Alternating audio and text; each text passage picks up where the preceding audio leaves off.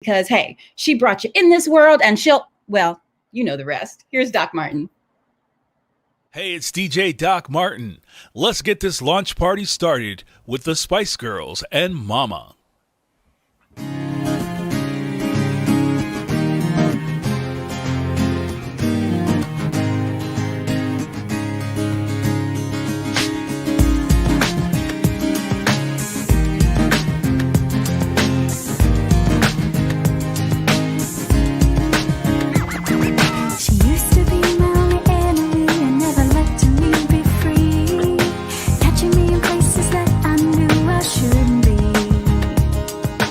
Every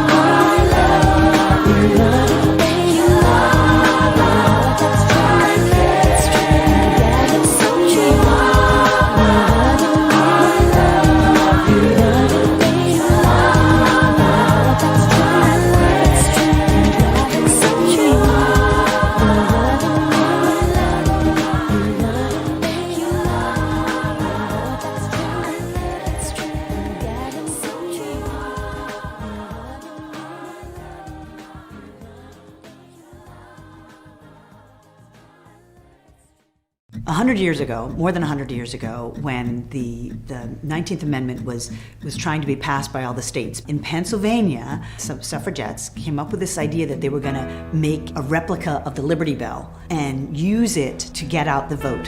Because they had to get men to vote for a women's right to vote. And they created this bell. It was like the Liberty Bell. It was a huge bell, and they put it on the back of a flatbed pickup truck. And they went around Pennsylvania, going from county to county, and wherever they went, they'd make an event around, come out and see this replica of the Liberty Bell. And people did. People were really interested. But what they'd done is they'd taken the clapper, the part of the bell that makes it ring, and they had chained it to the side of the bell so it couldn't ring. So when they'd go to ring it, people would be like, why doesn't it ring? It doesn't ring. And they'd say, because it is chained, just like us. Its voice is chained and it cannot ring out. It cannot be heard. So we're asking you to unchain our voice and let us be heard. It didn't happen right away that Pennsylvania passed the amendment, but eventually it did. And when it did, they unchained the clapper and rang the bell. I am no one's baby. I am not a girl. I have spent some decades rattling round this world. I decided to make a music video to celebrate this fight that we fought and won 100 years ago this year. And when I heard this story about the Justice Bell, about unchaining our voices, I realized that this symbol of justice for all had to be a part of this story. The video opens on a little girl pulling on a rope. Nothing happens. So we follow this rope up to this enormous bell, and we see that it's chained.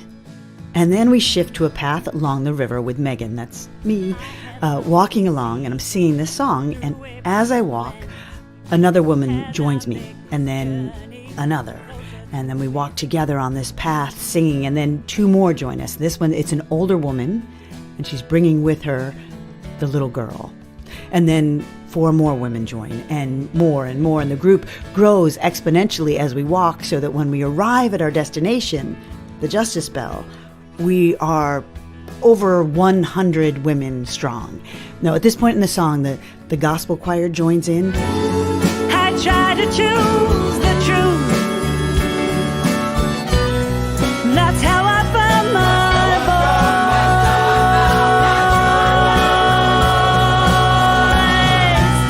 I am not silver, I am not gold, no precious metal for you to mold. I am a river rock. And the song ends with all the women picking up this long rope, hands of all different strengths and colors, ages, pulling together. The chain from the bell drops to the ground, and as the last chord of the song is struck, the bell rings out.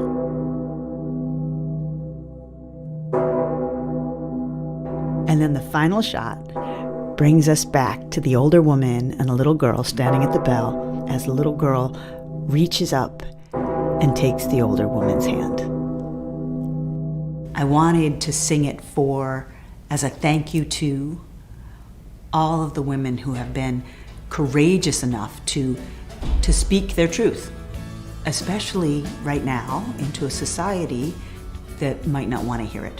When we raise our voices together, there's this thing that happens. It feels really, really good. If you raise your voice, especially with other people, it resonates and it vibrates, and it actually changes the way you feel. And that was just the world!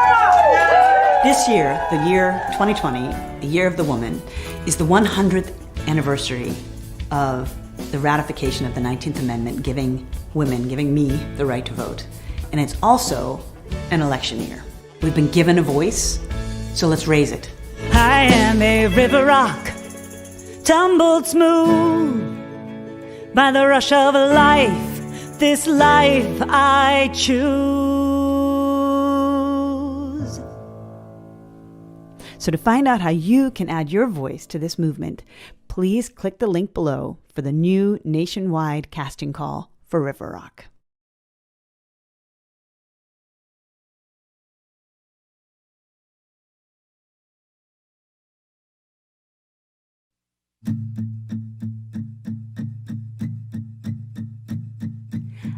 am no one's baby. I am not a girl. I have spent some decades rattling round this world. I am not the next new thing. I've been here too long. I have spent my life turning stories into song. I am not silver. I am not gold. No precious metal for you to mold. I am a river rock, tumbled smooth by the rush of life. This life I choose. I have come to see things through a prism lens as I make this journey closer to its end. At many times I'm troubled by much of what I see, but I won't waste my breath declaring you've done this to me. I am not silver, I am not gold, no precious metal for you to mold. I am a river rock, tumbled smooth by the rush of life. This life I choose. I am a river rock, tumbled smooth by the rush of life. This life I choose. Every step along the way, I made my own choice. I tried to choose the truth.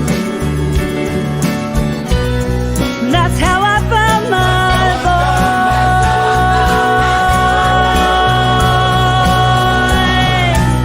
I am not silver, I am not gold, no precious metal for you to mold. I am a river rock, tumbled smooth by the rush of life. This life I choose. I am a river rock, tumbled smooth by the rush of life. This life I choose. I am a river rock, tumbled smooth by the rush of life. This life I choose. I am a river rock, tumbled smooth by the rush of life. This life I choose. I am a river rock, tumbled smooth by the rush of life. This life I choose.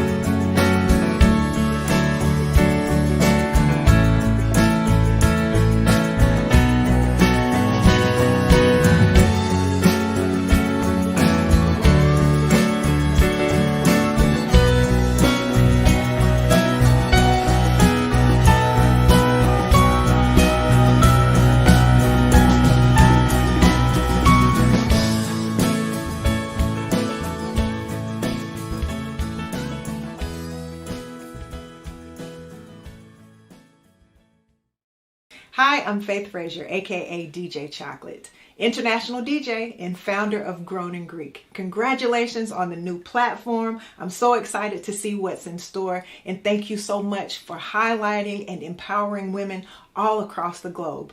Make sure you join the movement.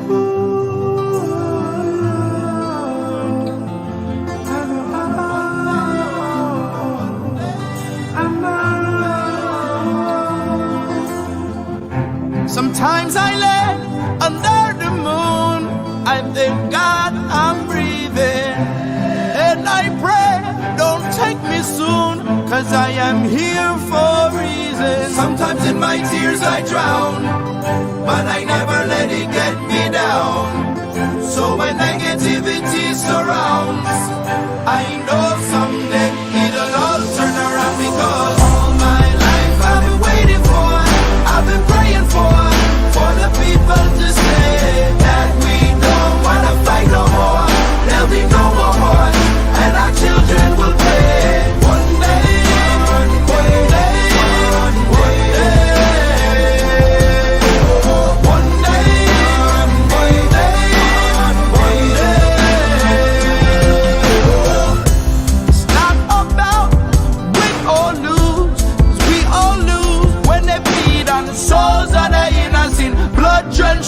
me keep on moving, though the water stay raging.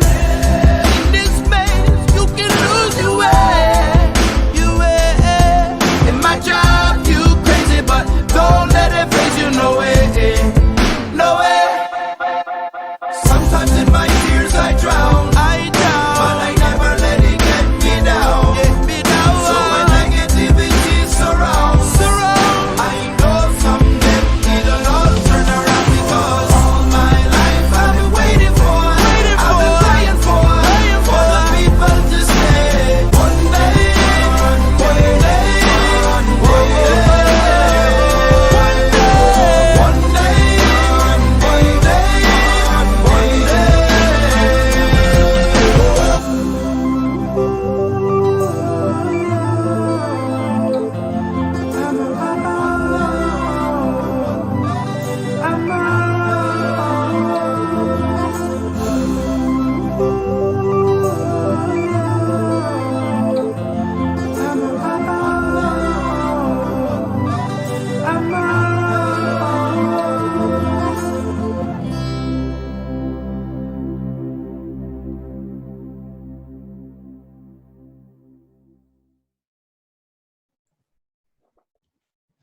All right. Thank you so much for having us on CREWTV. Very excited to be here. So the first question, why skydiving and women's advocacy? What's the connection? Well, women are underrepresented in so many areas. And so women are definitely underrepresented in skydiving. Out of the 35,000 members in the United States, per the United States Parachute Association, women are only 13% of that number. And we care to represent women in the sport, but also in other areas of life doing bold, brave things. And that's basically the core mission of our team. Highlight Pro Skydiving Team is our team. And the core mission of that is to inspire women and girls to live bold, brave lives of their own design. And so we hope that when people see us doing what we do, that yeah, they could be inspired to join us in skydiving, or they could be inspired to be bold and brave, whether it's in media, in government, in, you know, all different kinds of areas where we see women underrepresented. So the next question is to share about how long we've been skydiving and what inspires us to do the jumps that we do. Amy, go ahead. So I'm Amy Shimalecki. Hello, everybody. I've been skydiving so I'm in my 26th year, which when I say that, I'm like, what? It's been so long. I started when I was 18. Originally, my inspiration to skydive had to do with this desire to feel free in the air. It was a vision I had and something I always wanted to do. And that was my main goal as a young 18-year-old person. And as I've grown, it's changed. For a while it was competition, and then it was just pure fun. And now skydiving and the specific type of things that I'm doing within skydiving, my main drive has a purpose behind it. This purpose has always been there, but now it's a little bit more defined, and that is, like Mel said, our team goal is to inspire women and girls to live bold, brave lives of their own design. So we're very fortunate, you know, to have this opportunity and do these skydives to showcase what we're doing, us living our version of bold, brave lives. And with that, hopes to get other people inspired to do the same things. Yeah. Yeah, I echo what Amy said. I mean, originally skydiving was in my family and I was exposed to it at a young age. And when I did my very first jump, it just blew my mind. I really didn't think it was possible. I 100% didn't think I could do it. And so when I did, and I landed and I had done this thing that I really thought I couldn't do, my whole life, my whole brain for the rest of my life was really altered in a positive way, where if I'm thinking something's not possible, where I'm thinking something is out of my just realm of access that I had to question that. Like anytime I felt afraid, I had to really look at that fear. Not that not that I want to dismiss those thoughts, but that I wanted to really look at those and question what actually I was capable of. And so as my involvement in skydiving has grown and changed, I say this a lot, this mission with Highlight, being advocates for women, for equality at large, for social justice and racial justice, and all of these things that we care about being champions for and allies for, that really deeply matters to me. And it excites me so much that we can use this medium, this thing that we love so much, skydiving, to carry a message that hopefully will impact the greater world in a bigger way. Yeah. Okay. So how did we meet Colleen Jenkins? So Colleen Jenkins is one of our greatest champions and greatest supporters. She is the great-great-granddaughter of Elizabeth Cady Stanton, who is one of the original suffragists of the women's suffrage movement, securing the right to vote for women in the United States. And we got connected to Colleen initially because our whole first year as a team, as a demonstration jump team, has been centered around mobilizing the vote and inspiring people to learn about the history of the women's suffrage movement and how much it took for the women of those days to make that possible for all of us, to secure that right and that privilege for all of us. And so, yeah, Colleen has been an amazing conduit to connection. She's come up with so many incredible ideas for our team about where we can jump and who we can partner with, including Woodlawn Cemetery in the Bronx, where we jumped earlier this summer on the actual centennial anniversary of the 19th Amendment. But yeah, we also, in talking about the 19th Amendment and championing that, we always like to say that the 19th Amendment in language secured the right to vote for all women, but really it only secured it for white women. And yes, it secured it for all women, but with those other laws and ways that the vote was oppressed for people of color, that didn't come through in a bigger way for others until the Voting Rights Act of 1965 and beyond. So we just like to always acknowledge that, the complexity of the history, and people like Colleen have helped us really learn so much more about the history, and we're grateful for that. All right, next question. How has COVID affected your skydiving schedule? It hasn't affected it at all. Everything's been totally normal. Totally normal. We're just, skydiving's got this magical thing, nothing affects it. Okay, so some things have been canceled, some things have been postponed. There have been some things we kind of modify, and this is the part we're most excited about. We have modified some of our opportunities to adapt and make the best of this situation, and in some cases it's a little bit better what has turned out. So what I mean is, normally when we do skydiving demonstration jumps, we skydive into crowds of people, from anywhere from hundreds to thousands, 10,000s of people. And that's how we kind of show our message and show what we do into crowds of people. And obviously we couldn't do that with COVID. So we kind of all put our heads together and thought, what can we do? So instead of doing large crowds, and in fact, we have been keeping the location of our demonstration jump secret. And instead we do a live feed production. So like everyone else, we've turned to the internet to show people what we're doing.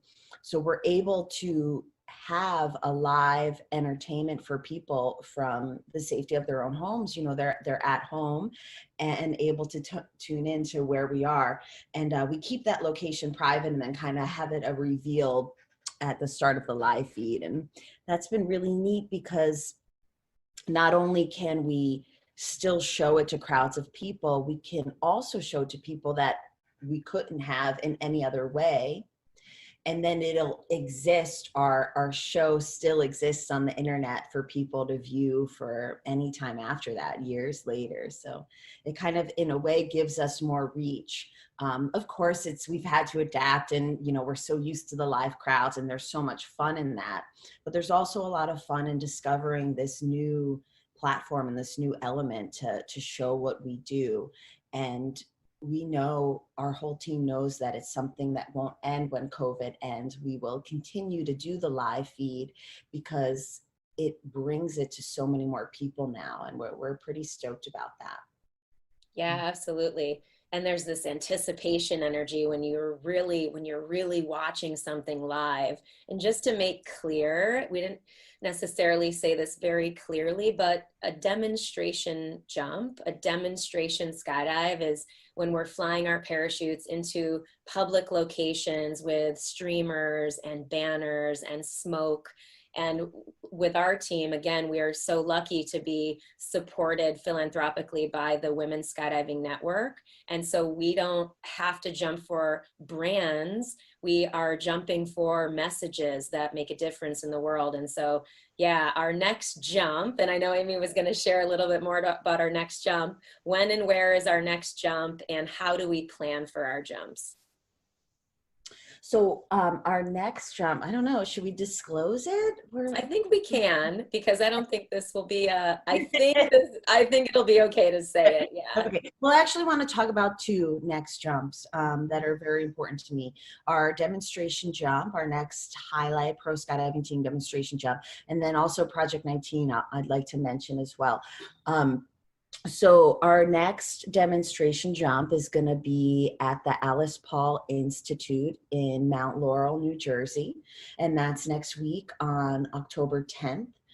And our team is going to travel there and do a skydive there. What's exciting about that date is it's the day before Day of the Girl. So we're kind of going to tie it into that, and that has obvious connections to what we're doing. So we're really excited about that. And I'm going to assume everyone knows who Alice Paul is and how wonderful it is that we're able to jump into her institute where she grew up. Am I correct saying that, Mel? It is where she grew up, or at least spent it's her home. Yeah, it's where she grew up, and she was one of the original suffragists who actually got the amendment over the finish line, which is very special. Yeah, she spent those last years before the 19th Amendment passed really working for it, and sacrificed so much for us to have the right to vote. So we are very grateful for that, and really excited to jump into her home. Yeah, definitely. International Day of the Girl, that's pretty cool too. I love that connection of the story of that particular demo. But at Project 19 also is a phenomenal project, and it's not the same thing as Highlight Pro Skydiving Team, but it's another initiative under the Women's Skydiving Network that, yeah, Amy, share a bit more about that. So Project 19 is a women's vertical world record. Originally, we were going to do 100 women joining hands together while in free fall. So from when we exit the aircraft to when we open our parachutes, 100 women would come out of 5 different aircraft and fly together, join hands in celebration of the 100-year anniversary of the 19th Amendment. But COVID, we've postponed it. The plan now is to do 101 way on the 101-year anniversary, which is exciting because we get to involve one more woman. These are going to be some of the best female skydivers from all around the world. And we're open to having to postpone it. If we have to postpone it, we will, but it'll get done. If we have to do 102 way, we will. But we're excited to, we should have done it already, and we're kind of, bummed. We always look forward to that, but we still have it to look forward to. And what I like about doing it at a later date now is that it's a great opportunity for us to bring up the subject again and to really kind of continue to celebrate the history of the 19th Amendment. Yeah, and another thing that I love about it too is that it really gives women in skydiving something to work toward. And this sort of leads into the next and last question of what advice would we give to young girls who may want to become a skydiver? I just love that specialness about Project 19, how it's giving so many women in the sport something to really set their sights on and say, gosh, I don't know if I can do that, but I'm going to try. I'm going to start to join training camps and start to work on my skills and see what I can do. And so my advice to young girls who may want to become a skydiver kind of goes back to my first jump experience, where we are so much more capable than we ever currently think we are. Like, you know what I mean? So anytime we're thinking, oh, I don't know if I could do that, you know, maybe you can. And so it's not necessarily that everybody needs to come skydiving or anything like that, but I would say to start learning more about it, you know, start asking questions, start doing some of your own research, start checking out some videos, and some people online. Certainly follow us online if you want, at Highlight Skydiving is our channel, but, you know, reach out to us directly. We'd be happy to answer questions. But that's what I would say to start, is to start learning more, to get that lack of knowledge, or that uncertainty to be that much less. And then hopefully you decide to go, and we'll see you out there. Amy, what would you say? Definitely agree with everything you said, Mel. And, you know, growing up, there are so many times where people tell you what you should do, or they kind of make it, oh, this is what you should do, this is what you have to do. And maybe it's your peers, maybe it's your friends, your family. And as you grow, you know, these things are going to be your choice. And if you have this feeling, you know, just explore it. Like Mel said, look into it and see if it's day and check it out. You could also reach out to us. We can point you in the right direction. Reach out to us on our website. But it's a wonderful sport. And if it's not skydiving, but it's something else that you're thinking you want to do, but you're not sure if it's cool or if it's okay or whatever it is, go for it. Absolutely. On that note, thank you so much for having us. And anything else we can do, let us know.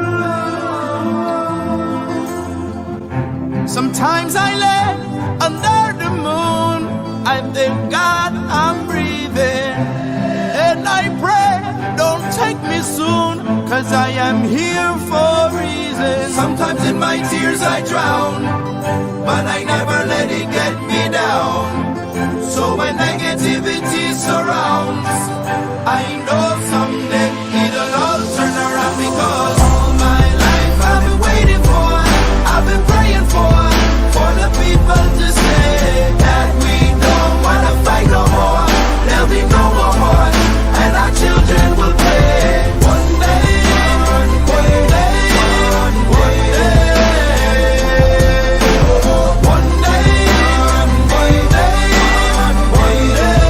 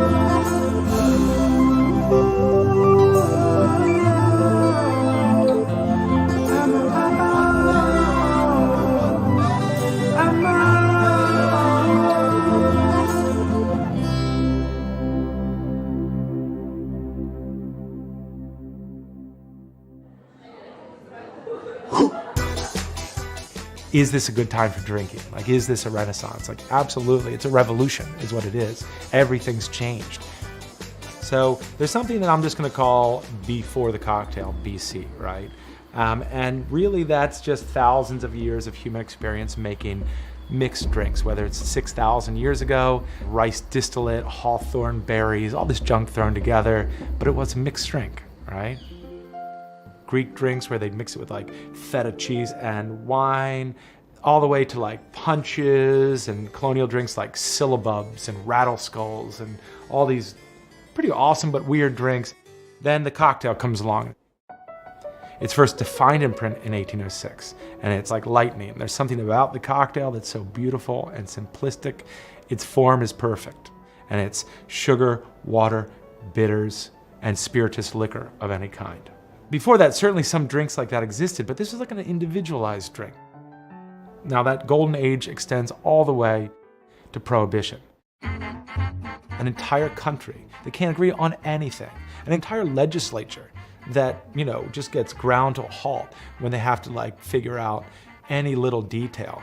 All of a sudden, you know, they agree, yeah, drinking's bad. It's like remarkable how this happened. And it really had to do with so many different things. Anti-immigration, women's suffrage, religious conflicts, everything just fed into it.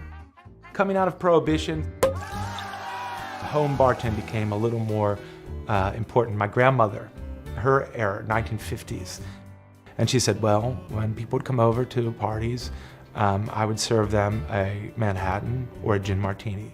If they didn't like a gin martini, then they could have a Manhattan. If they didn't like a Manhattan, then they could have a gin martini. Tiki drinks became huge, and tiki was like a perfect foil for serious cocktails in a not so serious environment. Then the Mad Men era. We all like really admire that, even though it's probably like the most sexist, racist, like homophobic era of our time. Like, I mean, what awful political sentiments, but the drinking was cool and the style was cool. And then we get up to this, sometimes referred to as the Dark Ages, the 70s, disco. And what is cool at that point can't be your grandfather or your father's old fashioned, right? Like the Mad Men went from this real stylistic, cool era to like, those old guys? No, we're not drinking that. We are smoking pot, we are doing LSD. We're not concerned with alcohol. Then you get in the 80s and it's like really angular drinks that are like fluorescent colors, you know, blue, green. Oh, who cares what it tastes like? It's a blue martini, it's a green martini. But it just means that that was a time that was sort of more, you know, style than substance. From 90s to 2000, you see this renaissance of cocktail bars and cocktail bartenders, and all of a sudden, everyone started to look at it and go, cocktails are cool. 10, 20 years later, it's everywhere. Everyone's expected to make a good cocktail. And so when you look at the context of alcohol and you look at its long past with humanity, you realize that it's something that has a special status in our culture and in cultures past. And we're in not the golden age, we're in the platinum age.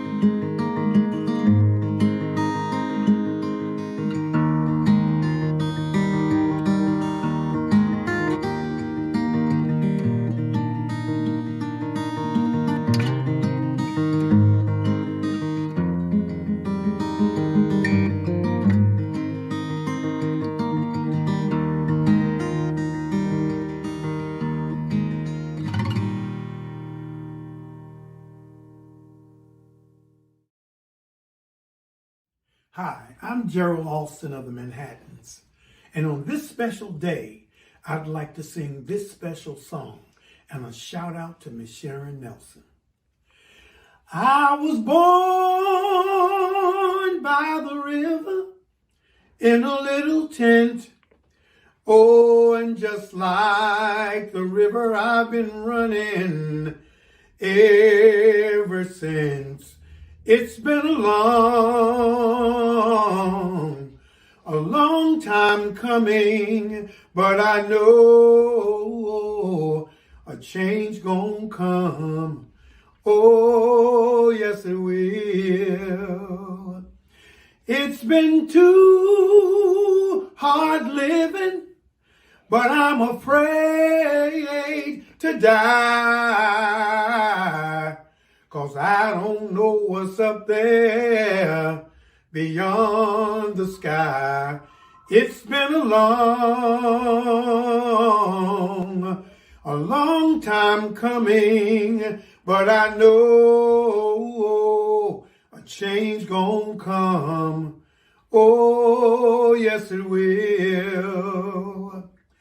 Then I go to my brother, and I said, brother, help me please. But he winds up knocking me back down on my knees. And oh, there have been times that I thought I couldn't last for long. But now I think I'm able to carry on. It's been a long time coming, but I know a change gonna come. Oh, yes, it will. God bless. CREWTV is a movement. We are civically re-engaged women, and this is the Seneca Falls Revisited virtual experience. It's CREW's Centennial celebration event commemorating 100 years of American women's right to vote. So go to crewwomen.tv to get your subscription today.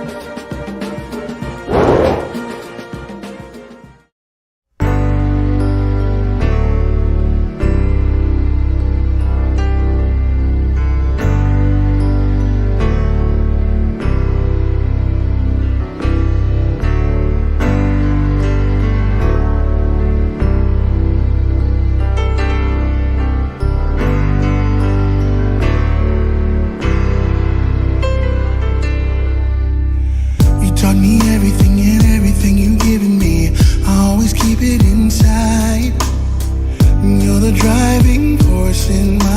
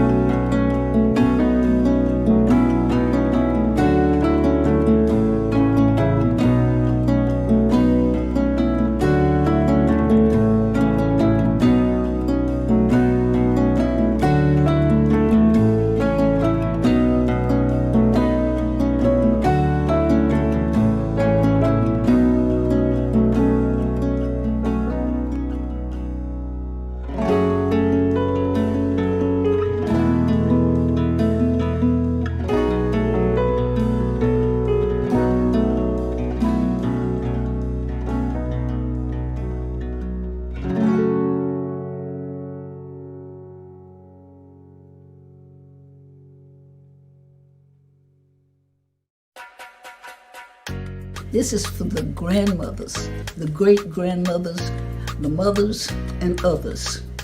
I am excited because we are actually going to have Juneteenth. The virus is not stopping us, and this is what's going to happen. We are going to walk. I'm leading the walk from downtown Fort Worth, out Lancaster to Will Rogers facility. That's 2.5 miles. And you know that symbolizes that slaves didn't know they were free for 2.5 years after the Emancipation Proclamation. So don't want you walking, I want you to get in your car and follow me. Have signs on your car that said Juneteenth on either side, and have one on the top, because there's going to be a drone that's going to take all this in. The reason we celebrate Juneteenth was the gains. Are you aware that you couldn't name yourself or your children on property of any kind? You couldn't go to school if you didn't. Somebody taught you something, you were in danger of the two of you being killed. There are so many reasons why you need to celebrate Juneteenth. Thank you, Fort Worth ISD. I am asking that you continue to support us. And one of the things we need is for classroom teachers, librarians, and all of them to make the children aware and to have in their libraries and the classrooms the story of Juneteenth. Juneteenth, a children's story.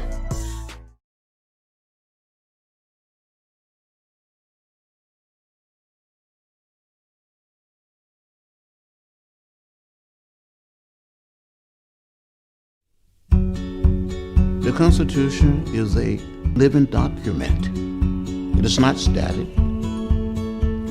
As citizens, we need to make it real, not just for some of us, but for all of us. The phrase "with liberty and justice for all" mean all. We're one people. We're one family. We're the American family. The discovery of an individual's liberty is one of the foundational values of being an American citizen. America has been struggling to define the rights and justices associated with that liberty since the creation of its Constitution. From this struggle evolved the monumental Bill of Rights and 17 more amendments to define and protect our liberties. Over time, the amendment process has been tested by a nation whose national sense of liberty, equality, and the inclusion of all citizens evolved with turbulence and struggle. When we were planning the March on Washington in August of 1963, I would hear Dr. King say things like, "We must learn to live together as brothers and sisters. If not, we will perish as fools." Freedom, true freedom, is not given by governments. Freedom is taken by the people. The people of America are becoming aware that this freedom to their fellow human beings, and I call them human rights, are theirs to give. The issues that compel America to continue to define equality and fairness, I think it's innate. I really believe that it's in our soul, that we believe in freedom, freedom of the individual.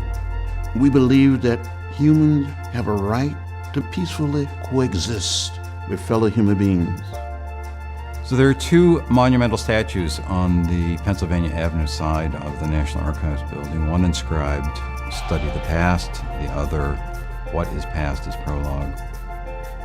The message is, we should be able to learn from our history so that we're not repeating the same mistakes over and over.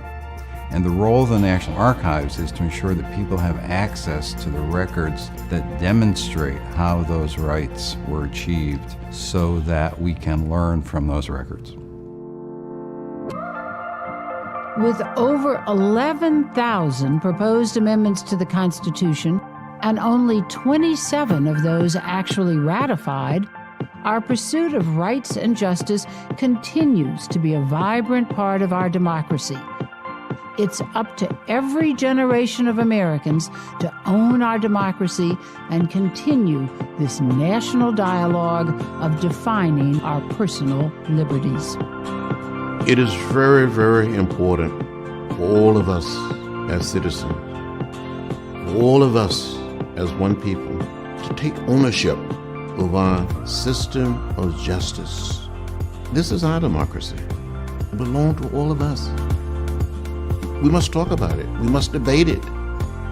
We have to continue to fight every single day. If we do not, we will go backward.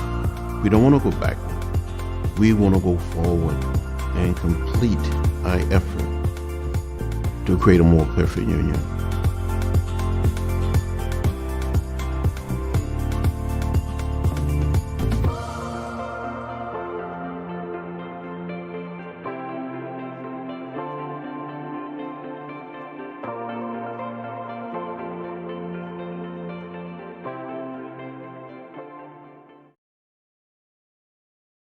I wonder how you all, if you could talk a little bit about how you all came to have your individual passions, your passions for individual freedom, and the concerns that we're really here to talk about today. I'm lucky to have been here for a very long time. I won't say how long, because then you're going to look at me and go, really? But I've been here a long time and came up, started as a very enthusiastic volunteer, actually, and ended up working on individual cases of human rights violations. And then I got to work with President and Mrs. Carter. And I had lived overseas. I'd lived in Zaire, now the Congo, and understood how important it was what President Carter achieved with putting human rights at the front of foreign policy.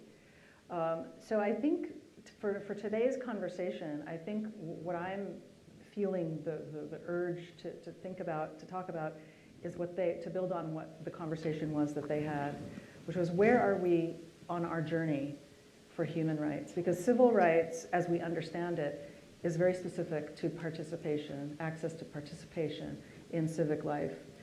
And we have in recent years been looking at the rights of women, because not only that we have strong women and President Carter and Mrs. Carter feel strongly about it, but this is an area where human beings, half of the planet, are actually not full human beings in the way we live. Even in this country, we never were able to pass the Equal Rights Amendment. Women in this country do not enjoy the equal protection of law. And so when we have victims of violence, they are not protected by the law in the same way that men are. I was able to see how the definition of human sometimes is actually the real root of the problem when you're talking about human rights. Whose rights are we protecting? And in cases, for example, like Thailand, oftentimes the people most often trafficked are young girls from hill tribes. They're not citizens, they don't have any paperwork, so they're not protected by the state and they're not considered human. And I think you could apply that to pretty much every situation, whether it's refugees without paperwork or people living in poverty here in the United States or in Atlanta. The necessity for any movement to advance, it had to resolve the internal contradictions.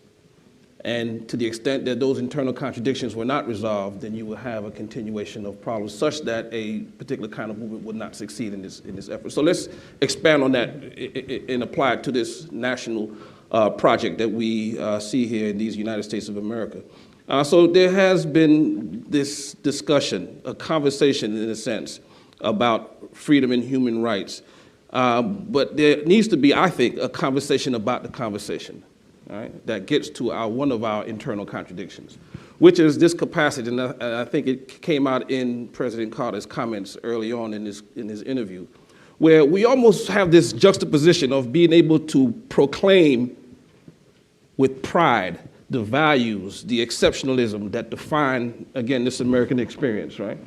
And at the same time, refuse to grapple with the contradictions that defy those proclamations that we make about ourselves.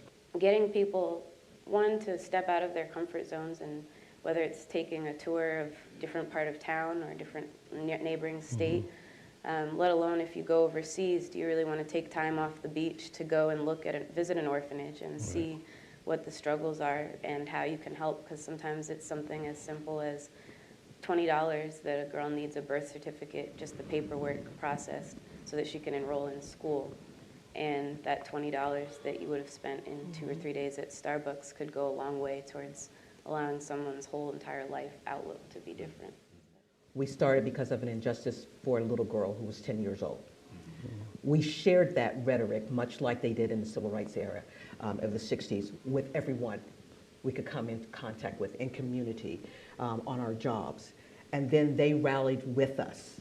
And then there were hundreds of us speaking on behalf of that child who was once voiceless. And then we took that voice and we went to legislatures and we said laws must be changed. And there wasn't just 1, 2, 3, 4. There were thousands of us across this state of Georgia. And that moved us to work in concert with people we would normally not work in concert with. We worked in concert with men and Republicans and Democrats and independents and people who didn't think like us but knew that there was an injustice, and together we could do something that would change this state and the dignity of those children who were being bought and sold in our communities. And that materialized on May 5th, 2015, with the governor here signing the historic Safe Harbor Rachel's Law into act. That's a direct correlation back to the 60s and the civil rights movement. We just took a page book because we didn't have to reinvent that.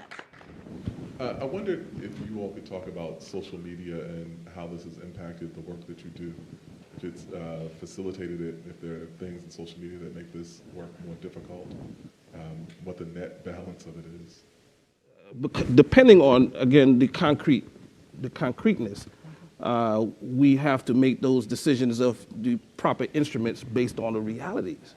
And I'm not sure if we're having those conversations. Maybe it's our challenges in the kind of intergenerational transfer of technology, intergenerational transfer of movement that we have that conversation. And maybe it's our fault or previous generations' fault for not having this dialogue with our young people and those who proclaim to use social media in the context of movement. Maybe they're just reaching out and grabbing what's there in the absence of that discussion. If you turn on the news, all you're really going to hear about is Donald Trump and Hillary Clinton. And if you're like me, sometimes you just want to put that on mute. And it's easier to go over to social media and see what else is happening in the world and what else is happening in our state that is not being covered because it's not getting as many ratings. And so it puts the news outlet in the power of people and activists and, you know, to your point, younger people, which Carter said there won't be any change without, so. That's right. FDR mastered the radio and got the public. JFK mastered the TV and got the public. And Donald Trump has mastered social media and is accelerating with using this. It was a really good point, I thought, because I think there's a caution that we can't dismiss it. We can't dismiss its power. We know that ISIS and Daesh and these groups are using it very effectively, so we can't be naive about it. We have to know it, we have to understand it and how to use it. I think we do have to understand, though, that the civil rights movement succeeded because they had a strategy. They had meetings, they had people meeting face to face. What about this work makes you hopeful if you're trying to appeal to people, say this is what you should do? What is it you see that gives you that hope that things can change and that the progress can be made? I see it when we've rescued 13 boys and they said, thank you for rescuing us, even though we're not a girl, that you saw us. I see it when we'll go to the polls this November on November 8th, and we have the opportunity to vote for Senate Resolution 7, the funding mechanism, the constitutional amendment here in Georgia that will fund the services and the resources for children who have been victims of human sex trafficking. That's hope for me. It's hope for me when my baby girl says, I have a job, Ms. Williams, and no one is tricking me out anymore. We have to have hope in the work that you're doing, and because it's almost like it's the thing that nobody wants to talk about, right? And there are this great work that you are doing and others to provide services to people who are trapped in what we can call slavery, right? And there are whole jurisdictions where they have adopted a comprehensive approach. In Sweden, they passed a law 15 years ago that sees people who are trapped in the sex trade, child or adult. That's right.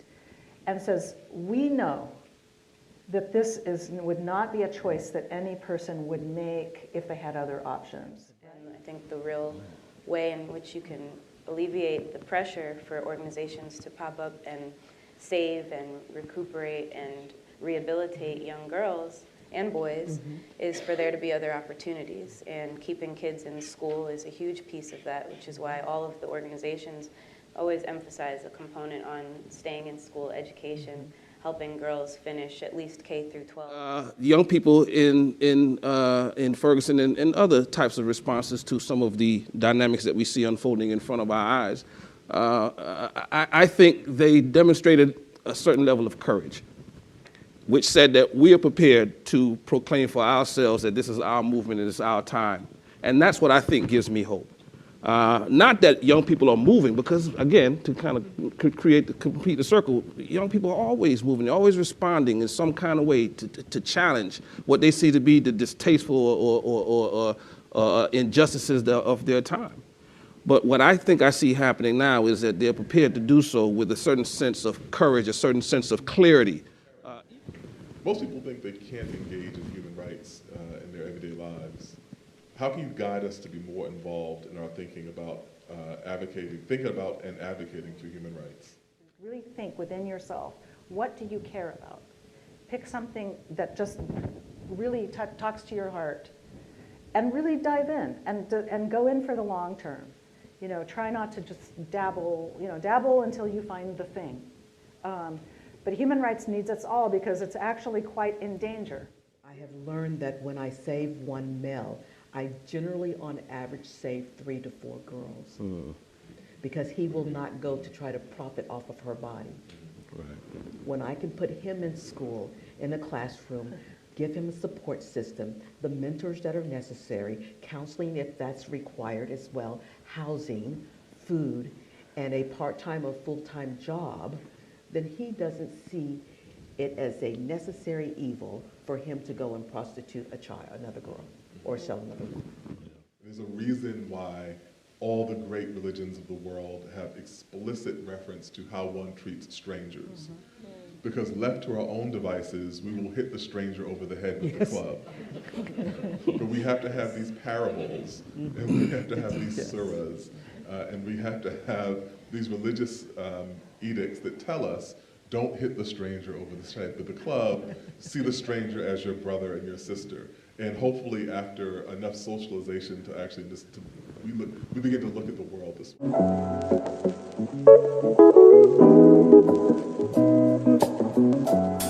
100 years since women earned the right to vote.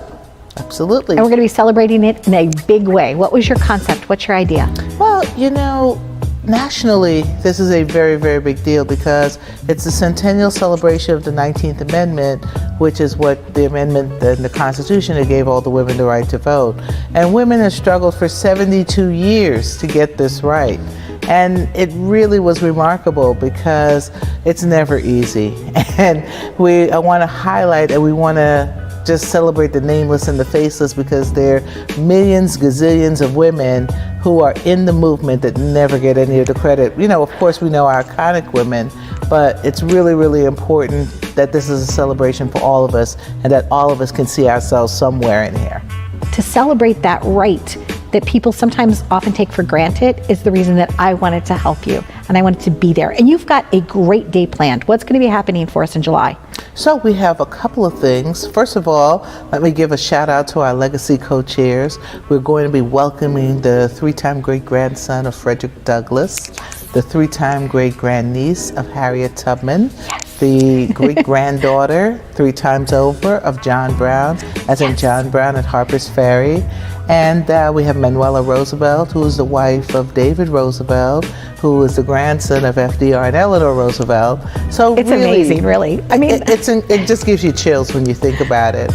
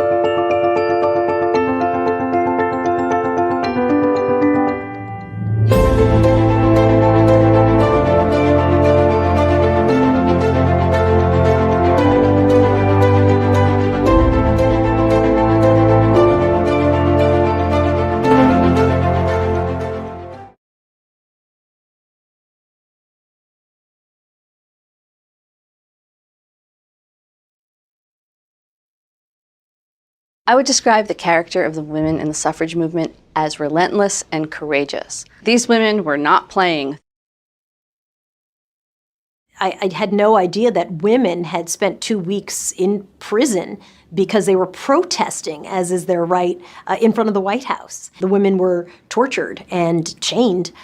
Why? When quitting would be so much easier, when everyone would fully understand if you just stopped and did the easy thing, which would be to walk away and not fight for your rights. And they didn't give up. They just didn't quit. I'm inspired by all of them, but Inez Milholland died at age 30 on the public stage. She collapsed during a speech she was giving in Los Angeles. She accomplished so much, and she pushed the movement forward, and she was the icon of the movement. She was on the white horse, holding a flag that that said, "Forward to the light," and I think that she's just who you think of when you think about a suffragist. If I could travel back in time and talk with any suffragist, I would pick Susan B. Anthony. She was certain that women would get their rights, but she was also very fearful that people, especially young women, would quickly forget what it took to get the right to vote. She voted in the presidential election in the 1800s. She was arrested, and she insisted upon a trial because she wanted it to become part of the public record that she was being punished for exercising what had been a fundamental right. I think she was fined, but I do believe I read she never actually paid the fine. I would love to tell her that after elections today, men and women make this sort of pilgrimage to her grave, and they put their "I voted" stickers on her headstone. And that she hasn't been forgotten, and the work and the risks that she and generations of women took has not been forgotten. If I were talking to a suffragist and I were going back in time and sitting down with a suffragist today, I would thank her for putting her life on the line to make sure that future generations had full citizenship rights. I would tell her that we are really trying to carry that torch, that we are not going to sit down, that we are going to take the spirit that they created for us and push it forward, and we are persisting.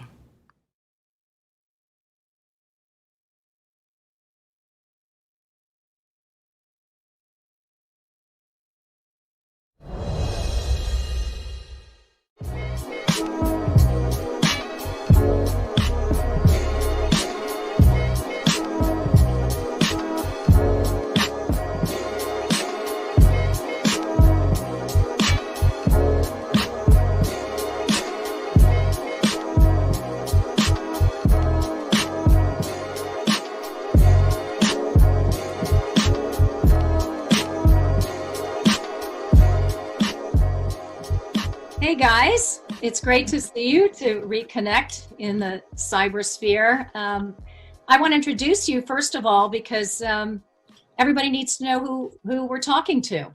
And I don't know if the world is seeing you in the same order that I am, but I've got Vivian Lee to begin, left to right, then me, I'm Roma Torrey, Kristen Shaughnessy, and then on the bottom two, Amanda Farinacci, followed by Janine Ramirez. You guys are just wonderful women. We're talking about a sisterhood, and you are definitely tops in my sisterhood, and it's always great to join you.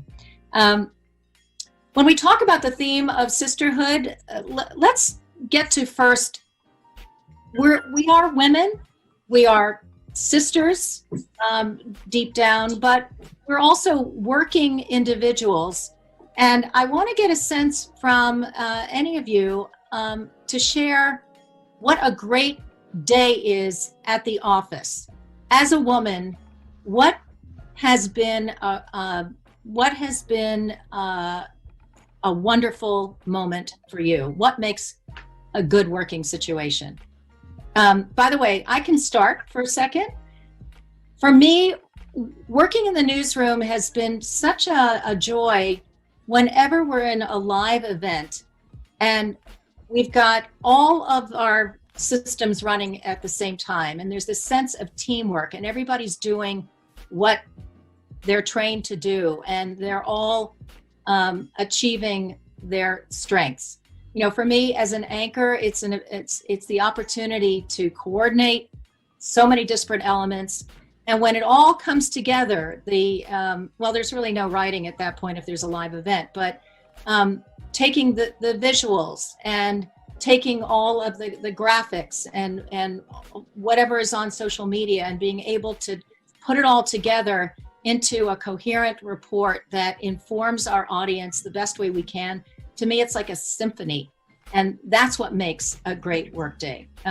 Whether we're talking about women or men, that to me is the ideal work situation. Well, for me, I anchor, but I also am a reporter, so I'm out in the street a lot. And as a journalist, you're a storyteller. And a great day for me is really giving a voice to those people who don't have one, right? So television is a powerful medium, and those who see themselves on television or get their story or their message across on television, it empowers them. And so a great day for me is to tell that story that really brings out whatever issue it is that sort of, it elevates their story. And a lot of these people just don't have anywhere to go. They don't know how to get their story across. And so to be able to interview them, get their words, put it into a storyline, a 2-minute story, a powerful news piece, and get it out to the world. And now really, we work in New York City, but this story, because of social media, could be seen all over the world. So really the impact could be great when you tell a good story. Just to piggyback on those, I'm sorry, Roma. No, go ahead. You guys sort of nailed it, Roma. You describing the live situation. As a reporter, you want to be the person who is taking the toss from you, who's watching and explaining the situation from the scene as it's unfolding. That's like a lot of work and a lot of stress, but also like a lot of adrenaline and a lot of fun. And I know that sounds silly a little bit, but that's sort of the high that gets you through so many hours and so much stress and so much being so on. And then at the same time, I think that there's a nice balance being the person who gets to tell the story, like Janine mentioned, that has not been told before, right? Where you're going to have, your story is going to be out there and it's going to have like a kind of a gut punch impact where you are giving voice to people who don't have it, where you're raising an issue that hasn't been appropriately or adequately addressed before. And you're the person who found it, who researched it, who sort of like hit it, brought it all the way home. And so it is a different kind of fun, but also like you put the piece out there and then you sort of watch the ripple effect, right? And that's like, for me, where I get my highs, I guess. Yeah. Those are the good days. Yeah, well, you know what it is? The whole notion of having a voice and being able to use our voice in a unique or powerful way really does make my day. But the other side of the coin, though, is that, you know, we talk about the suffragists and all that they managed to accomplish, that they gained a voice when they won the right to vote. But even today, 100 years later, a lot of women don't have a voice, or if they do have a voice, they don't use it to speak up.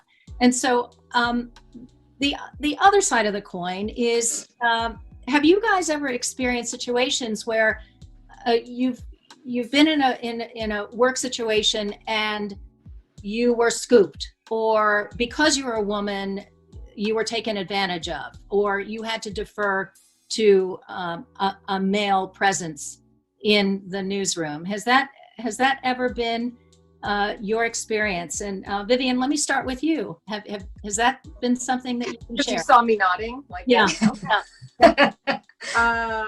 It's happened on a couple of occasions in different jobs when I was much younger, and I had found a story. And there was one in particular that I remember. It was a story that another senior reporter had actually touched on, but I was updating it with a new development. So what that ended up happening, to my surprise, was a meeting was called with me, the senior reporter, and the managing editor. And the three of us kind of hammered it out. And I guess I felt the bull rising in me in terms of like a serious anger and some consternation that I was facing this in that day and age. And I pushed back. And I actually turned to the managing editor and said, so when stories are a few years old and somebody who's more senior says, no, that was mine because I touched it several years ago, is that reason enough to have that person continue to cover that story? And I remember the managing editor and I had a great relationship, and he agreed with me. He agreed that I should be able to take it. And I don't think my relationship with that more senior reporter was ever the same again, but that was an example of being big-footed. I think there was a gender-based impulse behind that treatment, and probably my age might have had something to do it. Maybe that senior reporter thought I was too much of a whippersnapper to try and take on a subject that reporter had already touched. So yeah, it's a very disheartening feeling, but it feels great when you stand up for yourself and fight back and prevail. Yeah. Here, Vivian, way to go.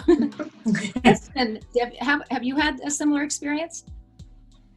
You know, I can't think of like any specific example like Viv has had, but I think we've all just kind of run into roadblocks in our career where you can kind of feel the weight, where you have to find your voice and stand up.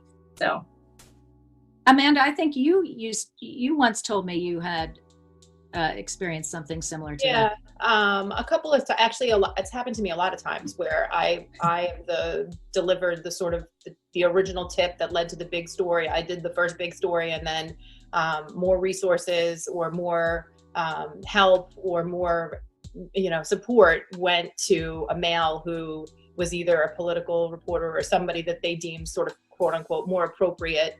There were obviously some gender issues there that should pick up on the continuing, coverage of the thing that I first brought to the table. It's infuriatingly frustrating to feel like you have innovated something and you brought and delivered something unique and amazing. And even if it's not really amazing, you just get that sort of high at knowing that you've done something, that you've brought something exclusive, or you've got a scoop, and then realize that like it doesn't matter. Even though you were the original, it's just going to go to somebody with, someone else that's probably not a woman or me. All right, I'm going to describe a behavioral trait and tell me if this resonates at all with any of you. That women tend to be self-defeating, that they second guess themselves. They don't think maybe they measure up to some of their other colleagues, particularly male colleagues. And they often apologize for not being better. Is that something that any of you can relate to? Kristen, I see you smiling.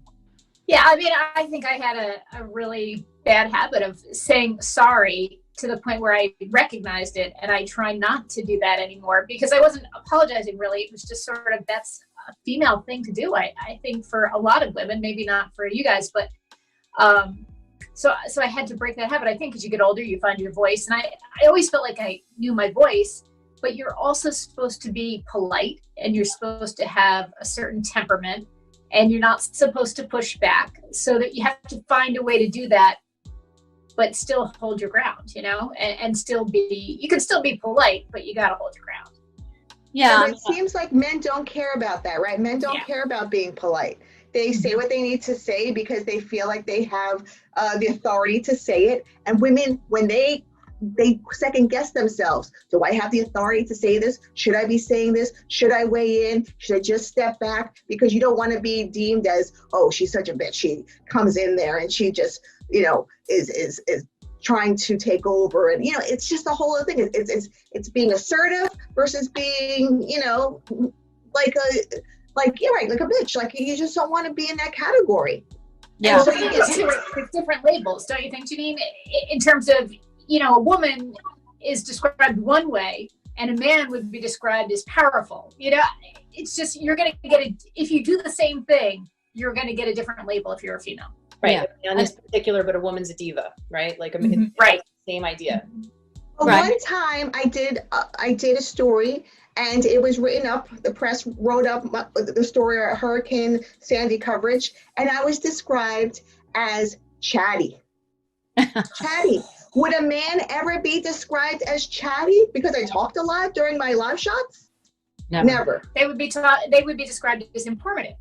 Right. Yeah. Authoritative. Yeah. Well, and also authoritative. Men, when men are forceful, they're aggressive, and that has a positive connotation. When women are forceful, you said it, they're overly assertive, they're bitchy, and I wish we could change that perception in our own work situations, but also from the public, because I sometimes, you know, and unfortunately through social media, people are just chime in anonymously and say, you know, the most insulting things to me, but oftentimes they resent if I say anything that has, well, I hate to use a strong opinion. I don't render opinions, but if I call somebody out in an interview, for example, if they're lying or whatever, they jump down my throat. When a guy does it, they go, here, he's being tough. He's a great interviewer, you know? Right. So I think a lot of it starts with recognizing first how we all were raised and what generation we were raised by, and from what generation we belong to. Because I catch myself telling my daughters, keep your voices down. And it's funny because I've only in the last couple of years realized how much I heard that as a young girl. And I don't want to pass on to my daughters that they should not voice an opinion, not stand up for themselves, but volume has a lot to do with how you're conditioned, like the level of volume that is considered appropriate for both boys and girls at this age. And I catch myself doing that. So now what I try to do is counter that by saying, okay, we are not in a place where we can use our outdoor voices. If you have something to say, ask for my attention first. Just say, please, Mom, can I say something? And I try to couch it in a different way because that is definitely not something that I grew up with.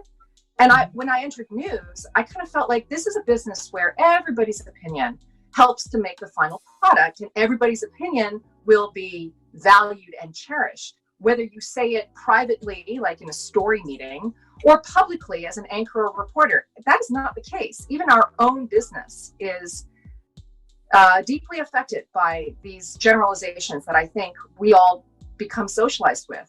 You know, 100 years later, we're still dealing with it, right? No, we are. And, you know, I can extend that socialization to, I think we end up giving the perception that we're undeserving of perhaps the money that we get or the accolades or whatever. And it goes back to that whole, we apologize too much. But I think oftentimes we feel that maybe we don't deserve the salaries that our male colleagues get. And I'm just wondering, have any of you experienced that where you didn't fight for a comparable salary that you really did deserve, but you just felt like, well, who am I? I don't think I'm worth that much money, for example. Have you ever had that experience? I actually did fight, and I asked for a lot more than I was making, just to let them know I knew what my worth was. I had also found out what the guys were making who had less experience and hadn't been there as often.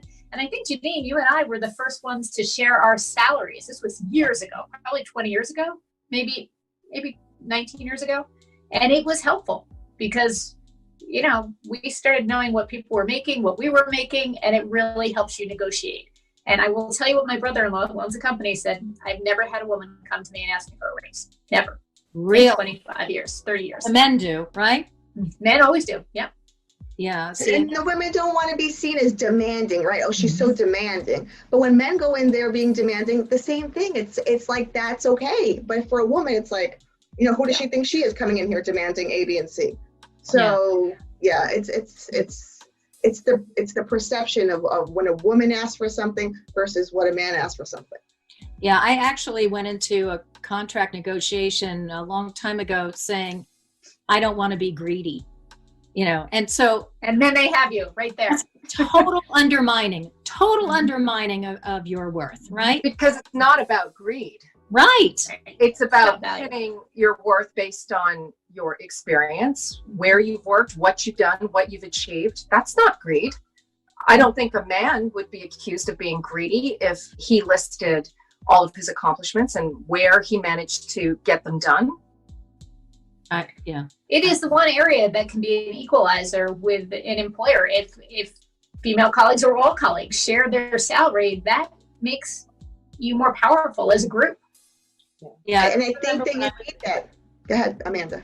When I was in high school, I worked at the Gap, and I worked with like 7 other friends. We all worked at the Gap. We all made like $12.50 an hour. We were all like very open about the fact that we made $12.50 an hour and, you know, whatever. And then once you sort of get to the real world, people just stop, as women, just stop discussing it. And so you can enter into this sort of very lonely realm of, you feel happy that you have a job, especially we work in news in New York City, the #1 market. You feel grateful that you've made it. Like me, I started out here, so I wasn't coming in from someplace else. So I was just like, oh, wow, I'm here. I'm going to take whatever they offer. But I had literally years of ignorance and not wanting to rock the boat and not wanting to be demanding or oversell myself or price myself out. Meanwhile, I know there are males who have either less experience or as much experience who are making significantly more money than I am. And I have accolades. I have worked for 20 years but it's all because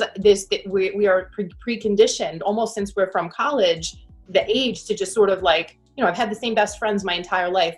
We don't even talk about money. And that's just, we did before we were younger, but once you get older and things start to get more real, it just becomes an uncomfortable conversation. And that's really something that needs to change because like the information is power. Like I say to younger women now, like, guys, talk to each other and tell each other, because like, if you don't know what everyone else is doing, that's by design. That's meant to keep you at 80 cents or whatever on the dollar, right? I think it's the figure. That's purposeful. If it's that, yeah, it might be 77.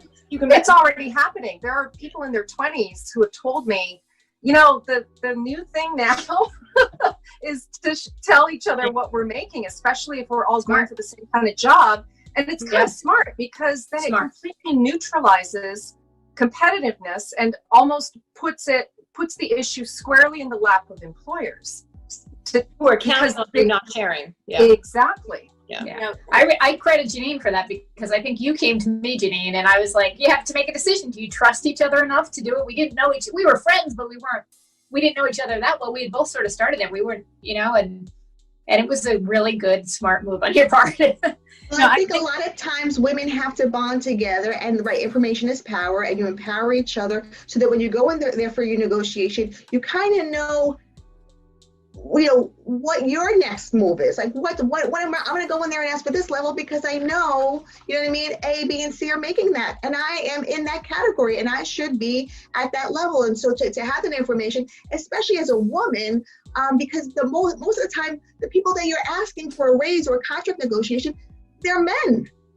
And so the men are not, you're already like at a disadvantage as a woman.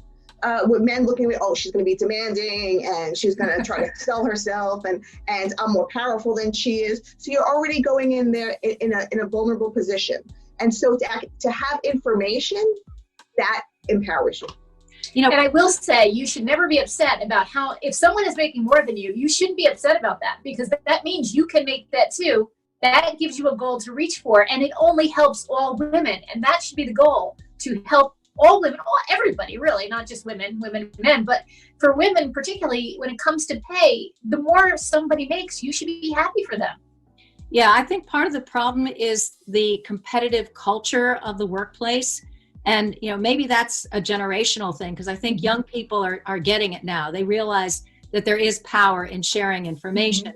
But for us, I have to be honest, I didn't want to reveal my salary because I was afraid if that came out, then other people would want that salary. And then instead of raising others, I'd be lowered, as if there is a finite amount of money to be given out and that we all have to share it, equally. Right.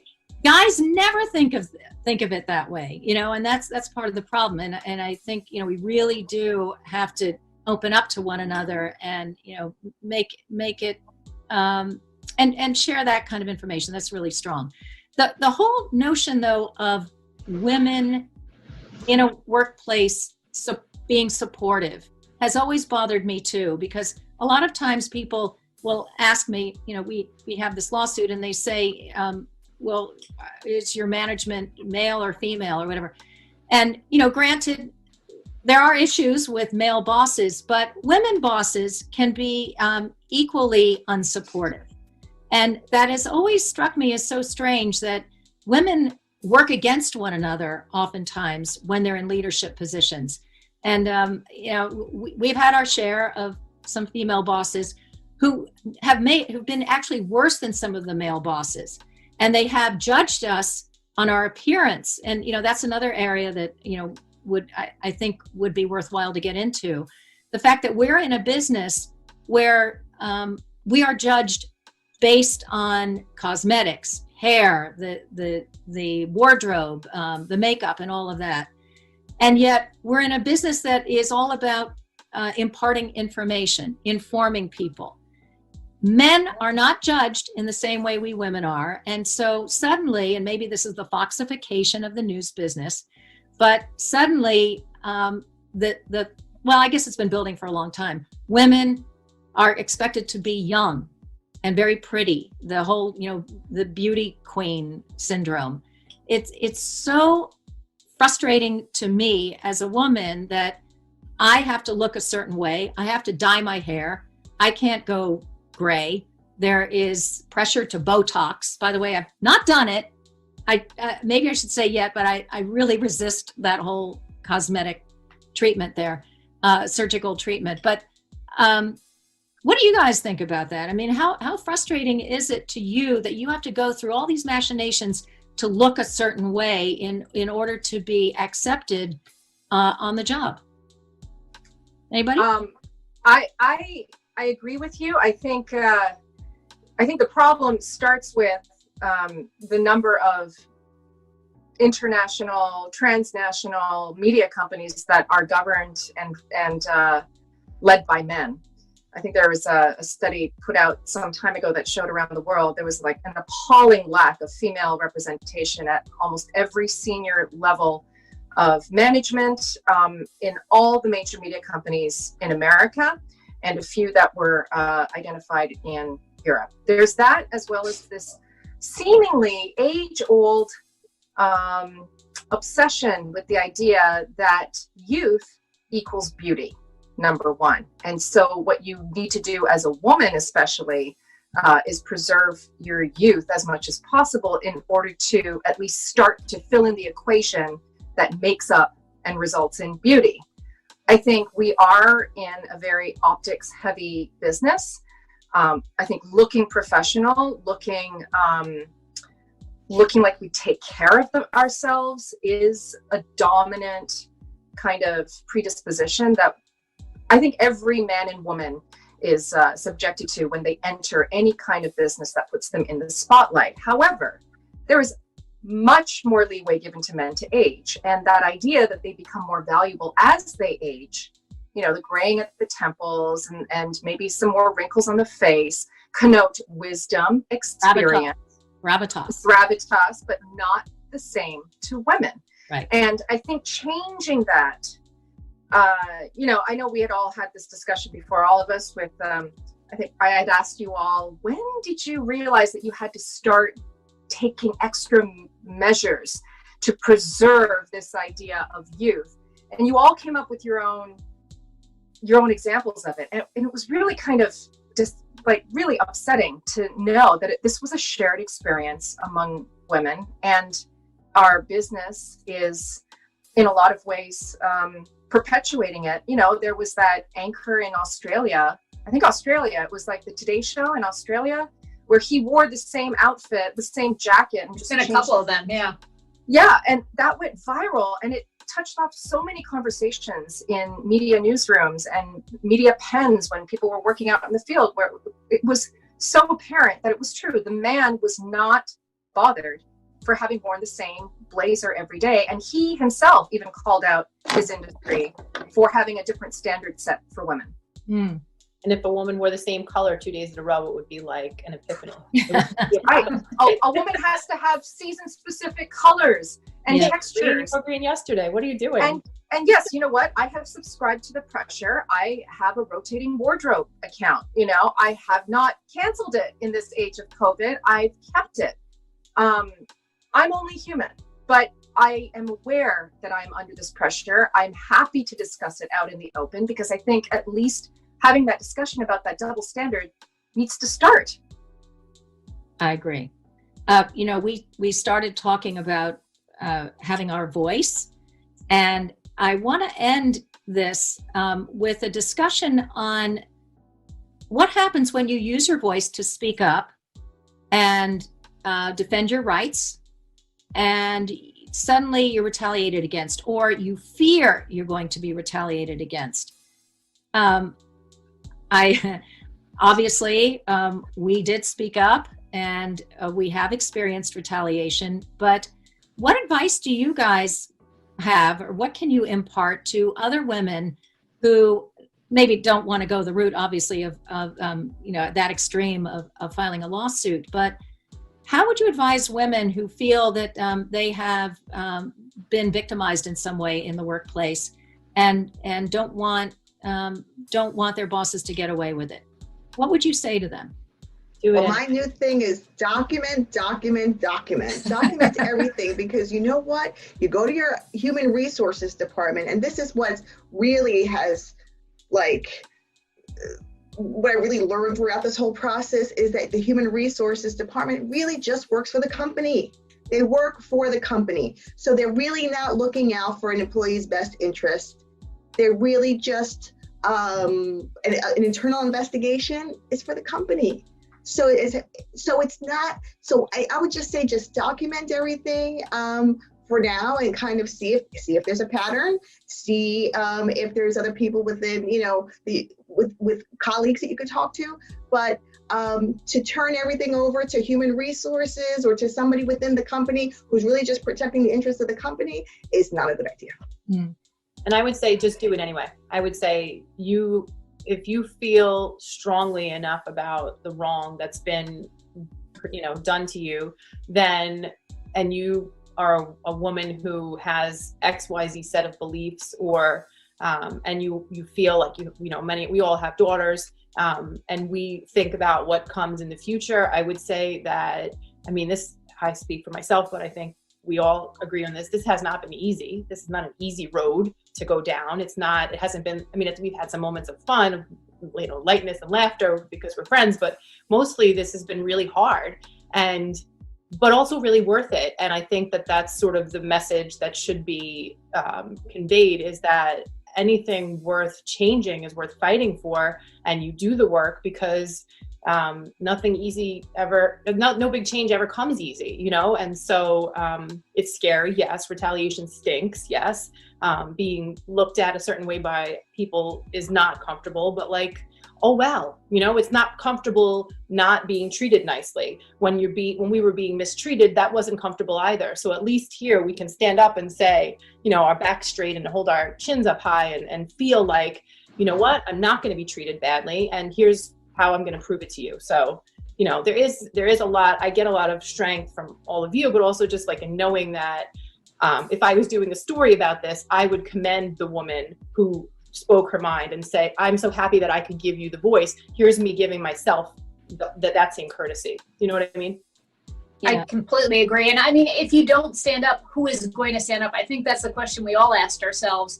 And it's just going to continue and perpetuate if you don't stand up. And nobody has really stood up on this issue in our business. And, there's been a few, but not as a group. And it just became time. And at the end of the day, this is a huge issue. It is bigger than any of us. It affects, we have heard from women all over the world. So we know there's a problem, and it's time to just call it out and let the chips fall where they may. And you know what, ladies, this is where sisterhood comes in, because, we were talking earlier about the importance of sharing with one another. I don't think we would have gotten this far if we hadn't started to talk to one another and share our experiences and our feelings of being marginalized and sidelined in the office. And suddenly we kind of realized we were joined by a similar treatment, similar experiences, and that's what allowed us to come together. I don't think individually we would have gotten very far at all, but together, as the five of us, there is strength. And that's the value of sisterhood. So we can come full circle in this wonderful discussion with you, you four brilliant, beautiful ladies that I'm so proud to call my sisters. And you know what? I always end my little speeches or whenever I make any kind of presentation with that wonderful quote from Margaret Mead, because I think this gives strength to all women who feel that they need to speak up and they don't want to take it anymore. And the quote is always, never doubt that a small group of thoughtful, committed citizens, women, can change the world. Indeed, it is the only thing that ever has. So thank you all. And it's always an honor to share the same space with you, even if it is on a computer screen. Right back at you, Roma. Yeah, thanks. Thanks, Roma. Thanks, guys. Thank you.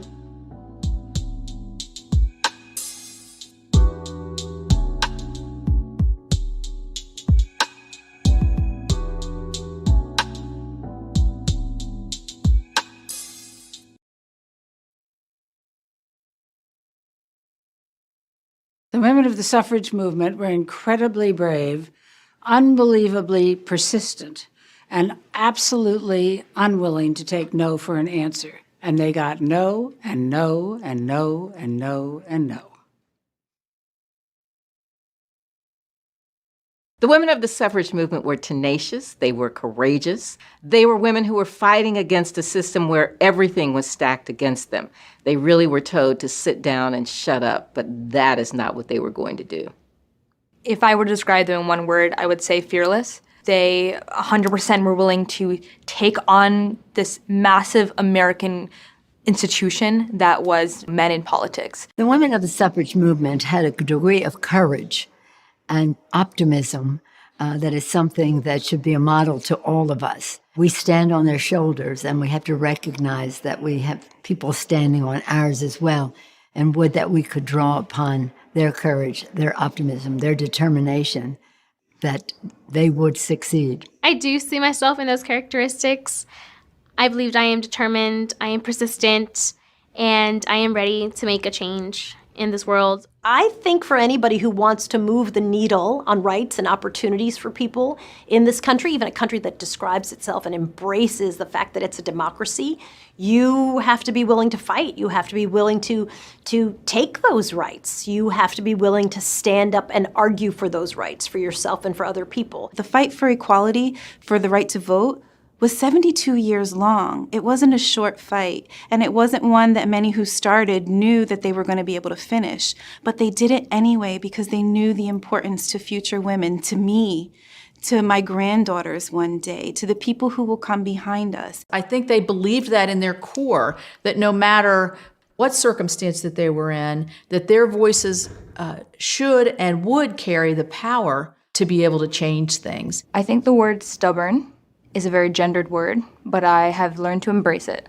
I think that the women of the suffragist movement were extremely stubborn and refused to yield, and that is extremely important in how I see myself. Oh, I'm definitely tenacious, like the women who were in the suffrage movement. I really am going to make my point.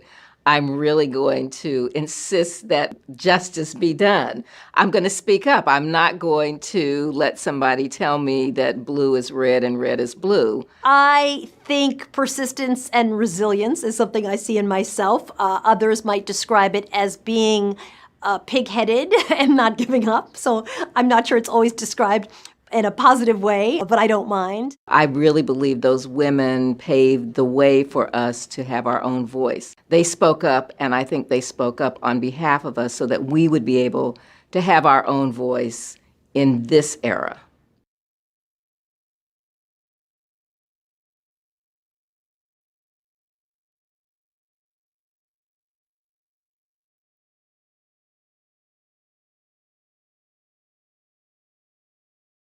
I live in Detroit, Michigan, in the city on the west side of Detroit. My mother took me to see Dr. King in Detroit as well as here in Washington, D.C. August 28, 1963 was my 12th birthday. The buzz on the March on Washington started buzzing about a month beforehand. And as a beginning freelance, I did a lot of work for USIA, and this job came along. The caveat was that I would get paid twice my day rate, but they would own the negatives for the National Archives.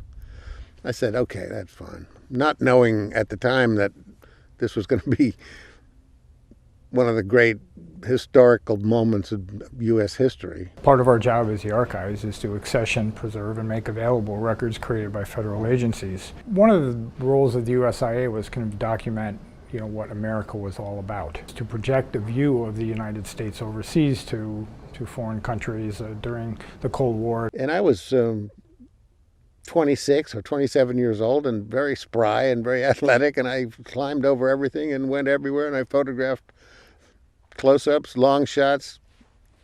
I worked pretty hard that day.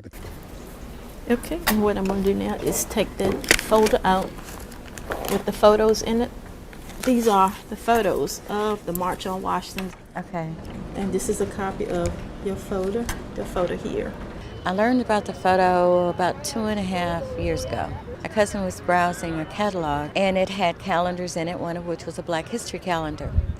She saw my picture on the back, and she called and said, your picture is on a calendar and you're holding a banner or a pennant or something. So I was just in shock, and I still am.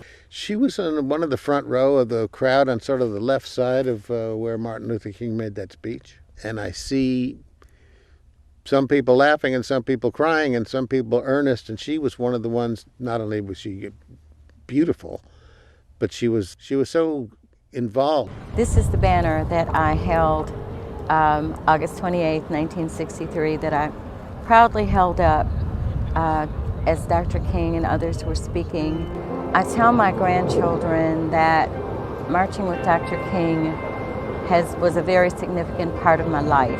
As they learn about him in school, they can share with their classmates that their grandmother was part of something that was very important. Her picture was used and has been used since then as the face of the March on Washington. She deserves it.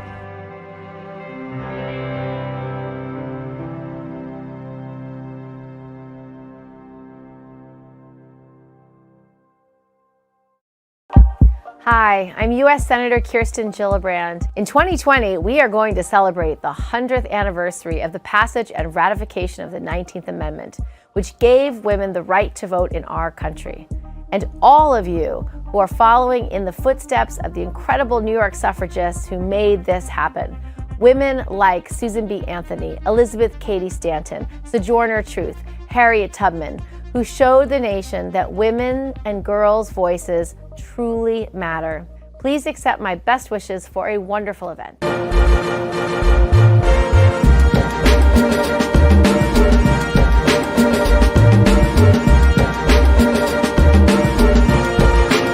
The 19th Amendment, giving women the right to vote, became enshrined in our Constitution.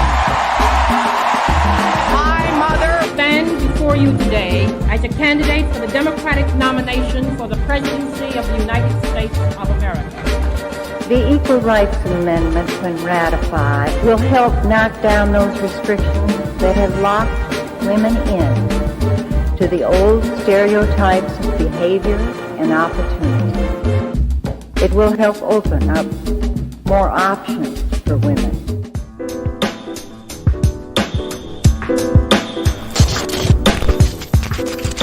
What about the youth vote? We heard so much after Parkland and the March for Our Lives movement. They were really motivated. Are they really? So there's two ways to look at that. The glass half full version says that yes, they are turning out in larger numbers than they have in previous elections. The glass half empty side, though, says that they're still underperforming. Let me give you an idea. 18 to 24-year-olds represent 8.9% of all registered voters, yet only 4.2% of them have voted so far.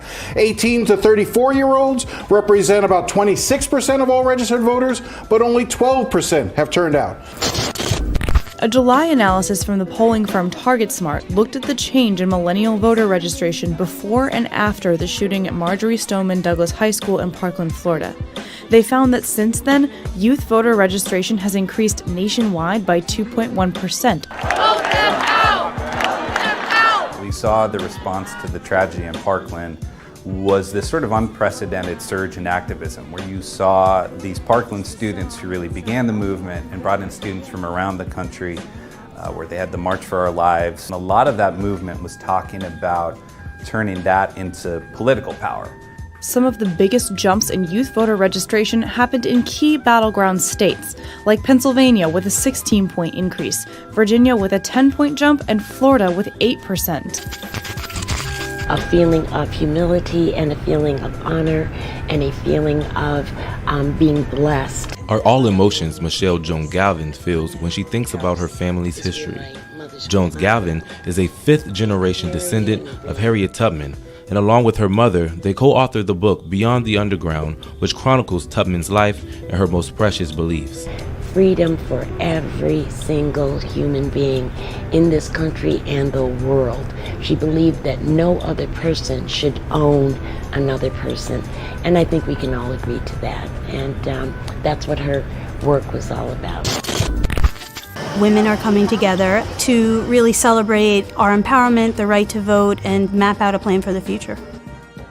This conference, more than any other conference I've been involved in, brings together an incredibly diverse group of people that are eager to talk to each other and eager to listen to each other. Begins, and I was in the first graduating class. All right! Yeah. So this is a photo of my great-great-grandmother. This is Elizabeth Cady Stanton. Young women feel empowered today because if they look backwards, they'll find out that they're standing on the shoulders of the women's movement and that men and women have worked very hard to create opportunities for them. History isn't what happened, it's who tells the story. We're moving away from the great white men, great wars, great dates history. And that requires that we repopulate history with all of the voices. Then we begin to know what we're celebrating, what we're commemorating. It was really about thinking about your own calling, your own conscience. Women's freedom of conscience was connected to women's liberty, and women's liberty was also connected to the anti-slavery movement. He said, when I ran away from slavery, I did it for myself. When I fought for abolition, I did it for my people. But when I was at Seneca Falls and fought for women's rights, there was some nobility in that act. Frederick Douglass was definitely for universal suffrage. And so he understood the importance of the vote to elevate his people, but also to protect his people from being brutalized, dehumanized, and lynched.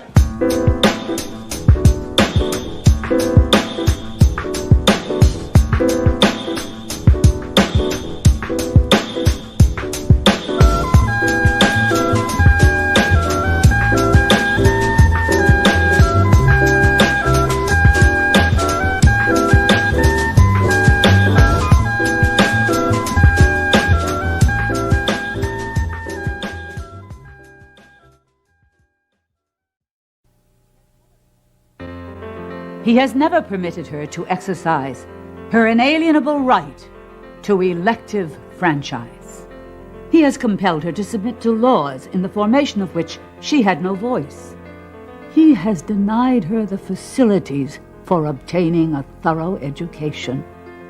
We insist that they have immediate admission to all the rights and privileges which belong to them as citizens of the United States.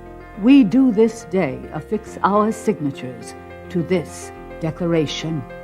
Elizabeth Cady Stanton.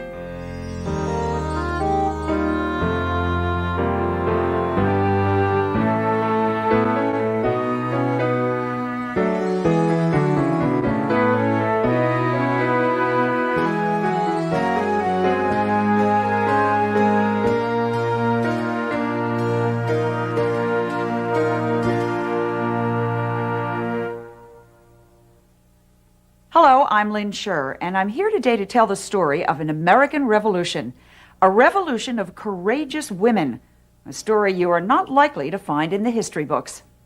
150 years ago, women began to fight for full legal citizenship. They were fighting for the right to vote.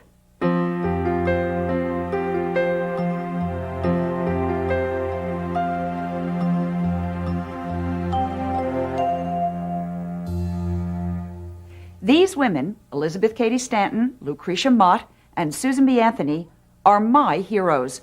More than 150 years ago, they had the foresight to understand that without certain rights, and specifically without the right to participate fully in our democracy as voting citizens, women would never take their rightful place in the country or in the world. And in case you believe this is very old news, that their cause belongs to another century, consider this. My mother was born without the right to vote. Thanks to these women, she and I and you and all of us now enjoy that privilege, and so will our children and their children. And we are here today so that nobody forgets how we got that right. That's what this statue is all about.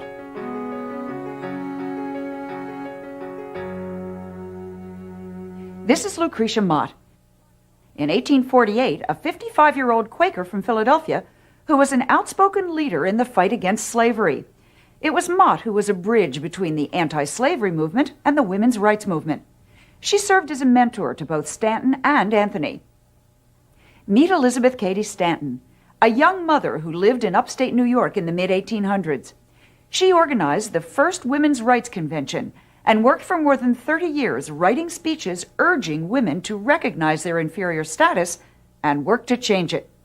It is Stanton who rewrote the Declaration of Independence along feminist lines and demanded the right to vote. And this is Susan B. Anthony, co-founder of the National Woman Suffrage Association, who devoted her entire adult life to winning the vote for women. Anthony died before women got the vote, but in recognition of her life's work, the 19th Amendment, which granted women voting rights, was aptly named the Susan B. Anthony Amendment.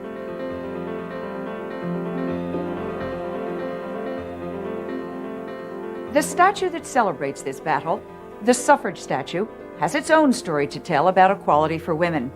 As fate would have it, the statue that immortalizes them also had to fight long and hard to take its place in American history. With its creator standing by, the feisty sculptor Adelaide Johnson, the statue was presented to Congress in 1921, the first statue of women by a woman dedicated to women's rights.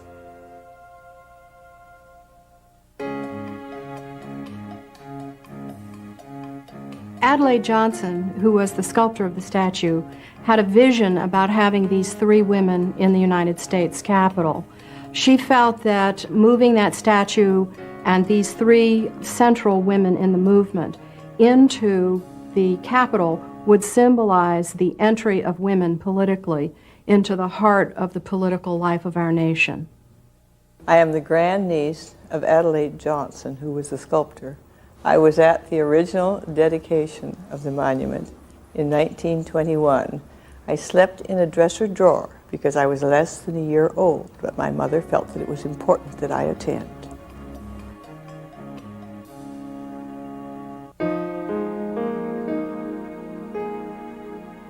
As historians, we know that the statue only stayed in the rotunda a matter of days, and shortly it was spirited away under cover of darkness to the crypt of the Capitol down in the basement.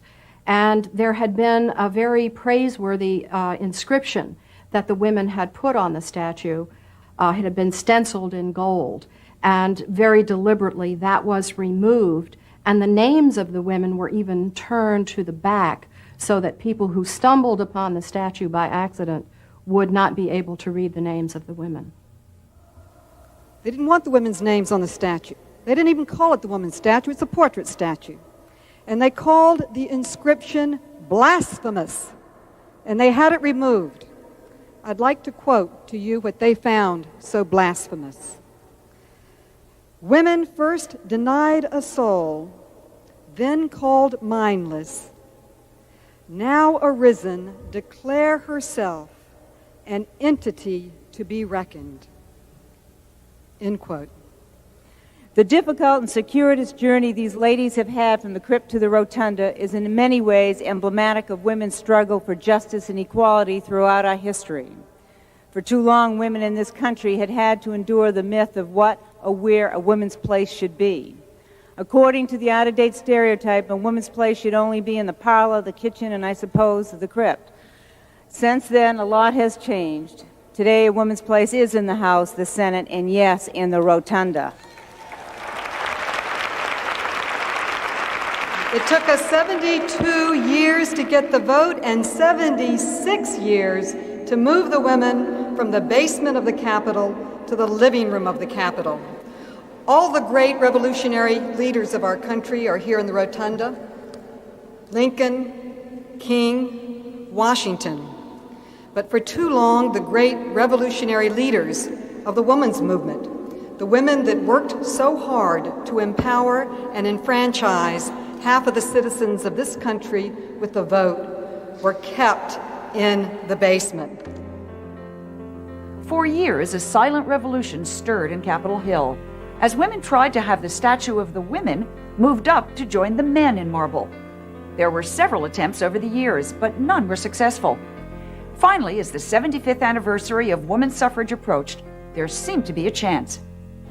During the fall of 1992, while organizing the 75th anniversary task force, of which I was president, we added to our list, return the suffrage statue to the Capitol Rotunda.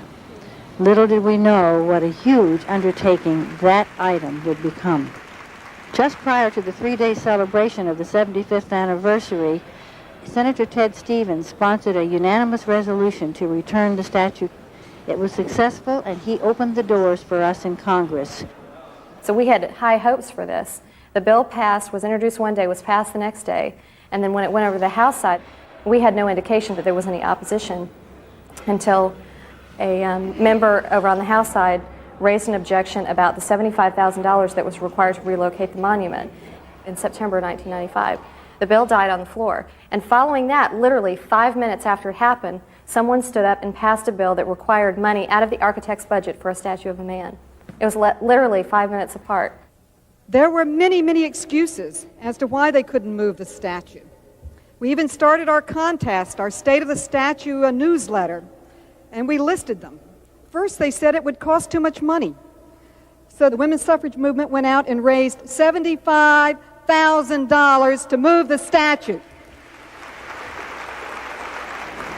On February 15th, which was a historic date because it was originally the monument dedicated on February 15th, 1921, which is Susan B. Anthony's birthday, we launched our grassroots campaign with Senator John Warner, who at this point had taken over the Rules Committee.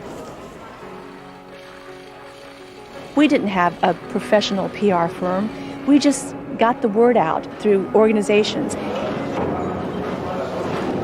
My name is Arlis Indris, and I became interested in the statue when my mother read an article to me about the statue and where it was.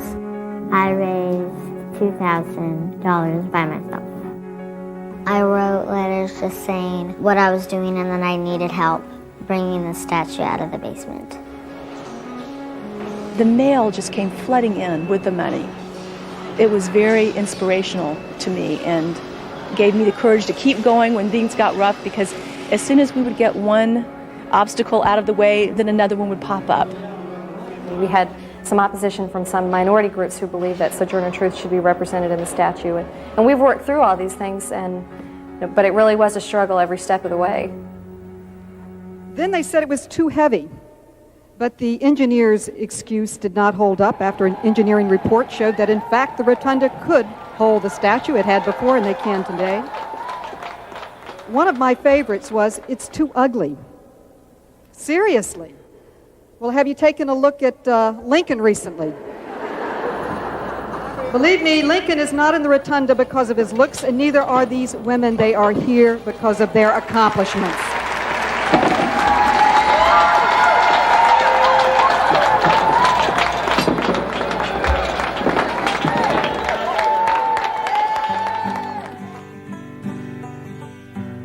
To appreciate fully this piece of American history, let's consider what life was like for an American woman born in the early 1800s.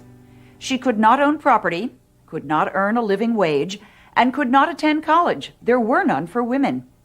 Any rights she did have were taken away by law once she entered marriage. It was based on an Anglo-American principle called coverture, which was that when a woman married, she ceased to exist before the law. And this meant that women couldn't contract.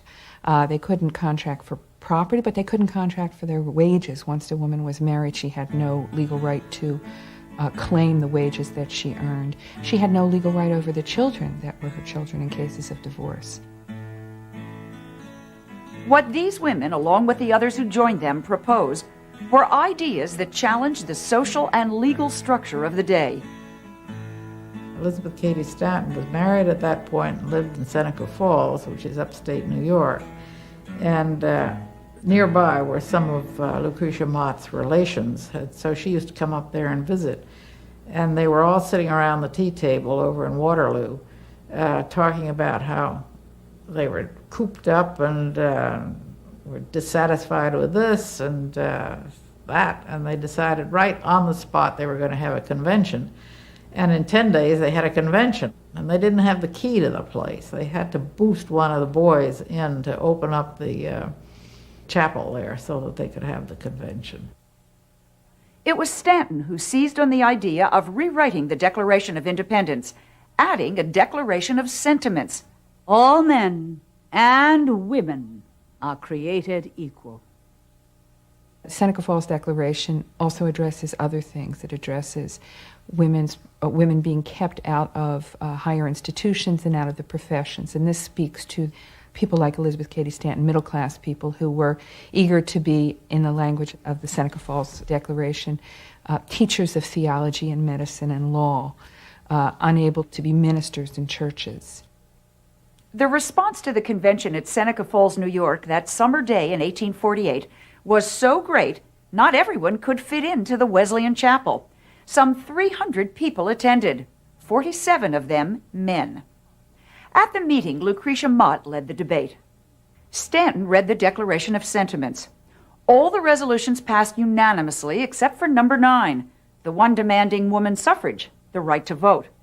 Only after Frederick Douglass, an escaped slave and fiery orator, and Stanton argued that it was the right by which all others can be secured, was this most revolutionary resolution passed. Douglass was the only man who signed the demand for the vote. The final declaration was signed by 68 women and 32 men. 3 years later, Susan B. Anthony joined forces with Stanton and Mott, taking to the lecture circuit to promote the cause. Stanton, who had 7 children to raise, stayed home and at first wrote the speeches that Anthony would deliver. As Stanton put it, "I loaded the gun and Susan fired it." She'd come to Elizabeth Cady Stanton and say, "You've got to write a speech for me for next week at such and such a convention. And I'll take care of the kids and I'll stir up the cake, but you've got to sit down and write." At the same time that Stanton, Anthony, and Mott were fighting for women's right to vote, Sojourner Truth, a very powerful black woman orator, was very active in that period and traveled throughout the country speaking on behalf of women's rights. Later in the 19th century and then early in the 20th century, there were a number of black women who were active in supporting women's right to vote, such as Mary Church Terrell, Ida B. Wells, Nannie Helen Burroughs. They often wrote in black magazines and spoke to black women's groups about empowering black women through the vote. The writing and the speaking would take several generations, years of conventions, petitions, meetings, lectures. In the process, the Civil War tore the country apart. After fighting for the end of slavery, these women expected equality for not just black men, but for all black and white women too. What we might call the universal human rights approach of the early women's rights movement that it derived from its connection to abolitionism reaches a high point after the Civil War with the impending passage of constitutional amendments. They're going to first clarify who are citizens of the United States, and secondly, the right to vote of those citizens. And those are what we now know as the 14th and 15th Amendments. The 14th Amendment and the 15th Amendment were passed. That enfranchised black men at the constitutional level, but it left women out. And since the states were the ones who defined who could be a voter, that meant that the women had to concentrate on state referenda to get woman suffrage passed. So these women aren't dumb. They say, well, we're persons born in the United States. Therefore, we're citizens of the United States. And therefore, we have the rights of citizens of the United States. And who could think there's such a category as national citizenship if it didn't have at its very peak the notion of voting? What does citizenship mean otherwise? So they take the 14th Amendment and they prepare to go to the United States Supreme Court with this constitutional interpretation, which basically argues that women are citizens and therefore they deserve the rights of citizenship, which include the right to vote. By 1874, this argument has come before the Supreme Court, and the Supreme Court finally rules. It doesn't rule that women aren't citizens. It concedes that women are citizens. It just rules that the right to vote is not a right of citizenship. It's only at that point that the Votes for Women movement starts focusing on specific enfranchisement of women, which we know to be the 19th Amendment. The struggle waged on. Lucretia Mott continued as an activist for women. Susan B. Anthony and Elizabeth Cady Stanton traveled the country, inspiring and inciting local suffragists. The trips were long and arduous. Anthony recalled one journey. A most horrible road. A great deal of corduroy turnpike, which smashed our wagon. The tire flew off, down went the wheel. The driver had to take one span of horses and go back 2 miles for a lumber wagon. The first successes began to appear in the West. Why is that? One answer is that, and a common answer given, is that sex roles are less confining in pioneer environments, and there's a truth to that. I think there are other things going on as well. This is an era of literally of state formation, territories being formed into states. Whenever that happens, questions of citizenship, of government, of democratic participation are raised. And whenever they're raised, there are women waiting to push the debate in terms of women. Women in Wyoming, Colorado, Utah, and Idaho all gained the right to vote.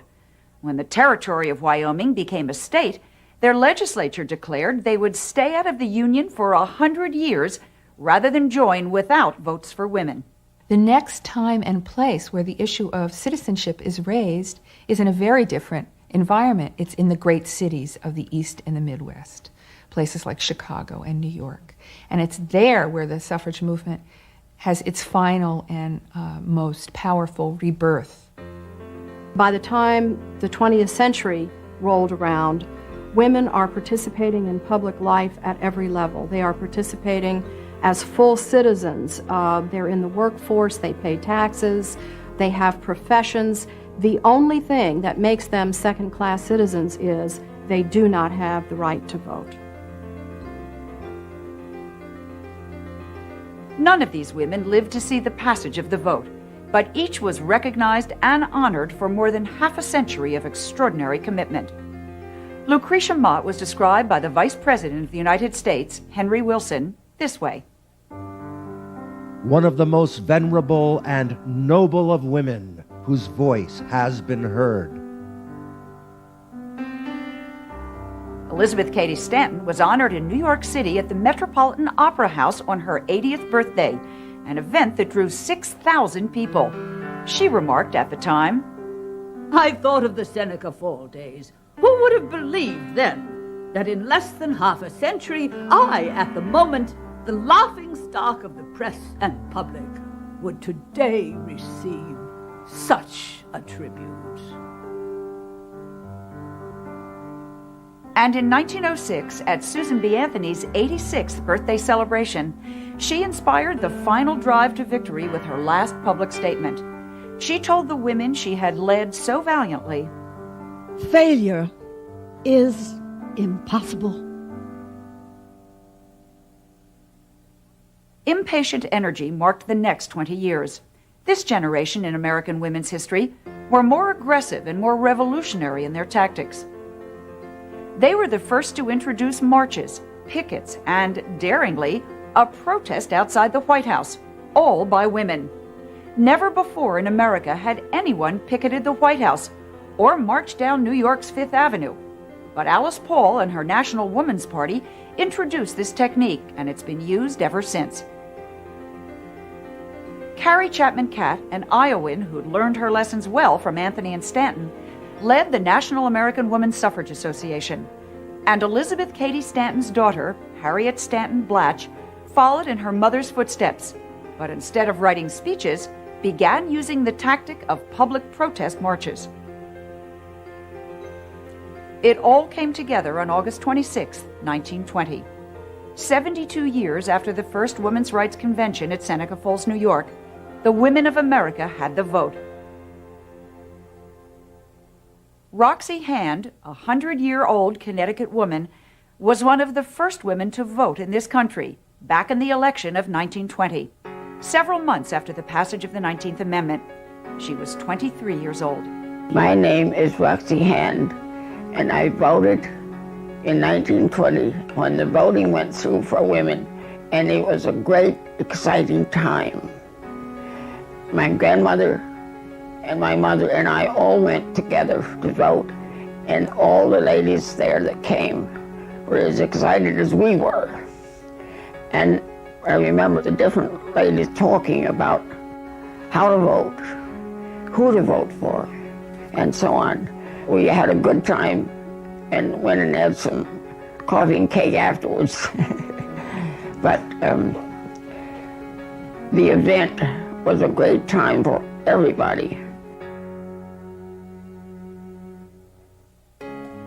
When the statue was dedicated in February of 1921, Speaker of the House Frederick H. Gillette, accepting the statue on behalf of the Congress, said it was, quote, symbolic of a change of tremendous significance which has just occurred, the admission of women into our electorate as equal partners in the great business of government, unquote. I don't know how you feel, but I feel very deeply moved when I stop to think it took 76 years. The vote for women coming in 1920.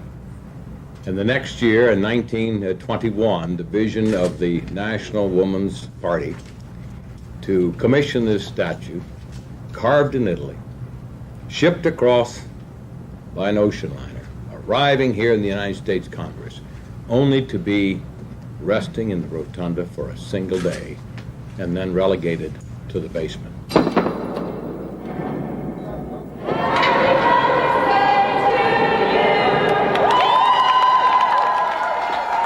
The statue was finally moved back into the rotunda on Mother's Day, 1997. On June 26th, it was officially rededicated. Susan B. Anthony, Lucretia Mott, Elizabeth Cady Stanton, welcome home.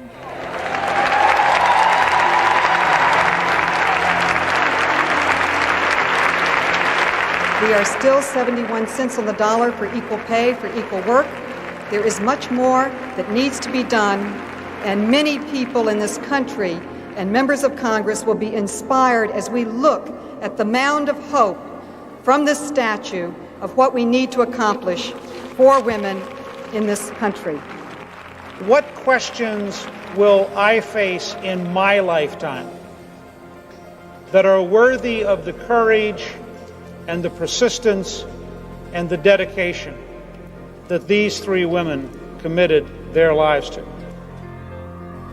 Women need to see themselves as actors and participants in American history. I think there's a very crucial connection between having your history visible in the past and empowering yourself in the future.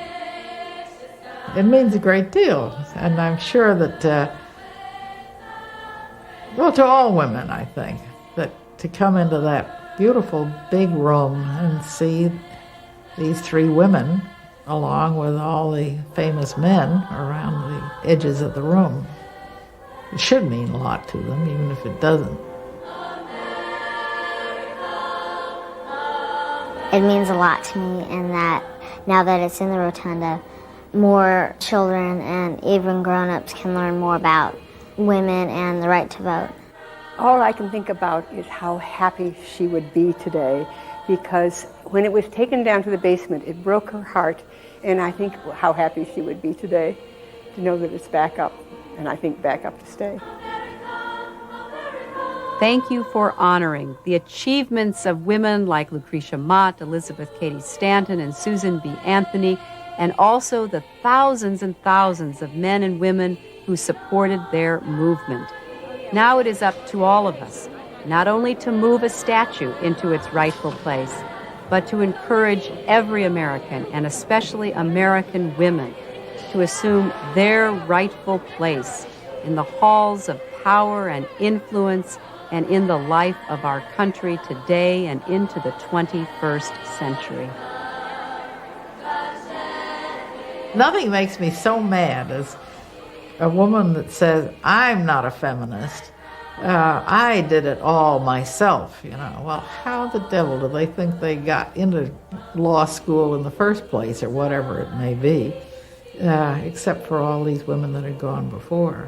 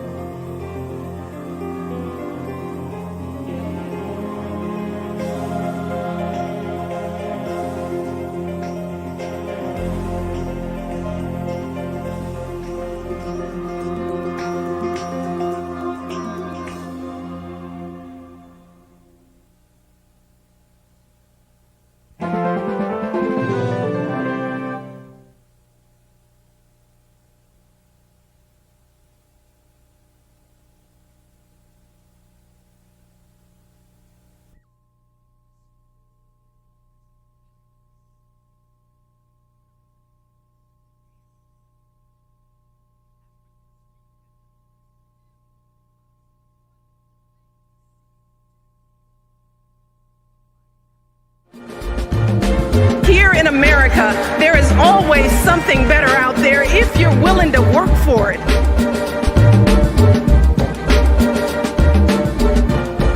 The 19th Amendment giving women the right to vote became enshrined in our Constitution. So we must rise up!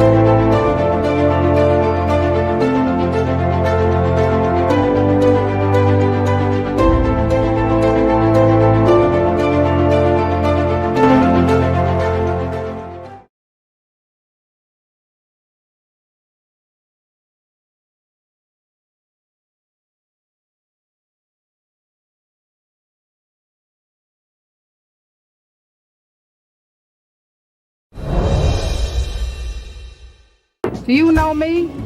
Well, American Express did not know me. Because when I was in the Congress of the United States and I applied for an American Express card, they said I couldn't get one unless my husband signed for it. So I called up Martin, my husband, and I said, what do you believe? Do you love me? Because American Express doesn't, and they want you to sign for my card. He said, I love you, Bella. I wouldn't trade you even for Joe Namath, but American Express is going to have to give you their own card, and I'm going to fight with you until we do. And so, in the Congress of the United States, we passed a credit law in which we were able to get women to get their own credit.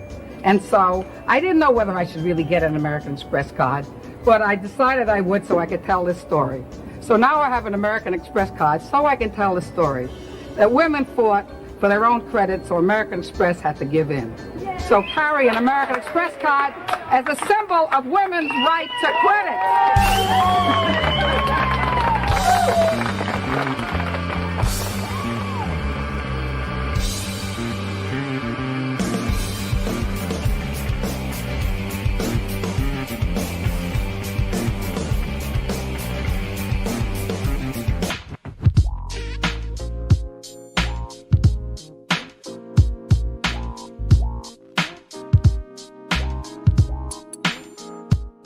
I'm Harold Holzer, and it's an honor for me to join in the celebration of the 100th anniversary of the 19th Amendment by celebrating the 100th anniversary of someone who used to represent the 19th Congressional District in New York City. And if that's an awful lot of numbers to digest, they hopefully add up to one extraordinary woman who was born the year women got the vote. And that's my friend and my boss, the late Bella Abzug. I'd be negligent if I didn't mention that this is another milestone in the life that we somehow were fated to share. It's the 150th anniversary of Hunter College, which is Bella's alma mater. She graduated in 1942. Hunter, I would say, changed her life, if for no other reason than it gave her exposure to lifelong pals like Nin Kelber and Judy Lerner, who's still with us. Great teachers, great fellow students, activists all. And I know it meant a great deal to her. So I'm going to offer today a capsule race through, I guess, my life with Bella and Bella's life as I got to observe it and participate in it, with an eye on her role as an organizer. Her opponents often dismissed her as a rabble-rouser, but she was in fact a brilliant and effective coalition builder. As a lawyer, as a civil rights activist, organizing the first mothers against nuclear testing, and then ultimately formal organizations like Women's Strike for Peace and the National Women's Political Caucus. I met her, I will say, kind of as a prologue here in the middle of my talk, 51 years ago when I went to a place called the Pharmacy Center on West 69th Street in Manhattan with my wife-to-be. We were both reporters for a newspaper called the Manhattan Tribune, and we went to cover the first congressional debate for the 1970 race between Bella Abzug and Barry Farber, the radio host who died just a few days ago as I record. And we saw her for the first time, hat and all. And I should say, by way of explanation, that I intentionally put this hat in the background here in my den at home. And it is not a mere prop. It is Bella Abzug's hat, or one of them, which she was nice enough to give to me and sign inside the brim. So that is a Bella relic behind me. Anyway, that 1969 debate, framed at the dawn of the women's movement and the middle of the anti-Vietnam movement, was just revelatory. We both kind of just lost our hearts and our minds. Well, we didn't lose our minds, but we gave our commitment to Bella. Maybe we lost our minds. It was a good thing, though. And as we watched and reported and supported to the extent we could as journalists, as Bella built a candidacy against the anti-war movement and the women's movement, running against an entrenched pro-war congressman named Leonard Farbstein, who'd been there an awfully long time and had defeated opponents like future Congressman Ted Weiss. And to complete this concentric circle, the man who was our publisher at the time, William Haddad, who owned the Manhattan Tribune and who also, as I speak, just passed away about a few days ago. Now, Bella got the nomination that year, or at least the reform designation, to be in the primary by organizing. There was a reform caucus, a big convention, and when it began, one of the organizers said to Bella, well, you can't bring in these women's groups and have them act as delegates. And Bella's famous reply was, that's what you think. And guess what? All of the delegates who represented women's organizations were seated. Bella got the designation, and she became the reform designee to run for Congress. And it was a wild primary. And she had shopping bags that said, carry Bella to Congress, and a great slogan, this woman's place is in the House of Representatives.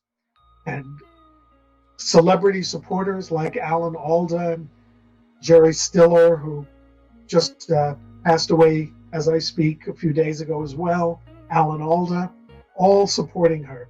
And this woman's place was in the House. We covered that campaign. She won it doorstep to doorstep and defeated Leonard Farbstein, and then won a pretty tough race against Barry Farber. And again, had to organize like no other Democrat did in a largely Democratic district, once again, as showing her skill as everything possible that was negative was thrown at her by her foes. Her first few days on the House floor were pretty legendary. No, she did not tell the doorkeeper of the House what he could do with her hat when he demanded that she remove it before going on the House floor. She never wore it on the House floor. I know that because I was with her more than once on the House floor. But yes, it's true, as my friend the playwright Harvey Fierstein just dramatized, she did tell the Democratic leadership that she loved to swim and she was going to use the House pool every morning at around 8 a.m. And she was told, well, that's not possible because the men use it from 8 to 9. You can use it after 9. And she said, well, I've got to go to work at 9. Why can't I use it while the men use it? And she said, and they told her, because the men swim naked. Bella said, well, just tell the boys I'm coming in. They never swam naked again, and Bella integrated the House pool. Now, for those of you listening who have watched the series on YouTube called Mrs. America, which is on one side the life of the political life of the anti-Bella, Phyllis Schlafly, but also the lives of Gloria Steinem and Betty Friedan and Jill Ruckelshaus and Bella as they fought for passage of the ERA.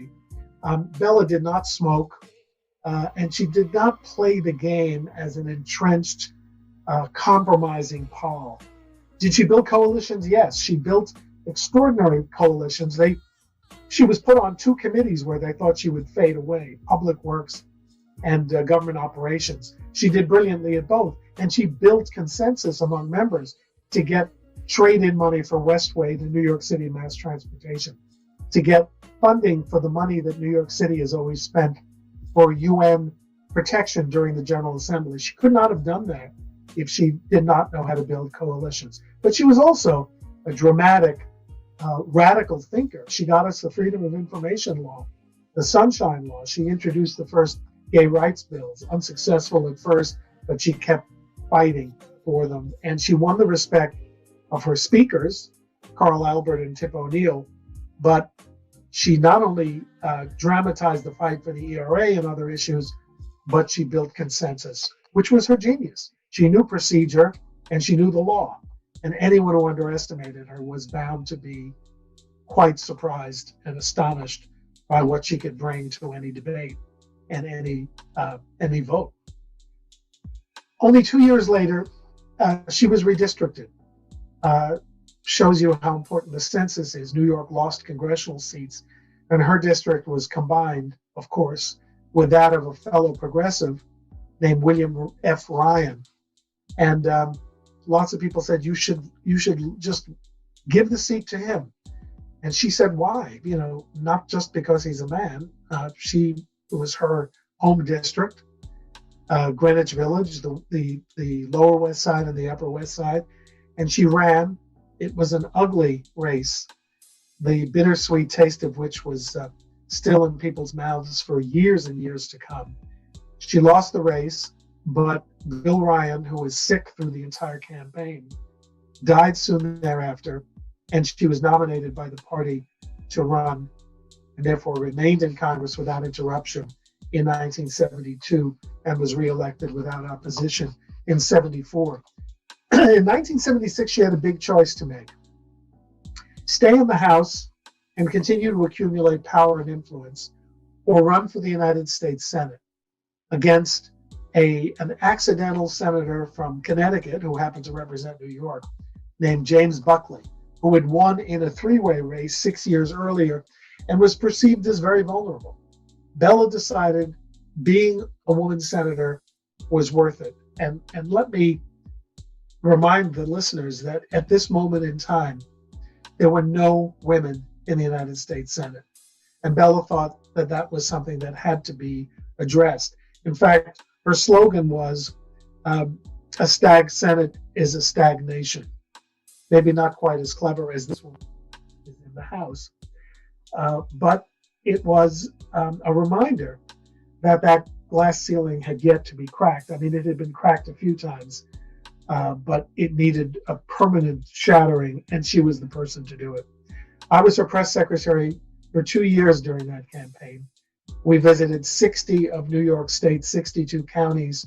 She won support in every part of the state, but as history shows, in the end, she lost the race by less than 1% to Pat Moynihan, and he became the United States Senator.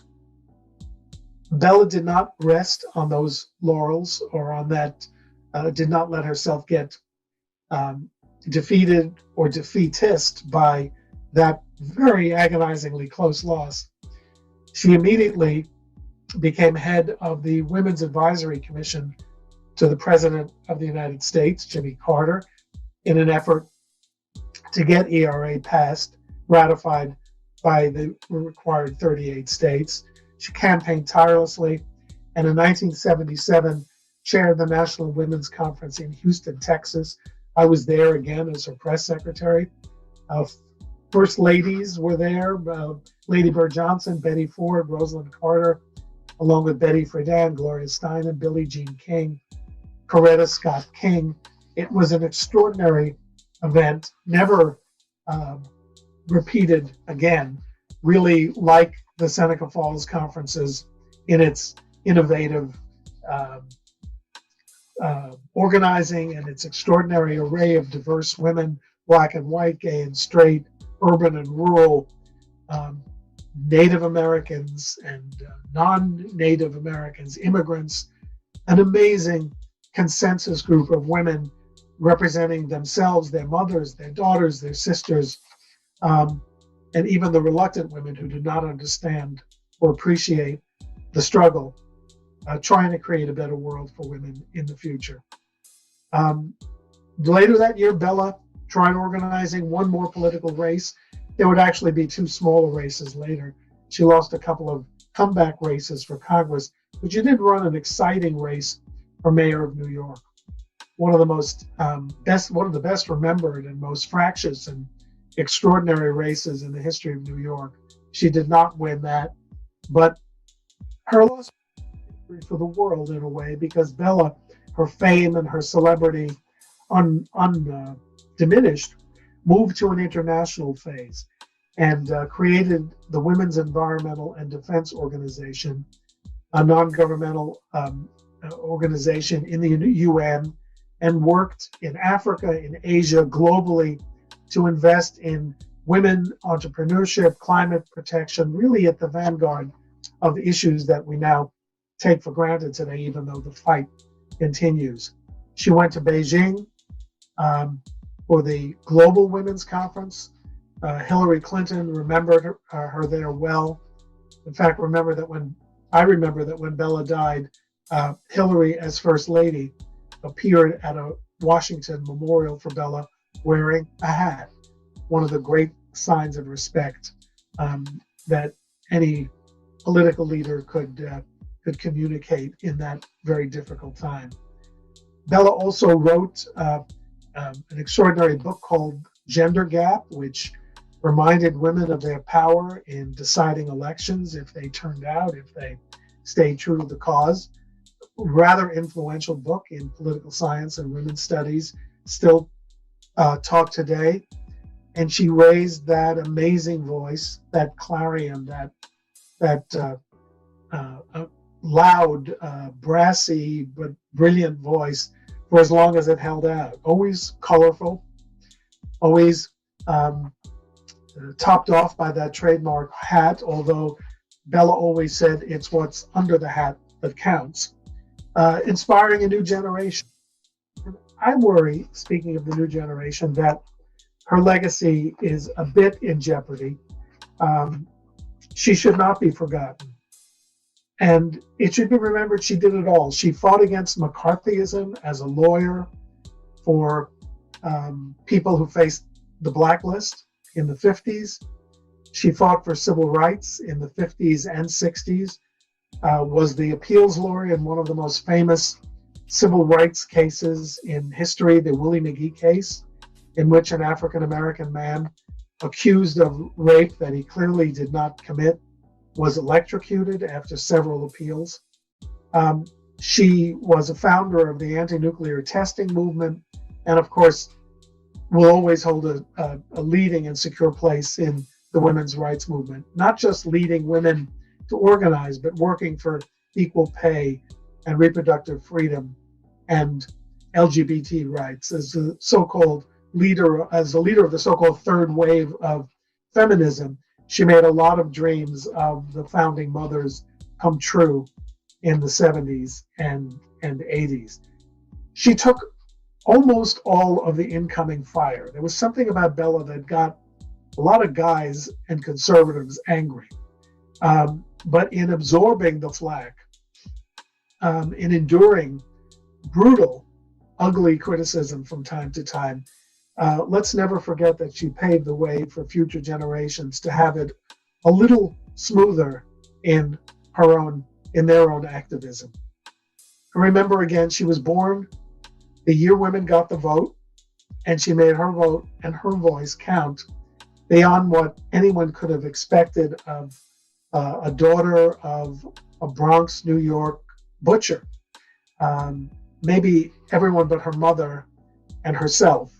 Her mother gave her all the confidence that she needed to succeed, and she took advantage of every learning opportunity at Hunter, at Columbia Law, and turned her attention to public service almost immediately. It's also worth remembering that there were 11 women in the House of Representatives. Bella ran for Congress in 1970. 15 when she began serving a year later. And that was considered a wave. There were 101 women in the House in 2020, the centennial year of suffrage. Still only 23%, but almost 8 times what Bella found when she first ran. Had she and people like Shirley Chisholm and others not run in those years, in 70 and 72, we probably would not be even at a fourth today. When she ran for the Senate, no women in the Senate. Today, there are 26. Extraordinary. Still only a quarter, and Bella would probably say that's all, but it's an amazing, amazing change over the last 40 years. For me, she was a beacon of light and an inspiration. Not only what made New York great, outspoken, fearless, tough, also brilliant, impassioned, and ingenious.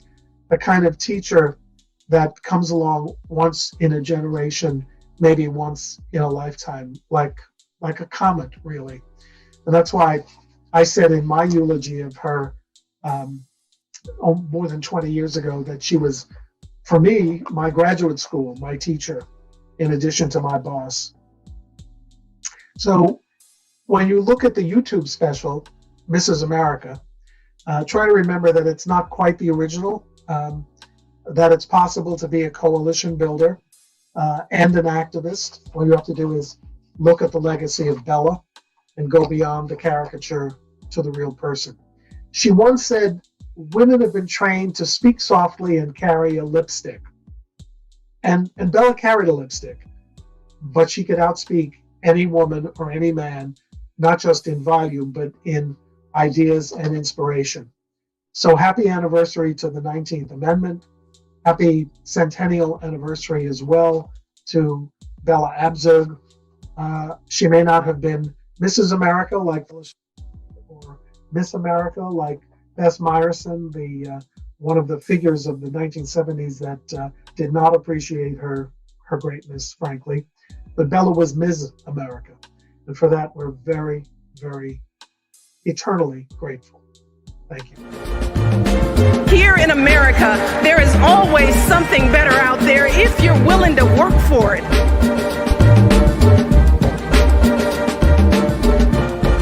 The 19th Amendment, giving women the right to vote, became enshrined in our Constitution.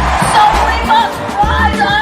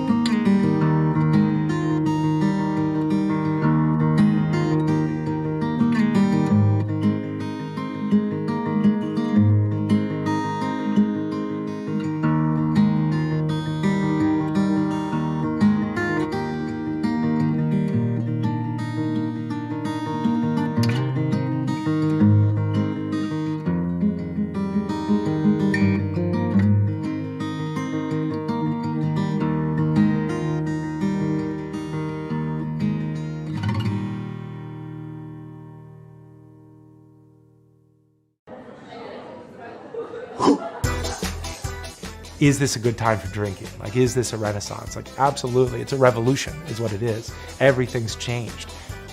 So there's something that I'm just gonna call before the cocktail, BC, right? And really that's just thousands of years of human experience making mixed drinks, whether it's 6,000 years ago, rice distillate, hawthorn berries, all this junk thrown together, but it was a mixed drink, right? Greek drinks where they'd mix it with like feta cheese and wine, all the way to like punches and colonial drinks like syllabubs and rattle skulls and all these pretty awesome but weird drinks. Then the cocktail comes along. It's first defined in print in 1806, and it's like lightning. There's something about the cocktail that's so beautiful and simplistic. Its form is perfect, and it's sugar, water, bitters, and spirituous liquor of any kind. Before that, certainly some drinks like that existed, but this was like an individualized drink. Now that golden age extends all the way to Prohibition. An entire country that can't agree on anything, an entire legislature that, you know, just gets ground to a halt when they have to like figure out any little detail. All of a sudden, you know, they agree, yeah, drinking's bad. It's like remarkable how this happened. And it really had to do with so many different things. Anti-immigration, women's suffrage, religious conflicts, everything just fed into it. Coming out of Prohibition, home bartending became a little more important. My grandmother, her era, 1950s, and she said, well, when people would come over to parties, I would serve them a Manhattan or a gin martini. If they didn't like a gin martini, then they could have a Manhattan. If they didn't like a Manhattan, then they could have a gin martini. Tiki drinks became huge, and tiki was like a perfect foil for serious cocktails in a not so serious environment. Then the Mad Men era. We all like really admire that, even though it's probably like the most sexist, racist, like homophobic era of our time. Like, I mean, what awful political sentiments, but the drinking was cool and the style was cool. And then we get up to this, sometimes referred to as the Dark Ages, the 70s, disco. And what is cool at that point can't be your grandfather or your father's old fashioned, right? Like the Mad Men went from this real stylistic, cool era to like, those old guys? No, we're not drinking that. We are smoking pot, we are doing LSD. We're not concerned with alcohol. Then you get in the 80s and it's like really angular drinks that are like fluorescent colors, you know, blue, green. Oh, who cares what it tastes like? It's a blue martini, it's a green martini. But it just means that that was a time that was sort of more, you know, style than substance.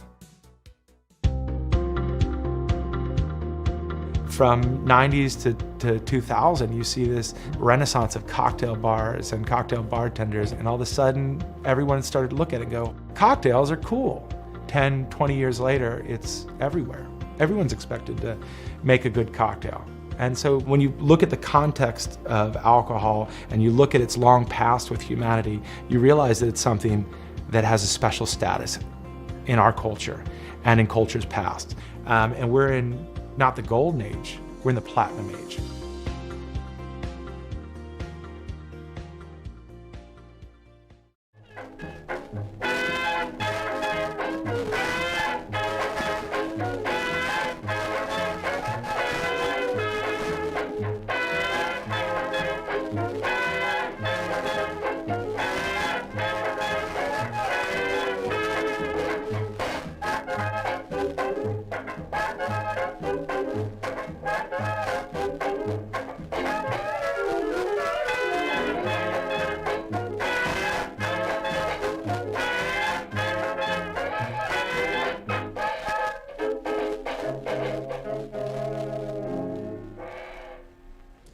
Good evening. Tonight's program is one of many inspired by our exhibition, Spirited Republic, upstairs in the Lawrence O'Brien Gallery. If you haven't seen it yet, I urge you to return and have a look. To learn more about the fashions of this lively era, let's get right to our discussion. We're thrilled to be here. We're talking about Prohibition-era fashion. World War I was over and everyone just started to party. I would have, certainly. Absolutely. So we have Charleston dancing near the Capitol. What's going on here? Well, all these modern dances had already started before the war, but then they really took off in the 20s. So during the war, people felt that they needed to exercise some restraint. Theoretically. Theoretically. You had to welcome the boys home, too, when they came back. In Atlantic City, as you know, the whole business with bathing suits caused a huge scandal. They were arresting people for wearing bathing suits that didn't have a long enough skirt, and gals who were not wearing stockings. What? Stockings with the bathing suit? Right. So there was one woman from California. And a corset too? Well, only the older ones were wearing the corset and the long dress, but the younger ones were wearing things like this. But it had to be long enough. It couldn't be without the skirt. The Annette Kellerman style got them arrested. And it was so unjust because while they're arresting people for wearing this on the beach, they're having these commercial beauty boardwalk festivals where the girls are strutting back and forth in the Annette Kellerman skirtless bathing suits with no stockings or stockings rolled all the way down, but that made money for all of the boardwalk executives. Isn't it interesting, though, for all of us to look at this and reflect upon where we used to be and think of where we are today? I mean, I'd like to arrest a few people today. I don't mind at all. That's fascinating. Well, they did have a few conflicts with men, too, because What were the male conflicts? the men wore a bathing suit, which was briefs, but also a top. And once in a while, some daring person would take off the top, and he could be arrested for that. Good heavens. Well, I'll say about myself, the only way that I'll go to the beach is if I'm in what is it called? A Victorian bathing tent? That's the only way still. And some menswear. Oh, yes, we had fun with the menswear. I mean, again, it was like we were, determined not to do the black and white sepia version of menswear. And in particular, we were dealing with the dynamic of sort of shifty characters who were coming newly into wealth and were very much about presentation. They, our Nucky, when he walked on the boardwalk, he wanted everybody to know that he was on the boardwalk. So we dressed him appropriately. And this is Chalky White, who was sort of the black counterpart to Nucky. Photography and film were both so huge, so people were much more conscious of their image and presenting an image, and that it was actually going to be documented. So with Nucky, we always made sure that he was presentable and ready to be, I think these clothes are great. These are really great. Thank you. The menswear is also amazing. We tend to forget that, but it's so fascinating. Yeah. Well, again, that speaks to the young men coming back from the war and just not wanting to have anything to do with the older generation. It's so different than the Edwardians, much stiffer and more color. uptight, and this is just so exuberant. Exuberant, exactly. Yeah. So that is our look back at the 20s with Valerie and John, and we're going to have a little fashion show. Yes, hurrah! Oh, our first model this evening is Andy. Andy, come on out.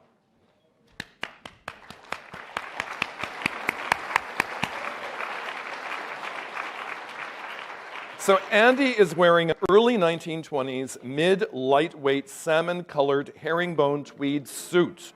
And this suit is comprised of a single-breasted jacket with patch pockets and matching plus fours. Plus fours are a variation on knickers and are comprised of a 4-inch fold over the knee. Knickerbockers or knickers were popular sportswear for many young gentlemen. The suit was made by Marley Clothes and tailored by the Syracuse Clothing Company. And also, this suit was used during season 4 of Boardwalk Empire, and it's part of Andy's own personal collection. Thank you, Andy. So Lori Crandall, come on out.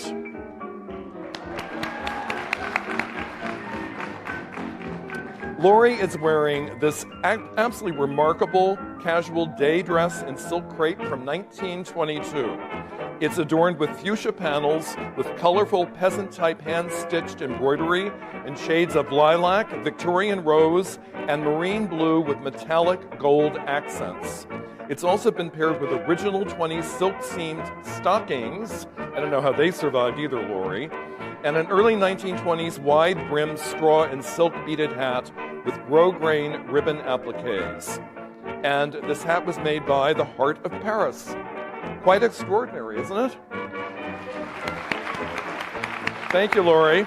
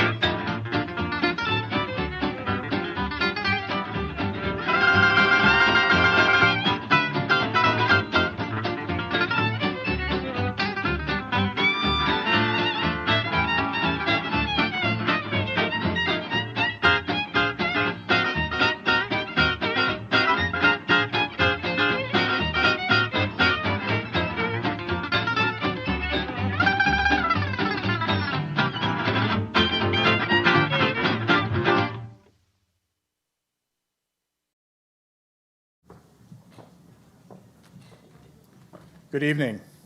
Thanks for your patience. I'm Tom Nastic, Public Program Producer for the National Archives, and I'd like to welcome you to the McGowan Theater at the National Archives in Washington, D.C., and a special welcome to those watching on C-SPAN, as well as on the National Archives YouTube channel. We're very pleased to present tonight's discussion on the historic connections between the temperance and women's suffrage movements of the late 18th and early 20th centuries, or 19th and early 20th centuries. Tonight's distinguished panel is moderated by Paige Harrington, Executive Director of the Sewall Belmont House and Museum, and includes Dr. Rosalind Terborg Penn, University President Emerita, Morgan State University, Lori Osborne, Archivist and President of the Francis Willard Historical Association, and Christina Myers, Program Director at the Alice Paul Institute. The program is presented in celebration of Women's History Month and in conjunction with the National Archives exhibit, Spirited Republic, Alcohol in American History, now on display upstairs in the Lawrence F. O'Brien Gallery. Before we get to tonight's program, I'd like to tell you about a couple of other programs we'll be presenting in this theater. On Tuesday, April 7th at noon, historian Terry Alford will be here to discuss his book, Fortune's Fool, The Life of John Wilkes Booth. And on Friday, April 10th at 7 p.m., public television talk show host Tavis Smiley will be joined by National Public Radio's Michelle Martin in a discussion of Smiley's recent book, My Journey with Maya, which recounts the story of his enduring friendship with the poet Maya Angelou. This program is presented in partnership with the Smithsonian Museum of African American History and Culture. Book signings will follow both of these programs, and both will be streamed on the National Archives YouTube channel. To learn more about these and all of our public programs and exhibits, consult our monthly calendar of events in print or online. Another way to get more involved in the National Archives is to become a member of the National Archives Foundation. The foundation supports the work of the agency, especially its education and outreach programs. Pick up your application for membership in the lobby. As I mentioned, tonight's program is tied to our new exhibit, Spirited Republic, which uses nearly 100 National Archives documents and artifacts to reveal the federal government's efforts, successes, and failures to change our drinking habits. Just a few examples related to tonight's topic include the 1888 petition from the National Women's Christian Temperance Union calling for a prohibition amendment to the United States Constitution, a design patent from 1891 for a temperance badge, and an identification card from 1921 for Daisy Simpson, one of a handful of woman agents of the Treasury Department's Prohibition Bureau. The exhibit runs through January 10th, 2016, so I hope you will have a chance to come and see it. But now to bring us deeper into the topic, it's my pleasure to turn the program over to Paige Harrington, Executive Director of the Sewall Belmont House and Museum. Previously, Paige served as the Vice President of Operations of the United States Navy Memorial and as an architectural historian at the preservation firm of architect Milford Wayne Donaldson. In addition to her work at the Sewall Belmont House and Museum, Paige serves on the Board of Directors for the National Collaborative for Women's History Sites. Would you please welcome Paige Harrington and our panel.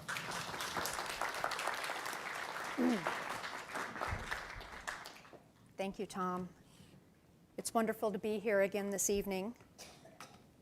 I would say Happy Women's History Month, but I guess I will say instead, happy very last few hours of Women's History Month. But we are still very delighted to be here tonight. I hope that some of you have taken the opportunity to see the exhibit upstairs. It is absolutely fantastic. And I wouldn't be the Executive Director of the Sewall Belmont House unless I also made a plug for the Sewall Belmont House. I hope that you can take a look at the wonderful archive and the museum that we have on the corner of 2nd and Constitution. So our program tonight will allow us to talk in greater detail about the intersections between temperance and suffrage. So they are a little bit hazy in history. And what we have found, this panel and I, as we've been preparing for this, is that there's not a whole lot of most recent scholarship on this. So the track that we decided to take was to really look at the women themselves, because it was the women whose thoughts and origins and what they were fighting for their families and their nation went into the organizations that they were then able to move forward, and that became the movement themselves. So we'll talk a little bit about this, the way that the women galvanized for social, economic, and political change. By the mid-1880s, excessive alcohol consumption and domestic violence against women was a serious problem. The temperance issue was of concern to many women who felt that the widespread alcoholism caused detrimental effects to the family and to married life, particularly because married women at the time had few legal rights or remedies. The suffrage movement can trace its beginning to Seneca Falls in 1848, and while the legal right to vote was the ultimate goal for the women, over the next 70-plus years, there were many areas of overlap between temperance and suffrage, including improved working conditions for wage-earning women, the need for a strong public education system, and of course, full political equality. Taken together, these reform movements can be the reform movements can be seen as a fascinating study of the individuals who participated in both movements and the organizations they created. Tonight, we will focus on a small group of women leaders, including Frances Willard, Mamie Dillard, Frances Harper, and Alice Paul. Together, the women's leadership really enabled a whole nation of women to gather, unite, and work to bring change to our nation. As Tom said, tonight we will hear from Dr. Rosalind Terborg Penn. We also have Lori Osborne from Evanston History Center and Christina Myers from Alice Paul Institute. So we will move right into the moderated part of this discussion. And I think we're going to be a few minutes behind. So I will start with Chris. And if you could talk a little bit about the early influences in Alice Paul's life. So talk a little bit about how did that influence her? What about her upbringing and her family could have influenced her later on as she became a reformer in her own right? Sure. I think, Alice Paul, she was a Quaker, as many of our suffragists are, but she was a Hicksite Quaker. So she is following, her family followed the principles of Elias Hicks, who advocated, getting away from the materialism of life and getting back to nature and getting back to the morals of humanity. So it did tend to be the Hicksite Quakers who were the activists. They were the abolitionists. They tended to get into suffrage, not quite the suffrage that Alice Paul will get into, but they do tend to be the activists, or the reformers at least. I think, her mother was a suffragist, and we know that Alice Paul was brought to her first suffrage meetings in her hometown in Mount Laurel, or Moorestown, New Jersey.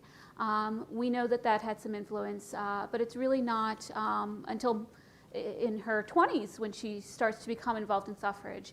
I think what Quakerism did for her, she grew up in a very small Quaker community. It was completely Quaker in southern New Jersey. She grew up with the idea that men and women are equal, that they had roles to play, active roles to play in life and in the community. She grew up with a sense of a social duty that you have to make the world a better place, and that is something that she did take very seriously. And she also grew up with the principle of nonviolence, and that's something that she will have to answer to when she becomes a militant suffragist, as she's called. I think that as a Quaker, all of these principles and more are just part of her daily life in this Quaker community. It's something that she grew up with. It was something that she practiced at school, in her colleges. She went to Swarthmore College. Later on, she went to Penn, but particularly at Swarthmore, Quaker institution, these principles were just ingrained in their daily lives. So this concept of equality and the sameness of everyone around is interesting, because I think it is when she works in the settlement movement, and later she's working as a social worker, that she steps outside of that Quaker bubble. And I think that really does have an impact on her in New York and later on in London. And I think that's really what's going to help her to become a suffragist, when she realizes that life is not so equal on the outside of the Quaker community, and she starts to see what women are experiencing in some of these communities that she sees in New York and in London.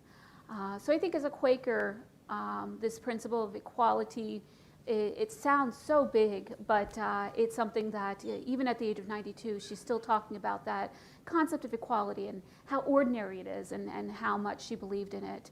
And I think that's ultimately what brought her into the women's suffrage movement and made her a lifelong activist for women and equality.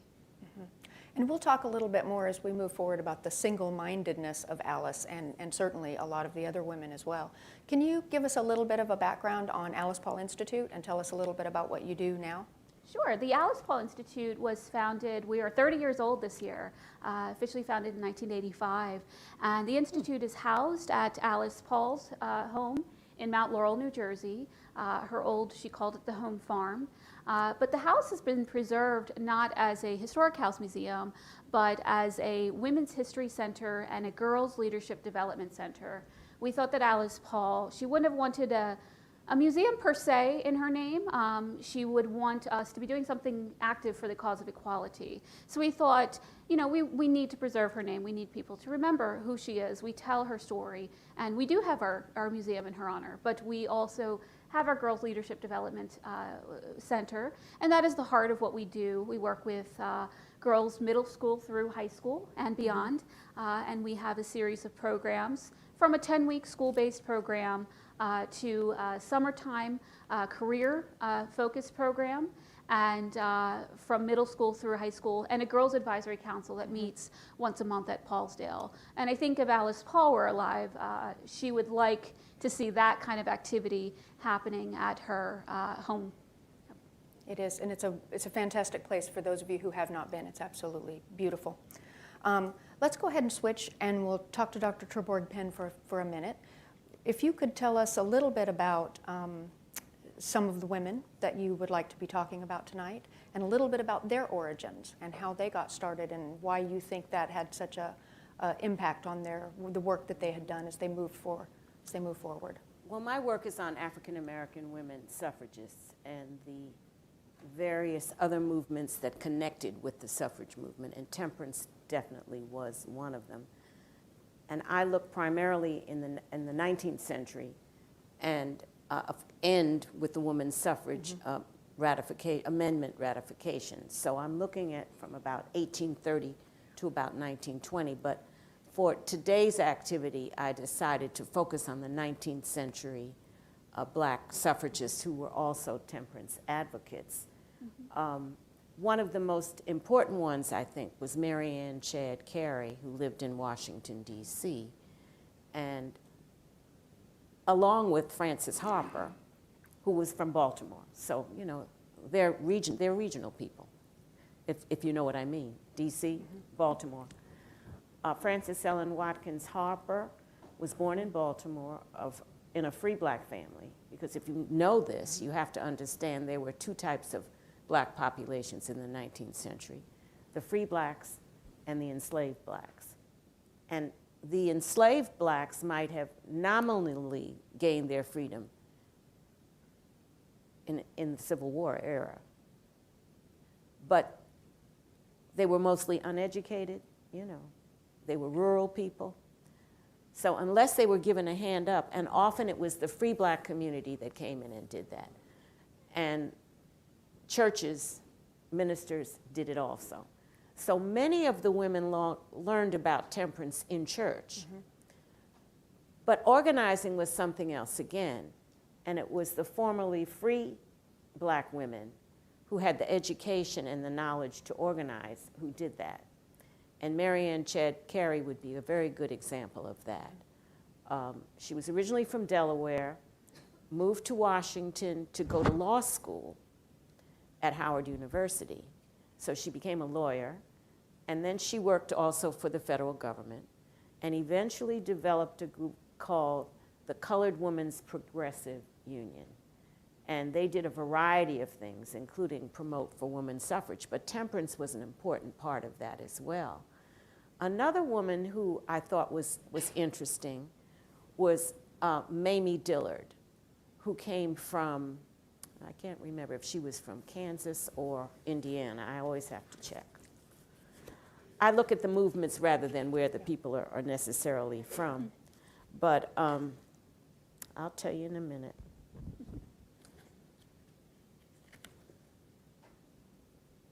She was from Kansas, from Lawrence, Kansas. Okay. And she was involved in temperance work in the 1890s. And she organized several activities, But the main thing she did was to promote the Women's Christian Temperance Union, which had segregated unions. Yeah, my girl did it. She had segregated unions. So throughout the U.S., whether you were in the North or in the South, you belonged to a racially segregated union. But Mamie had to give them credit, the Women's Christian Temperance Union, because they did provide the movement that allowed African American women to organize among themselves. So she was an important person in this. Another woman was Mary Ann McCurdy, and she was from Indiana. So you see, these are not all Southern women. In fact, the only one who's almost Southern, but not really quite, is Frances Harper from Baltimore. And Baltimore doesn't consider themselves South. Not very South. No. But Maryland was a slaveholding state. McCurdy was very interested in not only women's suffrage, but temperance. And one of the things that she said was that once we get the vote, then we can work on legislation to provide in temperance, period, because intemperance is killing us all. That was a very important thing, I think you had to say, because for many poor people, whether you were black or white or whatever, you drowned your pain in liquor, alcohol. Your pain might be emotional, it might be physical. You might work so hard that you came home and all you wanted to do was go to the bar or take a bottle, and it's the same thing now with a lot of people. So they were very important, I think, as grassroots leaders.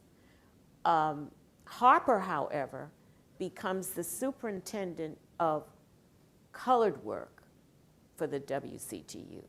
So even on a national level, it was segregated. You had to have a black woman to supervise the black organizations nationwide.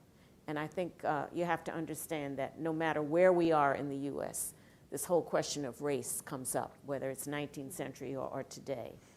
And, but they found ways to overcome it and to do the kinds of things that they needed to do to help people in their own communities. And this was important because the women in the churches, and most of the organizers would go to the black churches and start the movement rolling there. And I think that was a very good strategy. Yeah. And they tied it together. So it was not only a moral imperative, it was a political movement as well. Because you're not going to end abusive alcohol unless you have a political way of doing it. Right. So they combined the political as well as the moral in that movement. That makes sense. So Lori, this is a good place to have you pick up so we can talk. If you give us a little bit of information, I'd like to hear a little bit about Evanston, the History Center, but then also about the Frances Willard House, and a little bit about the intersection of morality and temperance and politics. Well, first of all, I'm very happy to be here, but I should clarify, I am not the current president of the Frances Willard Historical Association. I'm actually a past president, so not a big change, but I am the current director of the Evanston Women's History Project, which is what connects me to the Frances Willard House and the Willard, the WCTU archives, which exist in Evanston. The Willard House is a wonderful, amazing house museum. It's been a house museum since 1900. Probably, we're not sure, but we can't find an earlier house museum that tells the story of a woman's life in the United States or in the world. So very early historic house museum. And then the WCTU's records, they're records of their local organizations, their national organizations, and it was a worldwide organization, still is today. All of the records of their work for all the different things they worked on, including suffrage, are there. So it's fun to come and tell their story. So I'm thinking Frances Willard kind of falls in between these two groups of women. She's at least 1 or 2 generations earlier than Alice Paul. She's born in 1839. She's the generation after the first wave of the suffrage, the suffragists in the U.S., Susan B. Anthony, Elizabeth Cady Stanton, are the generation before her, really her mother's generation. She doesn't grow up in a very progressive household. Her mother was a very progressive person and really kind of really encouraged Frances to take on whatever she wanted to do. But her father was traditional. And in some ways, her early life and the sense of limitations about what she could do, and those limitations simply because she was a girl, really sort of set her in motion. And those early moments where she's noticing that her brother gets to do things like go to school, and she is not allowed to go to public school until she's almost, ready to go to college. She's educated at home. She wonders why. There's a great moment. She traces the story of her evolution on suffrage to very early in her life. She does it later in her life, but she goes way back and recalls a time when her brother goes to vote with her father, and she says to her sister, Mary, her younger sister, Mary, don't we love our country just as much as they do? And her sister says to her, this is a story she recounts later, but her sister says, yes, we do, but we can't say anything because we will be thought to be strong-minded. So there's this sense, she has this internal sense of the injustice, the inequality that she faces just because she's a girl. There's no other reason. And it comes very early in her life and then stays with her. She doesn't become vocal about it till years later. And it's her exposure to the outside world. She travels in Europe. She becomes a teacher. She has a career. She starts to get sort of informed about what she calls the woman question, which is sort of the way they phrased it in the mid-19th century. She starts to go, I think this is where my calling is in figuring out the woman question. What do we do about women's equality? But then the temperance movement, the woman's temperance movement explodes in the 1870s in the US with the Crusades that are documented in the exhibit, where women are taking to the streets and protesting in front, praying and singing and begging saloon owners to close down because of the problems of alcohol in their little towns in Ohio. And Willard, she's watched the temperance movement from afar. Her parents are Methodists, so Methodism and temperance kind of go together, but she's not involved with it. She's sort of more in the woman question thing.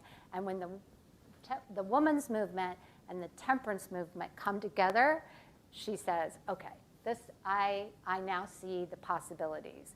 And what she sees is the possibilities for vast numbers of women to get out of their houses and do something, because they might not do it for the individual right that they deserve to vote or those kinds of things, but they will do it. They will become activists if it's something about protecting their homes and their families from a scourge like alcohol. So she sees an opportunity that there's, this is the connecting the two ideas is going to create change in a big way. So that's sort of Willard's background and kind of how she kind of got to the whole concept of temperance and the woman's question, connecting the two ideas. And I'm thinking that we were talking about early influences. Yeah, yes. But the question that you asked me was about politics and the intersection between. Yeah. Yes. So how did they? How was the? What made them move toward the political side of the issue Yeah. so that they knew that that was how they were actually going to bring about change. So the WCTU, when it gets started, after the Crusades kind of come to a close, and it looks like they're going to... What was the number you told me earlier? It was an astonishing number of women that were... Members of the WCTU, Yes. 250,000, Yes. 250,000 in 1890. By far the largest organization of women in the 19th century. Yeah, and then it becomes a worldwide organization. By 1890, it's World's Women's Christian Temperance Union. They, you can't work for the vote in every country because even men don't have the vote in every country in the world in 1890. So they work on lots of other issues. Frances Willard has what she calls her do everything policy, and she really means it, that the temperance is in everything and everything is in temperance. So they are a vast and comprehensive reform organization in her lifetime. She dies in 1898, before the real push towards suffrage in the 20th century. So she falls in that earlier generation. But going back to the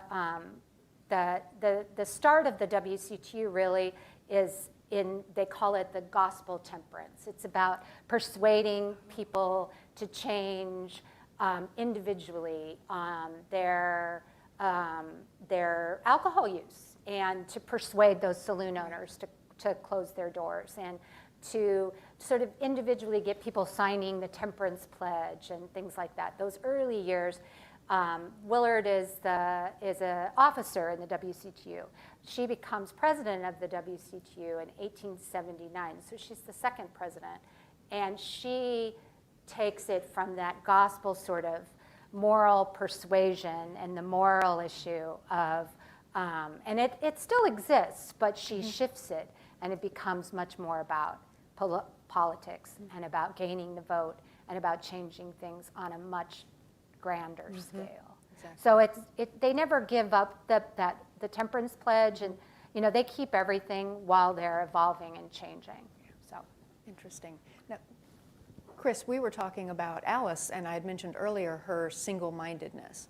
So maybe you can talk a little bit about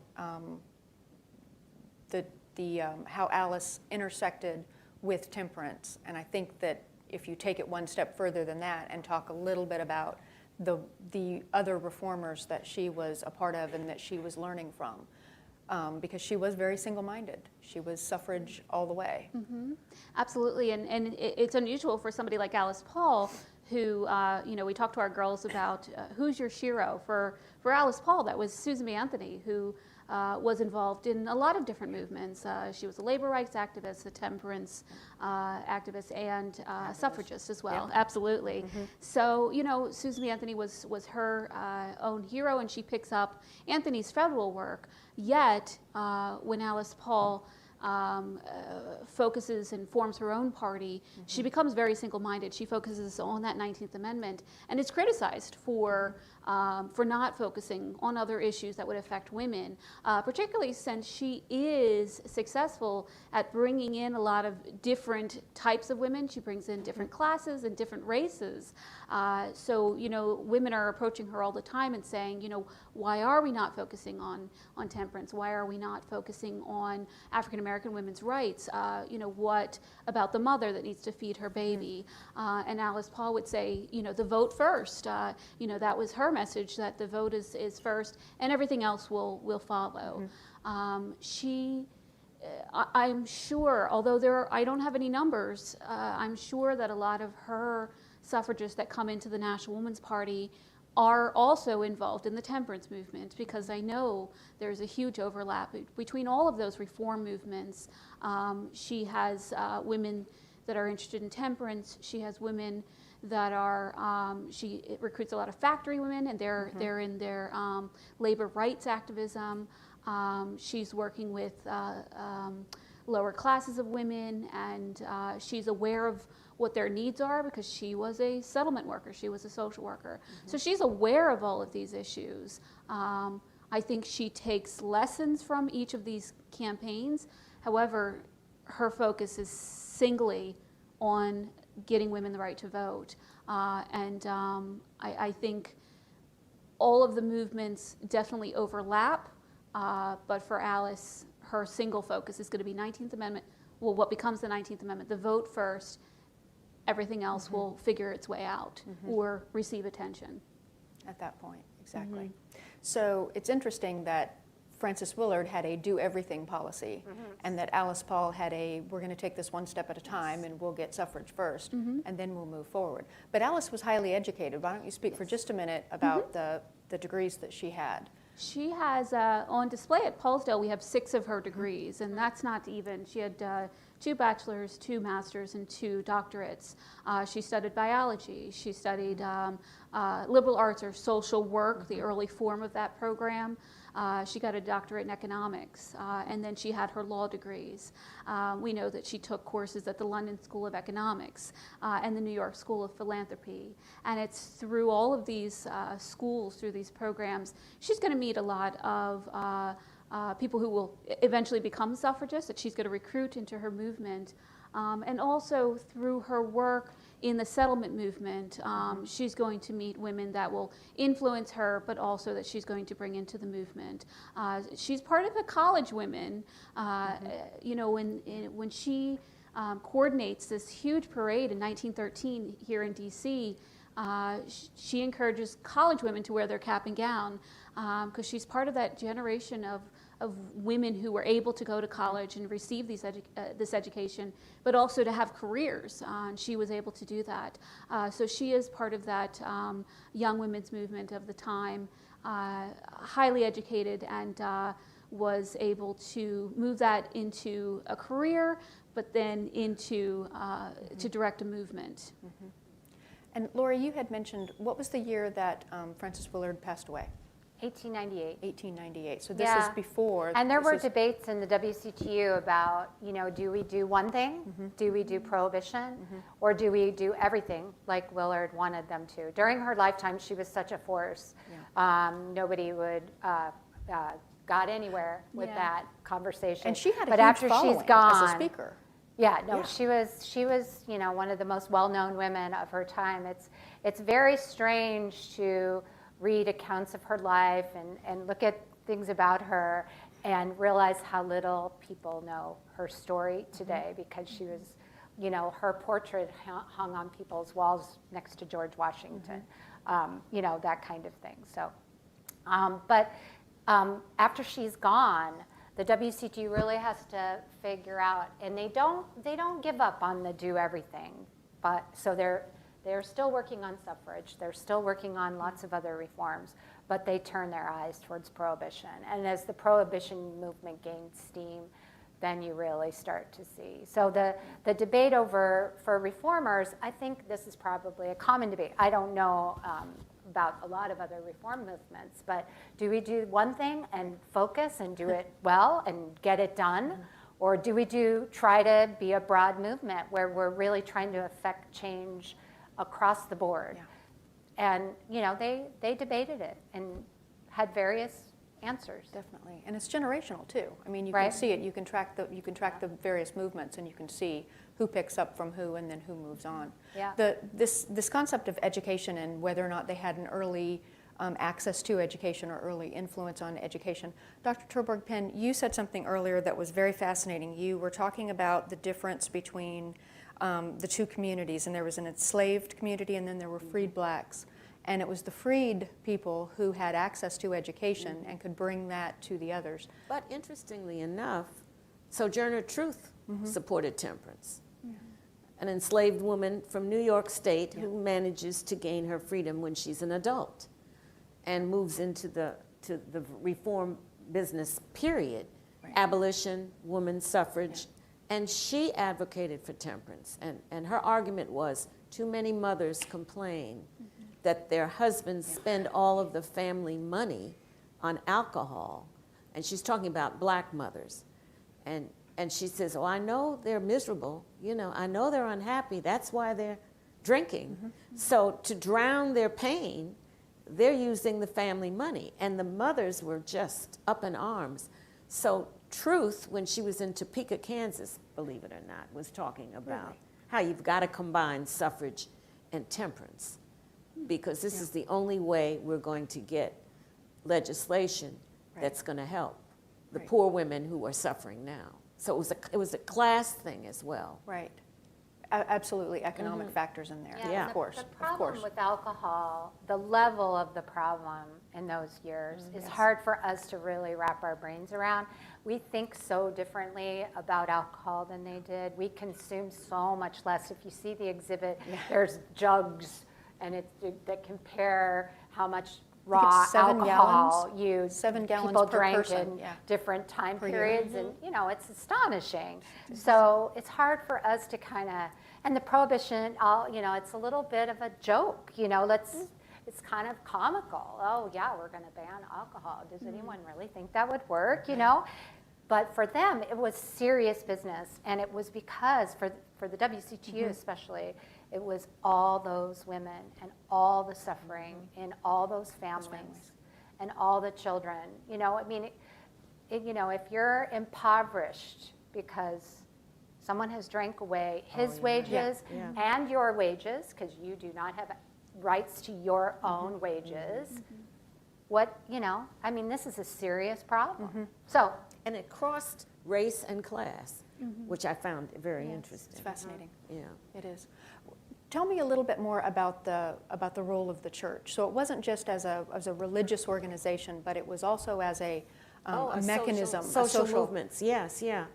The preachers, and it depended on, of course, the kind of preachers that you had, as well as the kind of leadership among the women in the church. And for most black churches, and I don't go to white churches, so I don't know. But in the black churches that I know of, there are more women. Is this true internationally or nationally? More women in churches? Yes. Okay, all right. Yeah. So the women would say to the minister, we've got to do something about this. And if he wanted to keep his congregation from moving on to another, he would have to listen to them. And so they invited people, he would invite people, or the deacons would invite people who could give a social movement message, not preaching, but after church, go down and have whatever, repast, and then this person would come and speak. And so Sojourner Truth did that, a lot of that. But so did these other educated women as well. And how do you think that what type of education are we talking about? It's essentially just bringing awareness and also making sure that the women are seeing that there is a path out? Well, I think what they were saying is, especially we're not talking about the Deep South, we're talking about the North and the Middle West in particular. These are the places where I found this. If your men could vote, and in some of these Midwestern places, you could vote before the 19th Amendment. If your men could vote, then they need to pressure the politicians to put this together. I suspect, even though I haven't found any evidence of this, that in some of these denominations, maybe the Methodists in particular, the black preachers and the white preachers would get together and talk about, why don't we bombard our people this week and talk about the reasons that we need to lessen up this drinking. Somebody needs to do a study of that, but I haven't. But I find it very interesting that these connections were being made by these women. Now, Sojourner Truth was an illiterate woman. So she must have, she went to lectures, she heard, she went to something like this and would gather the information. So we're not talking about people reading about this necessarily. They would often go to, and they'd go to revivals, and that I thought was fascinating. Yeah, the church was powerful in making this spread. And the at the WCTU revival, they took talk advantage about of it. Yeah, they would talk about this at a revival. And I think the suffrage movement, I know with Alice Paul and her party, they're going to play upon that moral duty that women have, that they you know, that they would, their piousness. They're going to play upon that in bringing more women into the suffrage ranks. I don't think that they were dishonest. They really did believe that, and I think Alice Paul did believe that women were the moral half of the world. But that's going to be a strong factor in bringing in women into that latter part of the women's suffrage movement. Yeah. The Frances Willard coined a term, and she didn't coin it, but she used it strategically. She called, when she starts advocating for the vote and getting the WCTU to advocate for the vote, she at first seeks the ballot for home protection issues only. And she calls it the home protection ballot. And that would be just on the saloons in your town, just on school boards. Like, we don't need the vote on everything. We just need those things that impact our home. And women she sort of starts to frame this idea that women bring that moral influence into, and they should be, it's not outside their sphere of activity. It's just an extension of the home, and for them to have this kind of ballot. And then it changes over time. That's earlier in the evolution. But they start to take that phrase and turn it into municipal housekeeping, that women will use their vote for moral purposes. They will help to get rid of corruption, but also feed hungry children and give attention to those welfare causes. Definitely. And all three of you have mentioned to me at different times and in different ways, but you've talked about rights versus duty. Is it a woman's right to do these things, or is it her duty to do these things? That was something that I think you all had talked about at one time or another. And Lori, you also said something that was interesting to me. You were drawing a parallel between the suffrage movement and the temperance movement. And you were talking about the temperance movement was front-loaded, so at a very early time when you're looking at suffrage, there were an inordinate amount of women that were involved in this. And then when that started to wane a bit, then suffrage really started to move forward. Well, in the temperance movement, because it's so grassroots and connected with all the churches, it really has its fingers in every little town in America at some point. Every county in every state has a WCTU. Like, there's almost, it's a huge, not, you know, it's not every single, but you know, it's a huge organization. It has its fingers kind of everywhere. So that it provides the grassroots for the suffrage movement at a key time. It doesn't maintain that. The suffrage movement, you know, there's ebbs and flows here, and but at an important time, I'd say the 1880s was the time when it really was. But this is, you know, we've in all our conversations, we've been coming up with great research projects. Yes, we have. And this is the one that someone really could explore, is what really was that relationship of the two. We also know that a lot of suffrage workers who were early suffrage workers move over to the temperance movement at a certain point, because they start to think, oh, maybe this home protection idea, maybe this is going to work. Maybe this is actually going to get us the vote.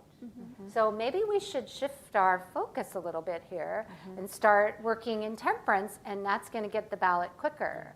And then, you know, those brewers and distillers and that vast amount of money that's in alcohol kind of comes rearing its head, and it becomes the main anti-suffrage source of the anti-suffrage movement is those brewers and distillers and their national organizations. Now, with the black women, the 1870s is when they connect the temperance and suffrage. And this is, of course,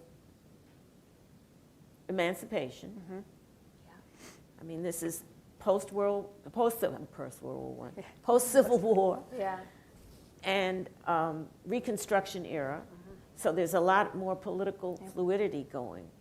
And many of and I think the preachers understood that too. And if you brought in some key women who could stir up the other women, it would be significant, because they didn't want you wasting all your money in the bars. They wanted you to come and put your coins in the church. Right. So there are a lot of political as well as moral reasons that connect this. I see a lot of this as a combination of things. But the political tends to be pro-family. Let's eliminate the disintegration of families through alcohol abuse. I mean, they used the word abuse, which I thought was which is modern for today. Very, you know. Very. So that's a good segue for us to talk a little bit about the path of suffrage or the path of temperance, and women from different communities at different times picked one up and set the other one down, depending on what they were trying to push through and what the avenue was. So was it a duty or was it a right? Was it home protection, or was it because we need to get the vote to secure everything else?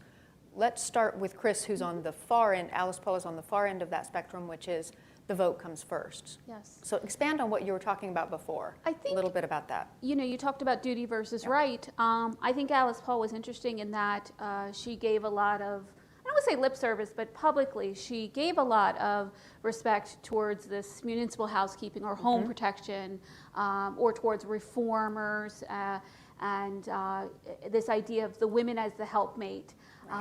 You know, the moral persuaders, moral influence in society. She gave that a lot of public respect. She talked about it. You know, she said, you know, women are the peaceful half of the world. But I see it in her documents and behind closed doors. She is following the, you know, this is our right line of thinking. She, as a lawyer, she has a certain understanding of the Constitution. But I think before she had studied law, she has an idea, and I don't know if it's from being a Quaker or through her political studies and her economic studies, she believes that men and women are equal. So she gives some attention to the woman as a helpmate, but behind closed doors, she is advocating for the woman. This is her right, and not necessarily that sense of duty. So it's kind of interesting because she can't push that angle too much because she would lose some of her supporters. But this is definitely more radical, and it's something, you know, that even Elizabeth Cady Stanton struggled with, you know, when she talked about in one of her last speeches about, you know, should we be fighting for the right to vote because we are mothers or because we are women, or we are human beings.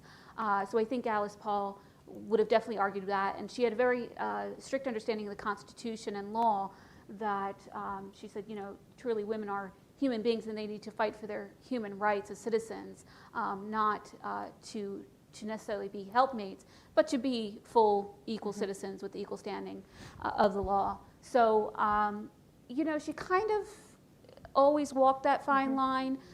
She didn't want to make anybody angry on either side, but I think that in her heart she leaned more towards the vote as a right for women. Definitely. So it's so interesting because I don't think we give them a lot of, well, we do, but other people may not give them credit for being such strategic thinkers about who they're trying to persuade. Who are they trying to get to do what?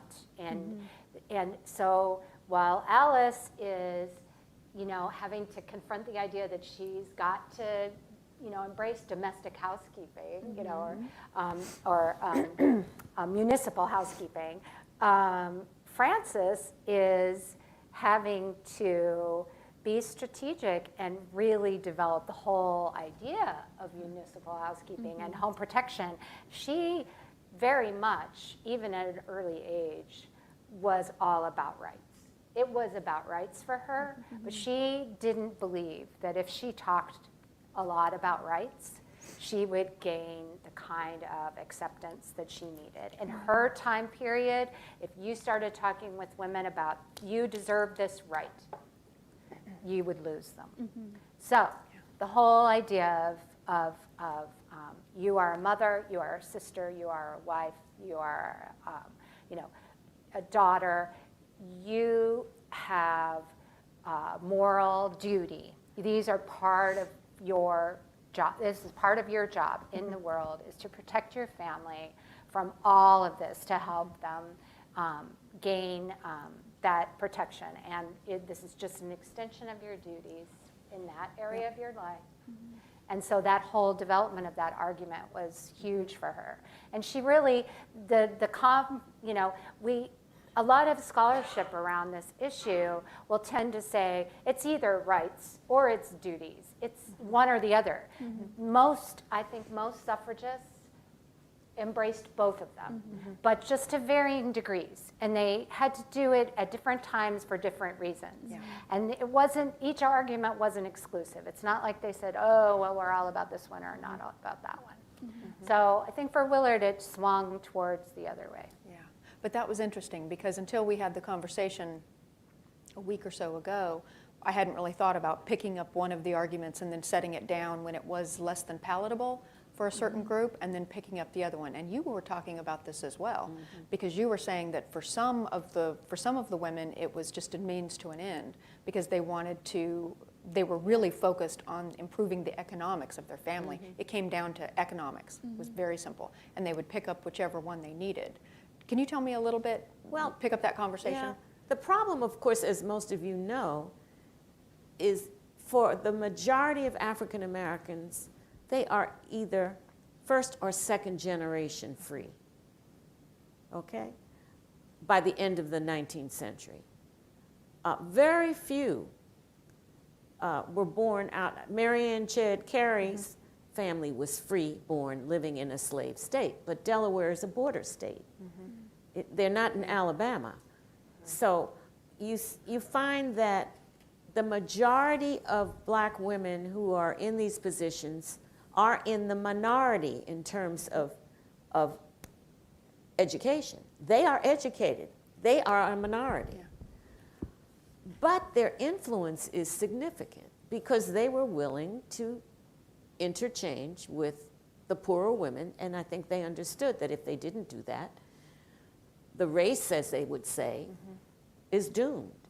So there are practical, as I said, as well as political and moral reasons for all of this.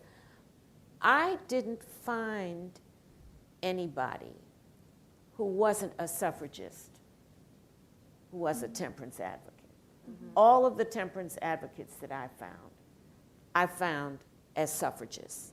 And then when after I finished my dissertation, which was on African Americans in general who supported women's suffrage, I decided to focus on the women in particular and built from there.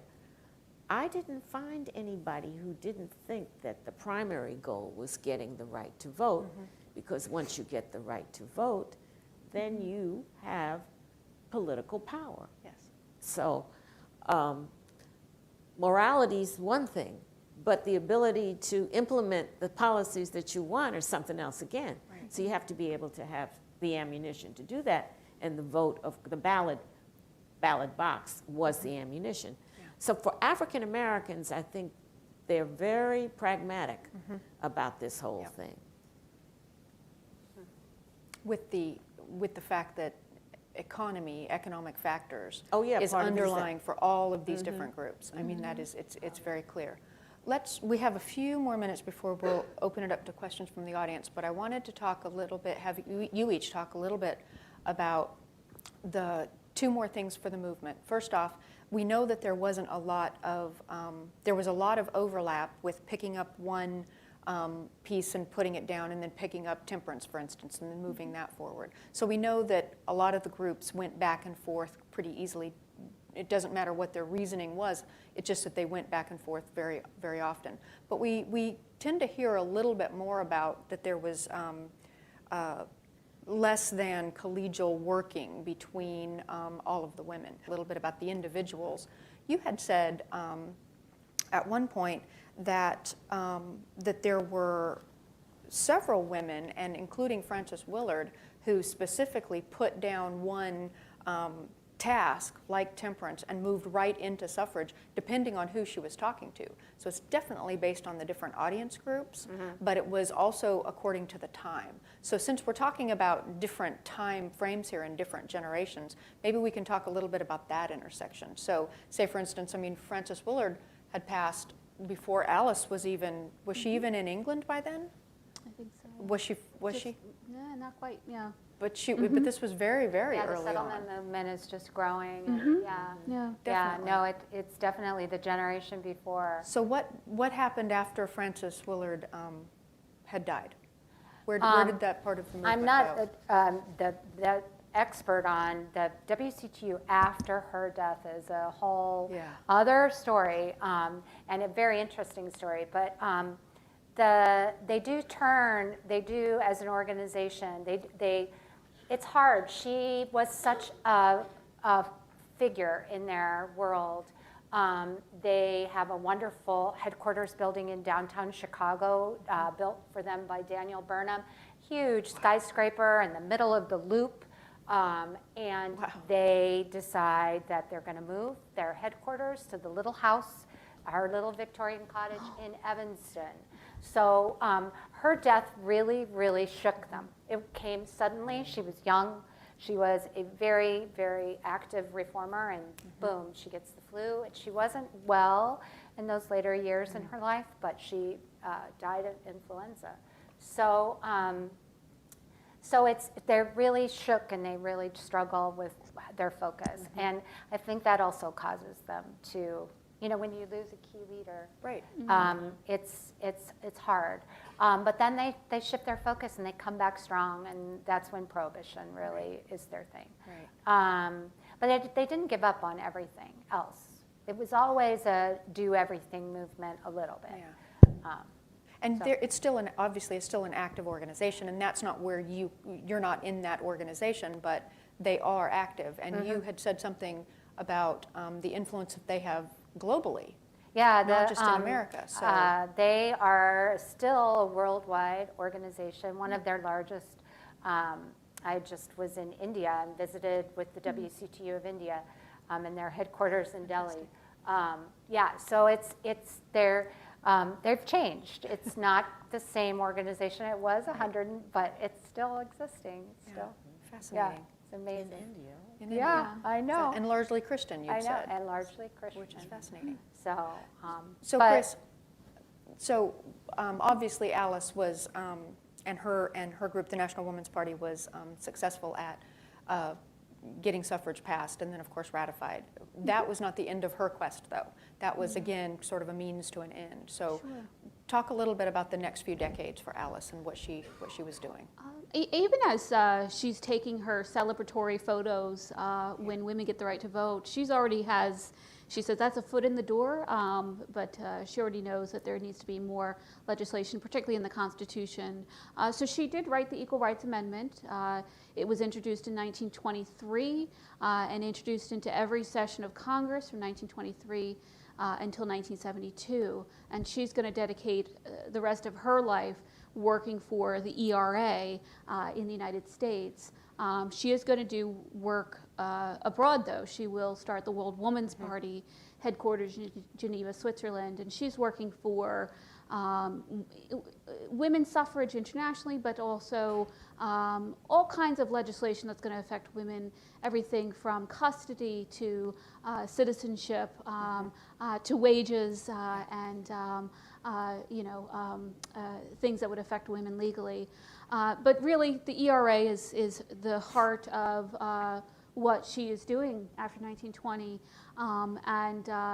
in her very later years, she is going to encounter the women's liberation movement, and it's kind of interesting because all of these issues, all of this overlap of issues is going to come back to her, and people are going to be critical of her. Why are you not paying attention to the civil rights movement? Why are you not paying attention to mothers who need daycare services?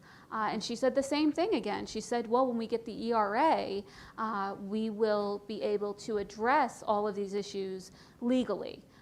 In the court system. So she dedicates her life towards the ERA, and even in her final years, in her 90s, she is starting to speak to reporters, because 72, Congress did pass the Equal Rights Amendment, but it goes to the states for ratification. So it's in this time period where she kind of knows that it was given that 7-year deadline, it was extended to 10 years. And I think she knew in her heart that it was going to have a hard time getting the full ratification. And indeed, that is what happens. By 1982, the ERA falls 3 states short of ratification. So I always joke, if Alice Paul were alive today, she'd stop the presentation as it is and put you all to work on the Equal Rights Amendment. Yes, she she'd would. have you on the phone, she'd have you all over social media. She truly believed in this document. And again, that single focus was on, let's get it into the Constitution, we'll give women a legal leg to stand on, and then we'll work on all of these other issues that have come up during the suffrage movement, but that came up again during women's liberation and continue today. What year did she die? 1977.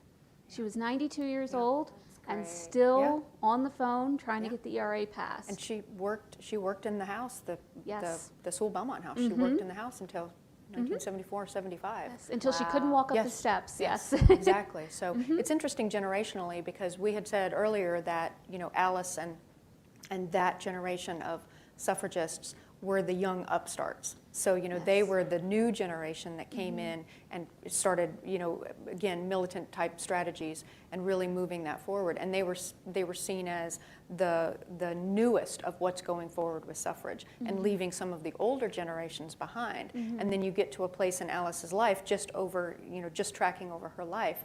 And she then becomes, and the women of the National Women's Party become the older generation. And so there are plenty of younger women who are organizing at that time. Think about it, obviously the 60s and 70s. They are organizing for lots of different movements themselves. And Alice and her group become the older generation. Yes. They were literally called the old women on the hill by, I think, Gloria Steinem. Yes. See what goes on there. But it is. I mean, and you can see it generationally. It is, absolutely. Dr. Terborg-Penn, can you tell us a little bit about, because in our earlier conversations, we didn't really have a chance to get into this, but I'm interested to know, what about the next generation of African-American women? Where did they go from after they formulated in the church and they were working on economic You mean issues the 20th and voting century issues? suffragists? Well, they hated Alice Paul. They called her a racist. Definitely. And Mary Church Terrell, I don't know how many of you know that name. Is there a high school or a junior high school Terrell? Yeah. After her husband, Judge, but Mary Church Terrell lived in D.C. for many, many years and was the first president of the National Association of Colored Women. She said, we've got to be pragmatic about this, And she said, but then Alice Paul just got to her, to the point where she told the leaders of the NAACP, Walter White in particular, I just can't deal with her anymore, he said. Let's be practical. She's got the power, so we've got to deal with her.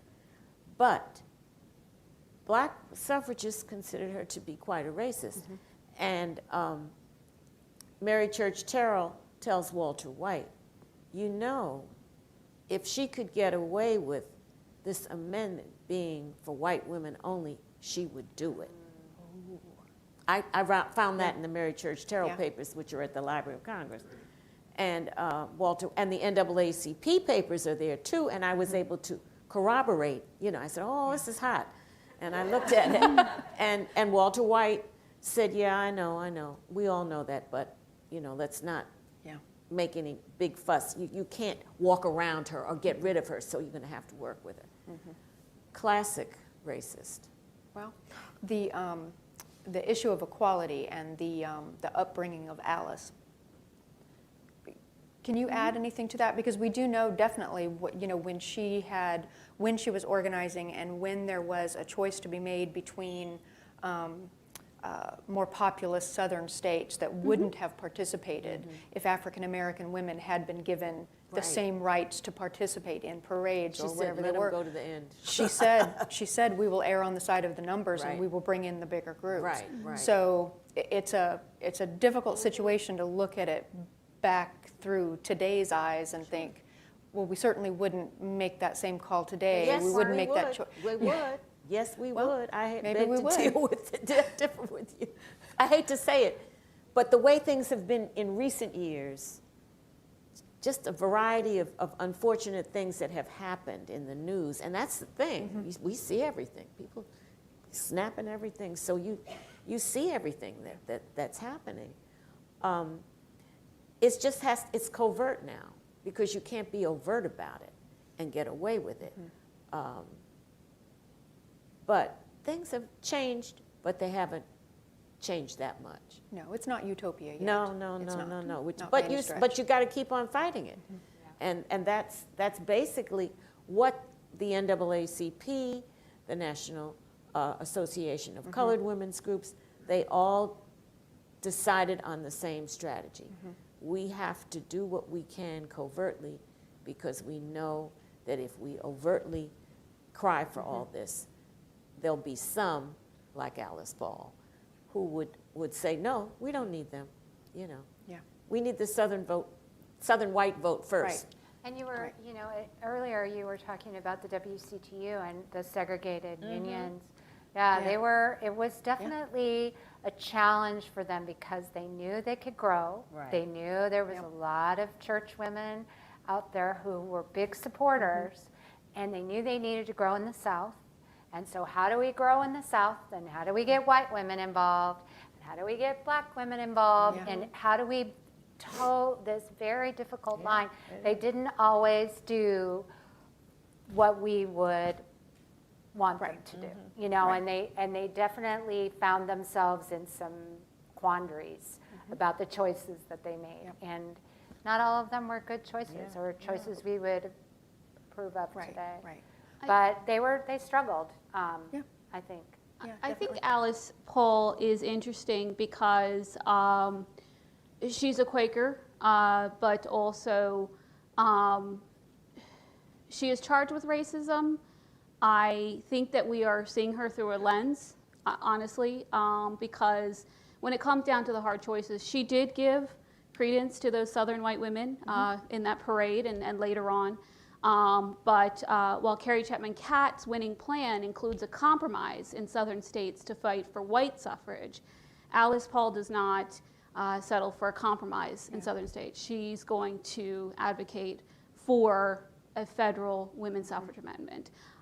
So I do know that she does have to negotiate with, lots of different groups, but, I think that there's still more research to be done when it comes to Alice Paul and what's happening behind the scenes. One of the things I'd like to know more about is the WCTU had national conventions.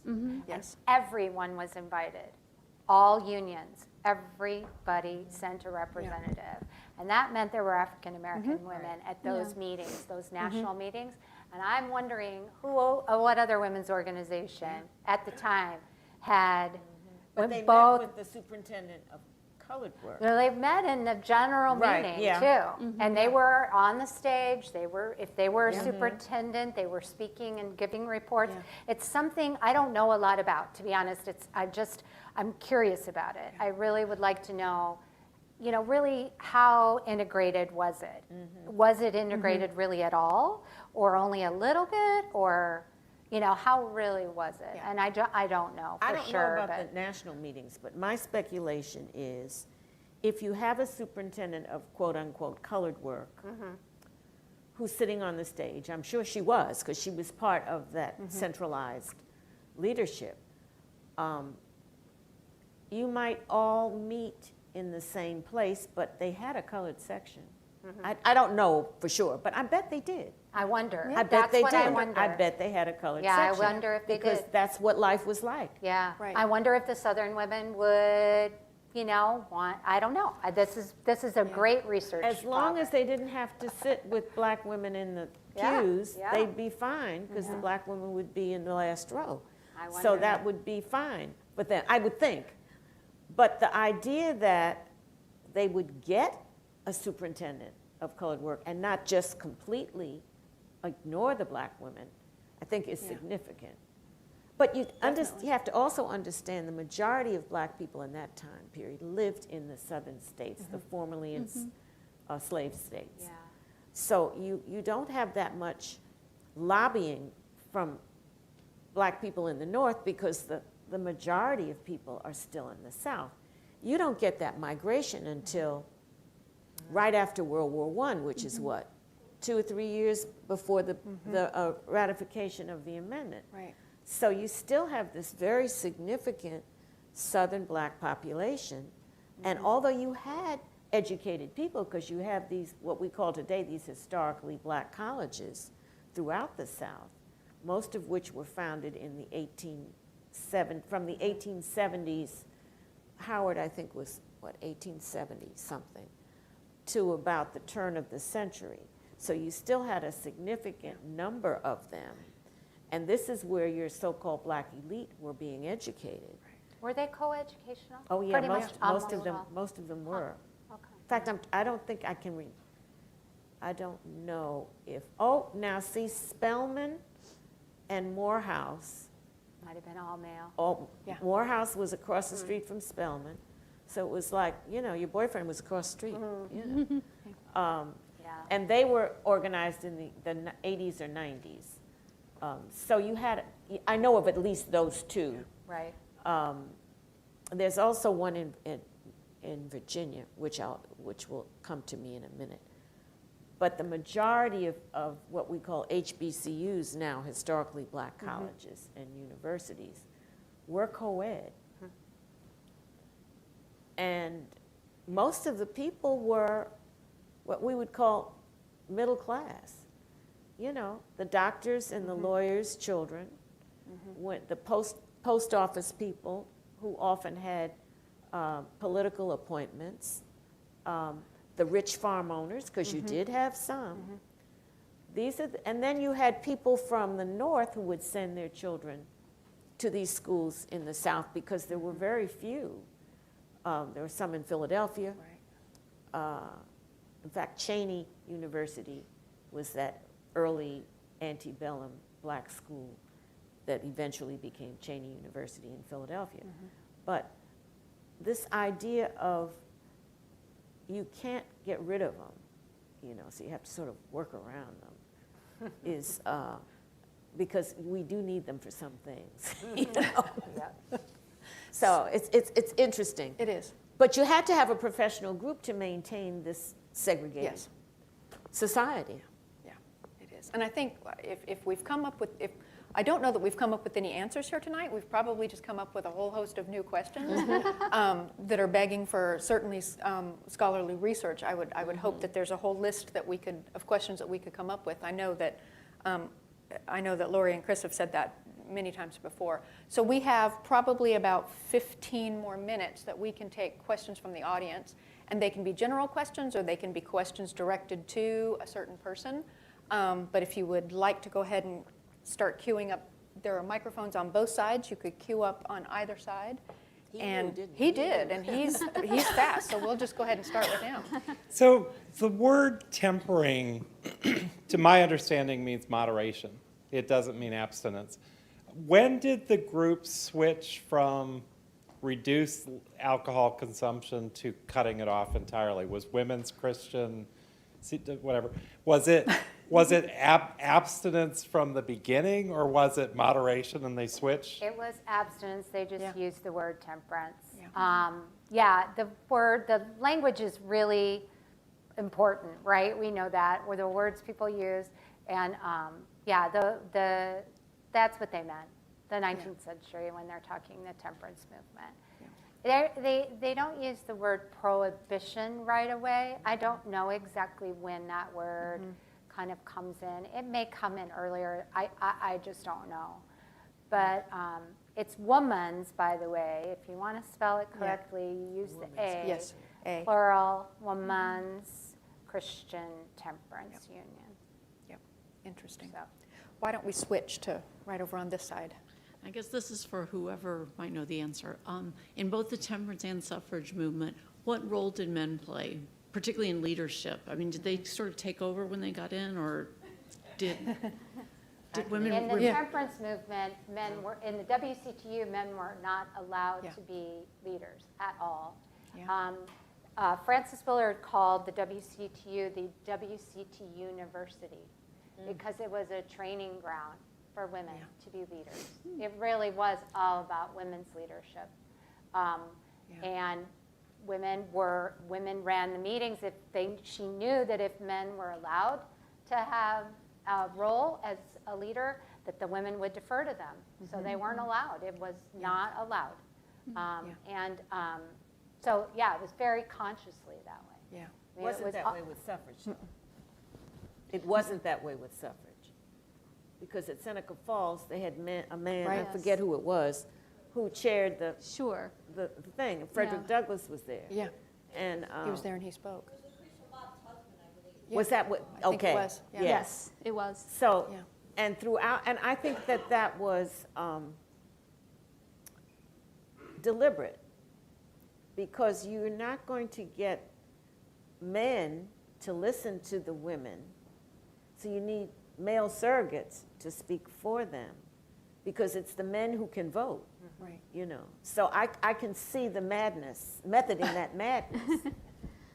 You know, with Alice Paul's party, it was women. I mean, there was a joke about Alice's cousin one time after the Second World War. He was a soldier and he stayed at the Sewell Belmont, and she said, "You're the only man has stayed at the Sewell Belmont." I thought that was kind of interesting.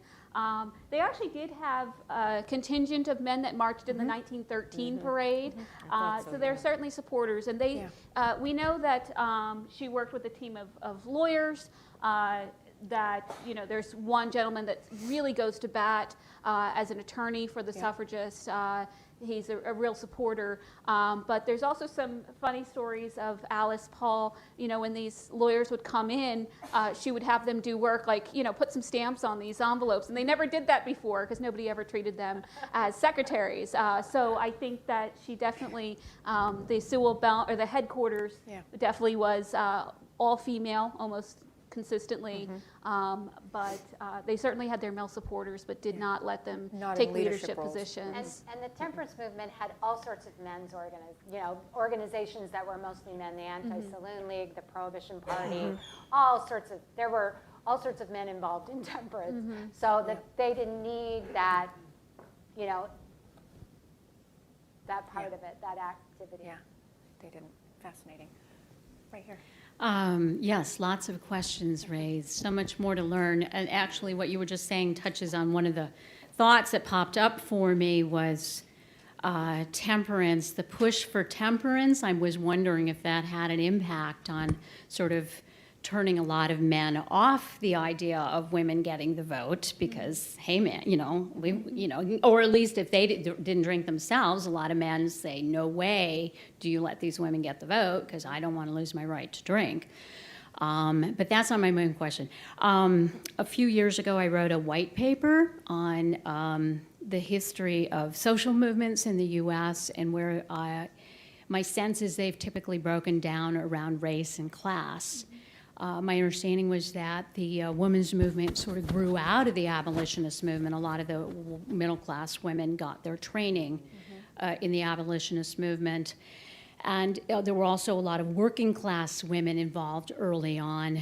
But then when, I don't know, 1840s, 1850s, you had all of those bloodbaths going on, you know, at the factories in Lowell and the mining camps out west with there were just, you know, so many people, thousands of people, poor people dying. And my understanding was some of the suffragettes saying, but just cross the picket line, you know, just you know, and just really not getting the poverty conditions and the life and death conditions of the working class women, so they mostly left well, the suffragettes saying, but hey, if you get the vote, it's all going to be good. But they said, but our men have the vote, and it's not good. It's not working. So, and then after the civil rights, after the Civil War, when black men got the vote, that made a lot of the white women angry. And my understanding is it basically turned their back. A lot of racism down in the South with the racist banners in those suffragettes. In the North too, dear. Yeah. So basically, breaking Frederick Douglass's heart, who'd been a strong advocate for women's rights. So. And it wasn't until the labor movement started really picking up at the height of the, at the end of the 1800s. The labor movement really started picking up, that a lot of the working class women did return to the movement because they said, well, okay, now we have a chance that getting the vote is going to make a difference. So it was their numbers and their energy that really helped the suffrage movement to move along more. So that just, my question in my white paper was, gee, I wonder if white middle-class women hadn't turned their backs on or had more support for poor working-class women and hadn't turned their backs on their African-American partners. And it let the bloodbaths in the South and all the lynchings go on for years and years. Geez, how much larger a movement it would have been, and would suffrage not have happened maybe a lot sooner, along with a lot of other human rights? So had there not been the economic and the racial divide early on with the backlash that came from that, would the movement have perhaps progressed even earlier? Yeah. And are we going? That was my question in my white paper. And when are we going to learn that lesson? So definitely. Thank you. But one of the problems is this whole question of states' rights. Most of these activities, I mean, it's the same with getting an amendment through. You've got to get the states to support it first. Locally, you have to work on these amendments before you can actually say the amendment can be ratified. So a lot of this had to deal with local politics. So it's a states' rights issue. So it varies from region to region and from state to state, the type of population you have. I don't know. I think we were lucky to get it, period, tell you the truth. And I have a feeling it had to deal with the war effort, was the changes that came about because of World War I. More so than anything else. Yeah, it didn't pass by one vote, and that was the irony of it. Even though the suffrage movement had actually become racist when they felt that it would serve them to convince, particularly the white Southern legislators. Then the irony was, for all of that, didn't suffrage just pass by one male vote? A senator, was it, or a congressman from Tennessee, whose mother sent him a telegram that night and said, if you don't vote for women, I will never, so he switched his vote. And that's, so for all the selling out of African Americans, what did it didn't work, that strategy. I don't know that you could make a definitive answer either way, frankly, because it's trying to prove what didn't happen. So it's quite difficult to try to do that. But like we said, it's certainly a topic that I hope more people address and move forward with on a scholarly application, because we, Lori at Evanston, Chris at Alice Poe Institute, myself at the National Women's Party, there are repositories of documents that we may know generally what we have. They may be loosely cataloged, but they are, it's years and decades worth of good, solid research materials that no one has just gone through. Simply because when you have tens and tens of thousands of documents, and a small staff, you simply aren't going to be able to get through that. So there are plenty of ways that I think we could look back on that history and find ways to improve ourselves today.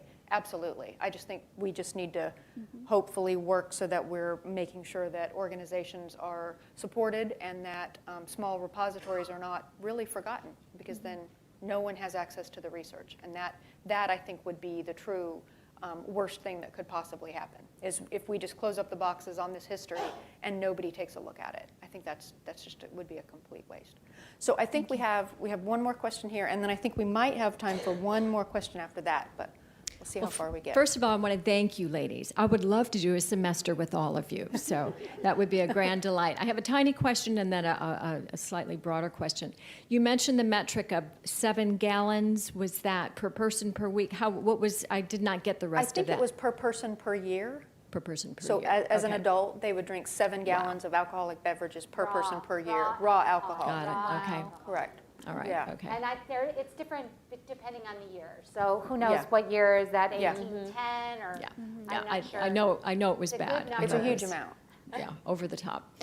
My broader question, and Rosalind, perhaps you could provide a strong answer here, probably you too, Chris. It's my understanding that in that March 3rd, 1913 parade, that Alice Paul had asked African American women to march in the back. Yes. My perception was that was a very unwise strategic decision. Does your perception go back to that decision in terms of the bundling of perception of racism of others as to who she was? They knew she was a racist before that happened. Okay. All right. And the key person, again, was Mary Church Terrell. Yeah. Who was, at the time, the outgoing president of the National Association of Colored Women. She was the past president, but she was the first. So she had lots of influence. Terrell was there. Terrell marched. And she said to the women, we're going to go to the end of the line because they want us to get mad and go home.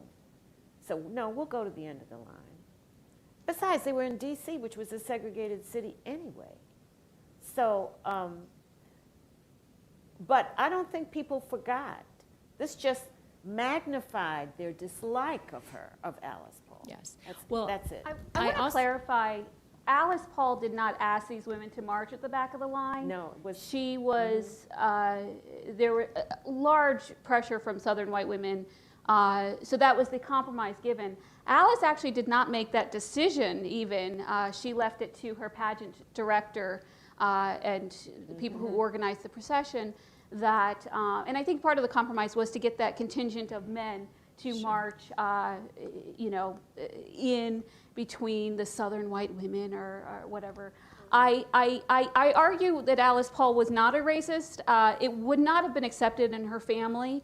Her reputation may have been there because she does give to the Southern white women. She does have to give in to their demands because they are a majority for the most part. They have a huge influence in the National American Women's Suffrage Association. And it is highly racist at times, particularly in D.C. But whether she was or not, the perception was that she was. Yes. Now, and I remember the story is that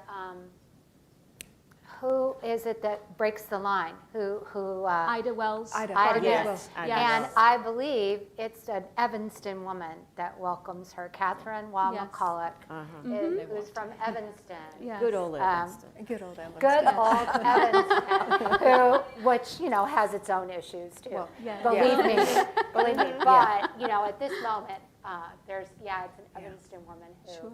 There's a lot of drama. Ida B. Wells. Yeah, a lot of drama. Lots of drama. Well, are you aware in 2013 when we did the 100-year march here, which I participated in, and it was heralded by the African American Women's Sorority that had only been in existence for a couple of weeks back in 1913. Right. It was a heavy, which is not mine, by the way. It was a heavy African American march to honor it. And I don't know, did you march in it? Oh, yes. Okay, Oh, yes. all right. Ironically, just because it did, and ironically, because they had done such a wonderful job of organizing, it ended up being the white women that were in the back of that parade. So those of us that kind of knew the history kind of looked at each other and laughed a bit. Anyway, that's all I have. But again, thank you, ladies. You've been delightful. Thank you. Thank you. I think one more. My question is for Chris, and I'm just wondering what was Alice Paul's relationship with new wave feminists such as Gloria Steinem, if any, especially during the struggle for the ERA? I love that question because while Alice was the younger generation of suffragists and had to go up against what she called the old guard, it kind of turns on its head by the 1960s and 70s. So she sees, Gloria Steinem calls her the old woman on the hill. She sees these, I'm not going to say young women, but she sees this younger movement, this younger women's liberation movement. Oh, they are young yes, compared to her, yes. But so she gives publicly, she says, yes, this is our next generation. They're the next generation of women to take up the mantle, right? Yeah. Behind closed doors, she's very concerned about this movement. The National Organization for Women, their platform has, 7 different components to it. Everything from how women are represented in the media, to daycare, and ultimately abortion is going to come in as a major issue as well. So she says behind closed doors she is very concerned about this new movement, that they will stumble out the gate, is her words, that she's very concerned that they have too many things that they want to focus on, that they will lose focus, they will not be able to hone in on one thing, and they also didn't have a central leader. So she kind of foreshadows how effective is this movement going to be without one goal and one strong leader, or at least one team of leaders. So again, to the media, she says, hurrah, and good luck, ladies, but behind closed doors, she's very concerned about what these young women are going to do with her movement and her ERA.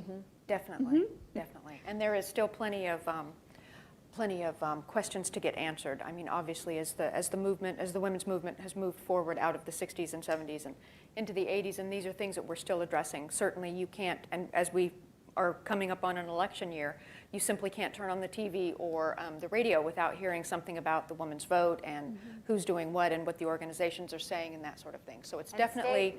Stay tuned, because we've got 100 years of women voting. We do. Coming in 2020. Centennial for suffrage is in 2020, so there's a lot of work, might I say, to be done before then, so that we can celebrate that in the manner that we should be. I think we are completely out of time, Tom. I'm fairly certain we are. Excellent. Well, thank you all very much for coming tonight and being here.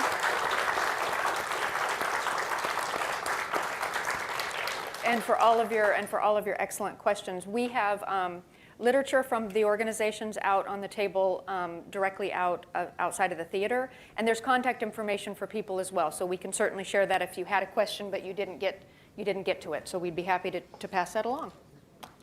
All right.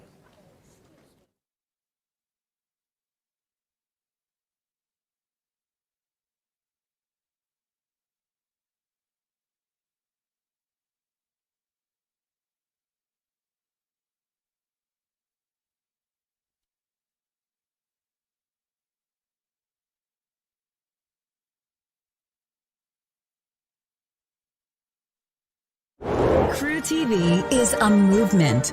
We are civically re-engaged women, and this is the Seneca Falls Revisited virtual experience. It's CREW's Centennial celebration event commemorating 100 years of American women's right to vote. So go to CREWwomen.tv to get your subscription today. Launch of Civically Re-Engaged Women's TV Network, also known as CREWTV. So here's what I want you to do.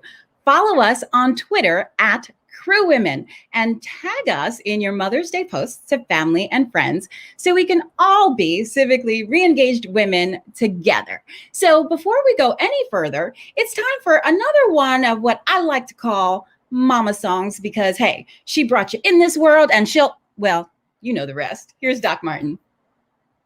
Hey, it's DJ Doc Martin.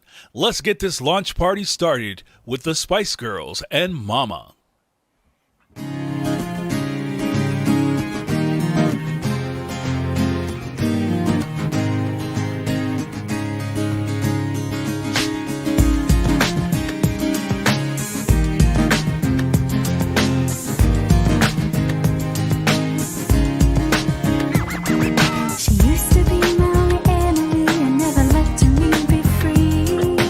Catching me in places that I knew I shouldn't be.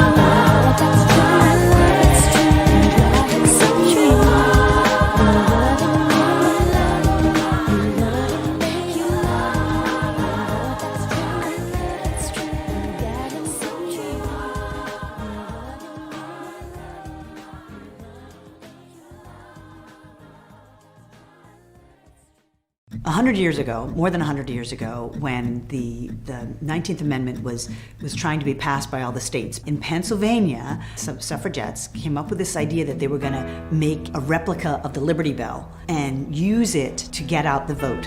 Because they had to get men to vote for a women's right to vote. And they created this bell. It was like the Liberty Bell. It was a huge bell, and they put it on the back of a flatbed pickup truck. And they went around Pennsylvania, going from county to county, and wherever they went, they'd make an event around, come out and see this replica of the Liberty Bell. And people did. People were really interested. But what they'd done is they'd taken the clapper, the part of the bell that makes it ring, and they had chained it to the side of the bell so it couldn't ring. So when they'd go to ring it, people would be like, why doesn't it ring? It doesn't ring. And they'd say, because it is chained. Just like us, its voice is chained and it cannot ring out. It cannot be heard. So we're asking you to unchain our voice and let us be heard. It didn't happen right away that Pennsylvania passed the amendment, but eventually it did. And when it did, they unchained the clapper and rang the bell. I am no one's baby. I am not a girl. I have spent some decades rattling around this world. I decided to make a music video to celebrate this fight that we fought and won 100 years ago this year. And when I heard this story about the Justice Bell, about unchaining our voices, I realized that this symbol of justice for all had to be a part of this story. The video opens on a little girl pulling on a rope. Nothing happens. So we follow this rope up to this enormous bell, and we see that it's chained. And then we shift to a path along the river with Megan, that's me, walking along, and I'm singing this song. And as I walk, another woman joins me, and then another. And then we walk together on this path singing, and then two more join us. This one, it's an older woman, and she's bringing with her the little girl. And then 4 more women join, and more, and the group grows exponentially as we walk, so that when we arrive at our destination, the Justice Bell, we are over 100 women strong. Now, at this point in the song, the gospel choir joins in. I try to choose the truth. That's how I found my voice.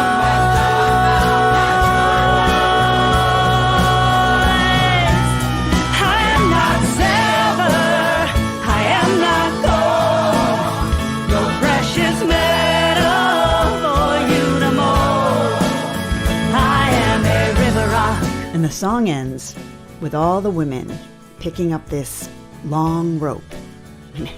Hands of all different strengths and colors, ages, pulling together.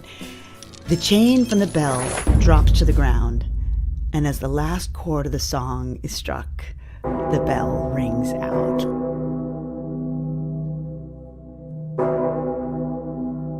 And then the final shot brings us back to the older woman and the little girl standing at the bell as the little girl reaches up and takes the older woman's hand.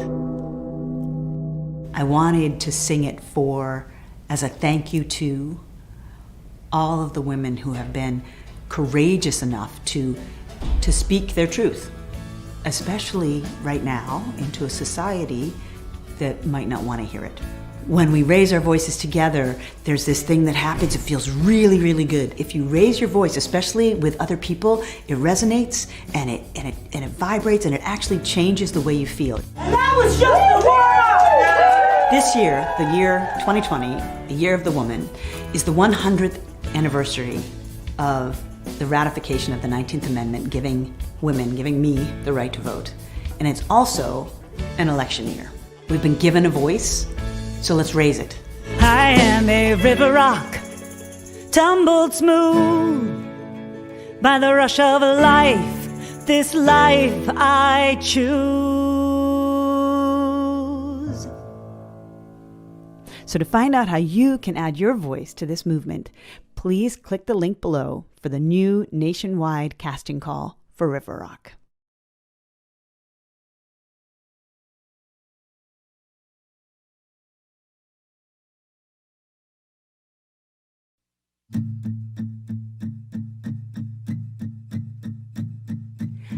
am no one's baby. I am not a girl. I have spent some decades rattling round this world. I am not the next new thing. I've been here too long. I have spent my life turning stories into song. I am not silver. I am not gold. No precious metal for you to mold. I am a river rock, tumbled smooth by the rush of life. This life I choose. I have come to see things through a prism lens as I make this journey closer to its end. At many times I'm troubled by much of what I see, but I won't waste my breath declaring you've done this to me.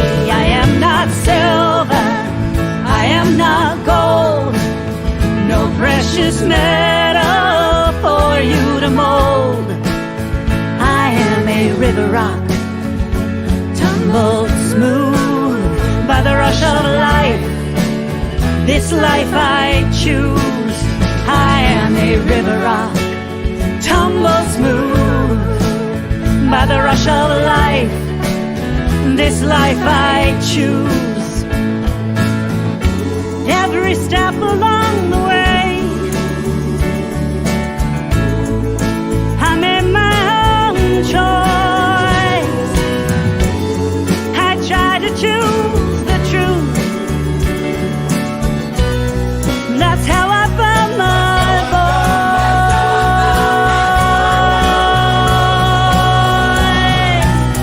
I am not silver, I am not gold, no precious metal for you to mold. I am a river rock, tumbled smooth by the rush of life. This life I choose. I am a river rock, tumbled smooth by the rush of life. This life I choose.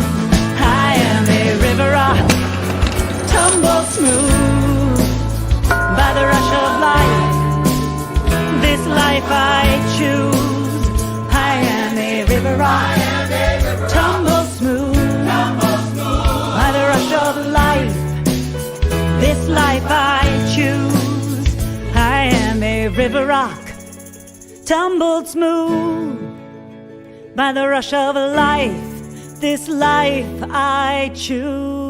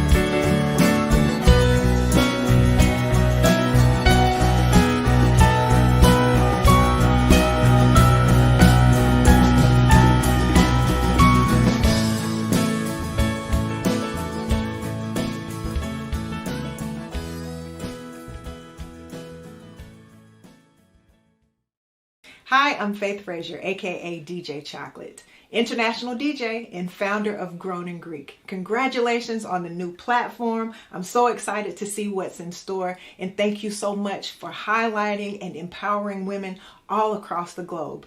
Make sure you join the movement.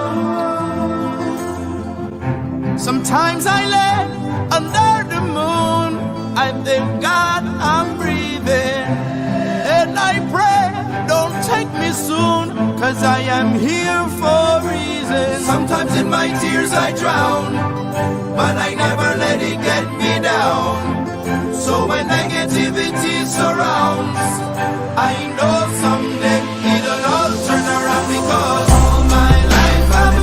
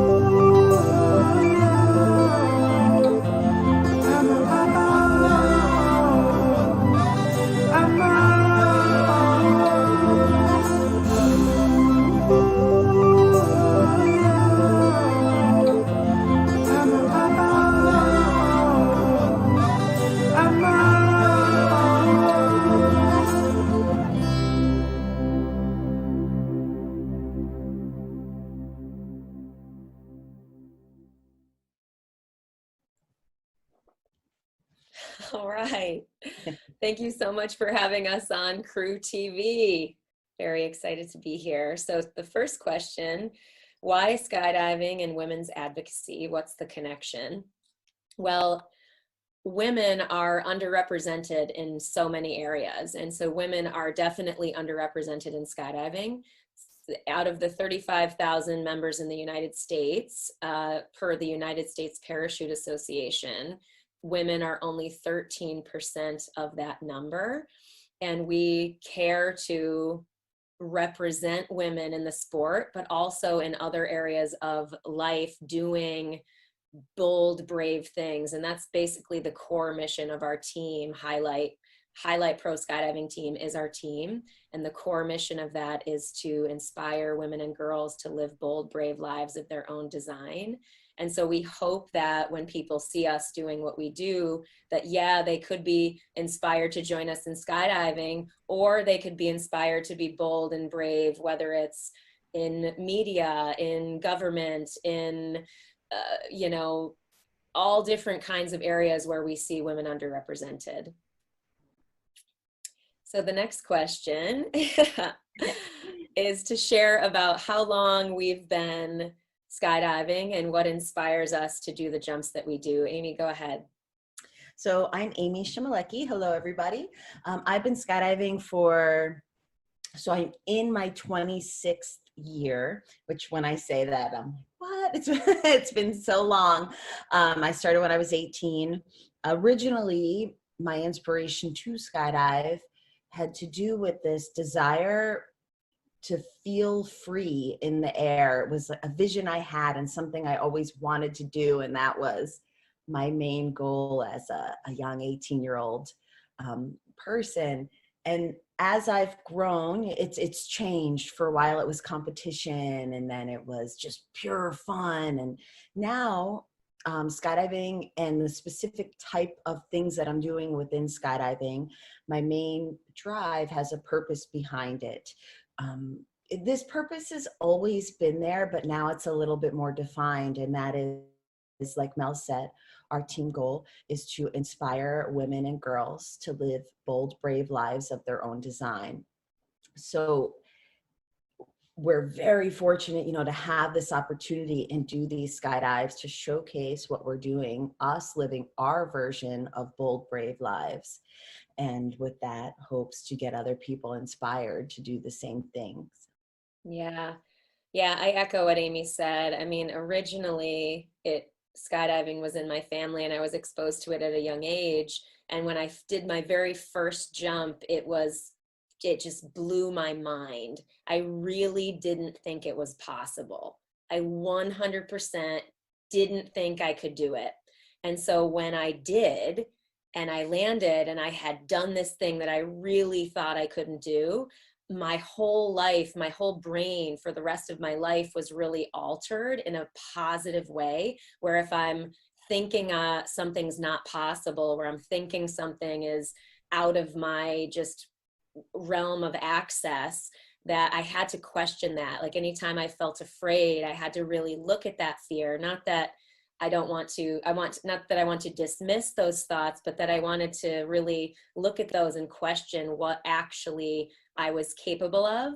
And so as my involvement in skydiving has grown and changed, I say this a lot, this mission with Highlight, being advocates for women, for equality at large, for social justice and racial justice, and all of these things that we care about being champions for and allies for, that really deeply matters to me. And it excites me so much that we can use this medium, this thing that we love so much, skydiving, to carry a message that hopefully will impact the greater world in a bigger way. Yeah. Okay, so how did we meet Colleen Jenkins? So Colleen Jenkins is one of our greatest champions and greatest supporters. She is the great-great-granddaughter of Elizabeth Cady Stanton, who is one of the original suffragists of the women's suffrage movement, securing the right to vote for women in the United States. And we got connected to Colleen initially because our whole first year as a team, as a demonstration jump team, has been centered around mobilizing the vote and inspiring people to learn about the history of the women's suffrage movement and how much it took for the women of those days to make that possible for all of us, to secure that right and that privilege for all of us. And so, yeah, Colleen has been an amazing conduit to connection. She's come up with so many incredible ideas for our team about where we can jump and who we can partner with, including Woodlawn Cemetery in the Bronx, where we jumped earlier this summer on the actual centennial anniversary of the 19th Amendment. But yeah, we also, in talking about the 19th Amendment and championing that, we always like to say that the 19th Amendment in language secured the right to vote for all women, but really it only secured it for white women. And yes, it secured it for all women, but with those other laws and ways that the vote was oppressed for people of color, that didn't come through in a bigger way for others until the Voting Rights Act of 1965 and beyond. So we just like to always acknowledge that, the complexity of the history, and people like Colleen have helped us really learn so much more about the history, and we're grateful for that. All right, next question. How has COVID affected your skydiving schedule? It hasn't affected it at all. Everything's been totally normal. Totally normal. We're just, skydiving's got this magical thing, nothing affects it. Okay, so some things have been canceled, some things have been postponed. There have been some things we kind of modify, and this is the part we're most excited about. We have modified some of our opportunities to adapt and make the best of this situation. And in some cases, it's a little bit better what has turned out. So what I mean is, normally when we do skydiving demonstration jumps, we skydive into crowds of people from anywhere from hundreds to thousands, 10,000s of people. And that's how we kind of show our message and show what we do into crowds of people. And obviously we couldn't do that with COVID. So we kind of all put our heads together and thought, what can we do? So instead of doing large crowds, and in fact, we have been keeping the location of our demonstration jump secret. And instead we do a live feed production. So like everyone else, we've turned to the internet to show people what we're doing.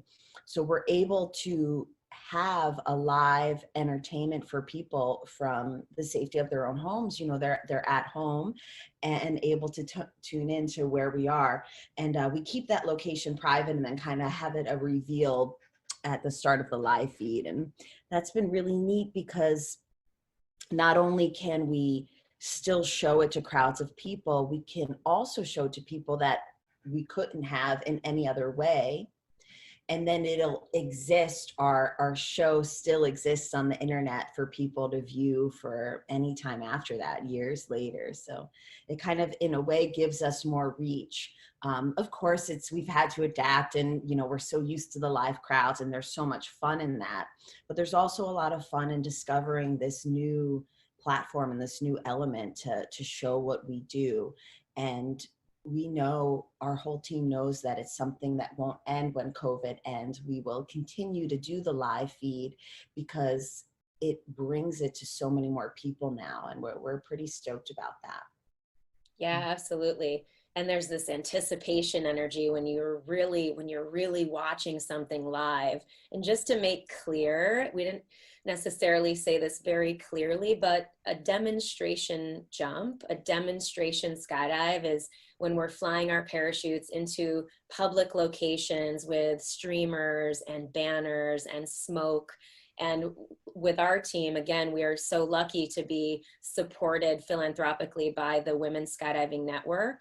And so we don't have to jump for brands. We are jumping for messages that make a difference in the world. And so, yeah, our next jump, and I know Amy was going to share a little bit more about our next jump. When and where is our next jump, and how do we plan for our jumps? So our next jump, I don't know, should we disclose it?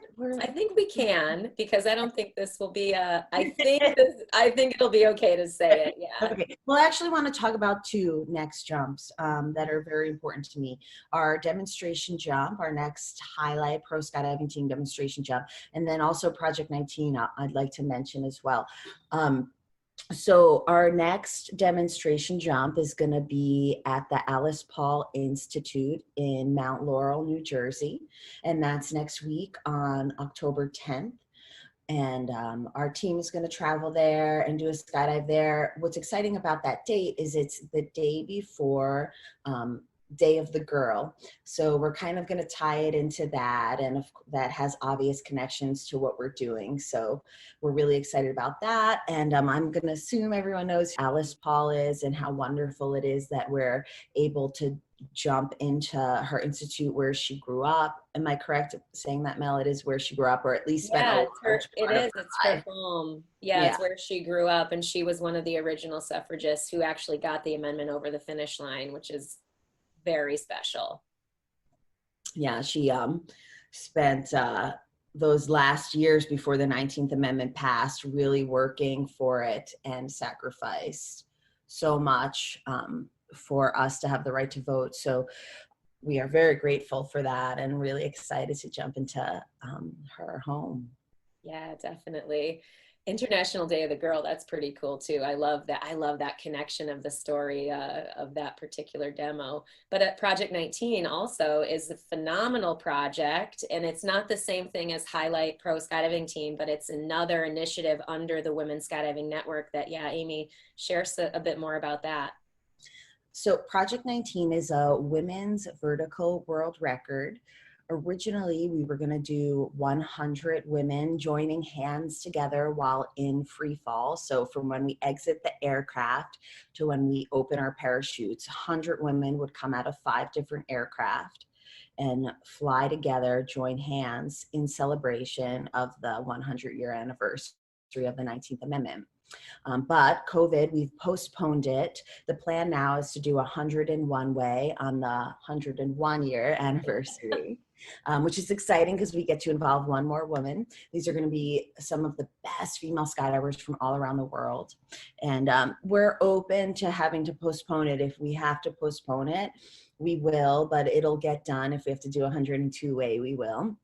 But we're excited to, we should have done it already, and we're kind of, bummed. We always look forward to that, but we still have it to look forward to. And what I like about doing it at a later date now is that it's a great opportunity for us to bring up the subject again and to really kind of continue to celebrate the history of the 19th Amendment. Yeah, and another thing that I love about it too is that it really gives women in skydiving something to work toward. And this sort of leads into the next and last question of what advice would we give to young girls who may want to become a skydiver. I just love that specialness about Project 19, how it's giving so many women in the sport something to really set their sights on and say, gosh, I don't know if I can do that, but I'm going to try. I'm going to start to join training camps and start to work on my skills and see what I can do. And so my advice to young girls who may want to become a skydiver kind of goes back to my first jump experience, where we are so much more capable than we ever currently think we are. Like, you know what I mean? So anytime we're thinking, oh, I don't know if I could do that, maybe you can. And so it's not necessarily that everybody needs to come skydiving or anything like that, but I would say to start learning more about it, start asking questions, start doing some of your own research, start checking out some videos and some people online. Certainly follow us online if you want, at Highlight Skydiving is our channel, but reach out to us directly. We'd be happy to answer questions. But that's what I would say to start, is to start learning more, to get that lack of knowledge, or that uncertainty to be that much less. And then hopefully you decide to go, and we'll see out there. Amy, what would you say? Definitely agree with everything you said, Mel. And, you know, growing up, there are so many times where people tell you what you should do, or they kind of make it, oh, this is what you should do, this is what you have to do. And maybe it's your peers, maybe it's your friends, your family. And as you grow, you know, these things are going to be your choice. And if you have this feeling, you know, just explore it. Like Mel said, look into it and see if it's something you want to do. You can also always go to a skydiving facility for a day and check it out. You could also reach out to us. We can point you in the right direction. Reach out to us on our website. But it's a wonderful sport. And if it's not skydiving, but it's something else that you're thinking you want to do, but you're not sure if it's cool or if it's okay or whatever it is, go for it. Absolutely. On that note, thank you so much for having us. And anything else we can do, let us know.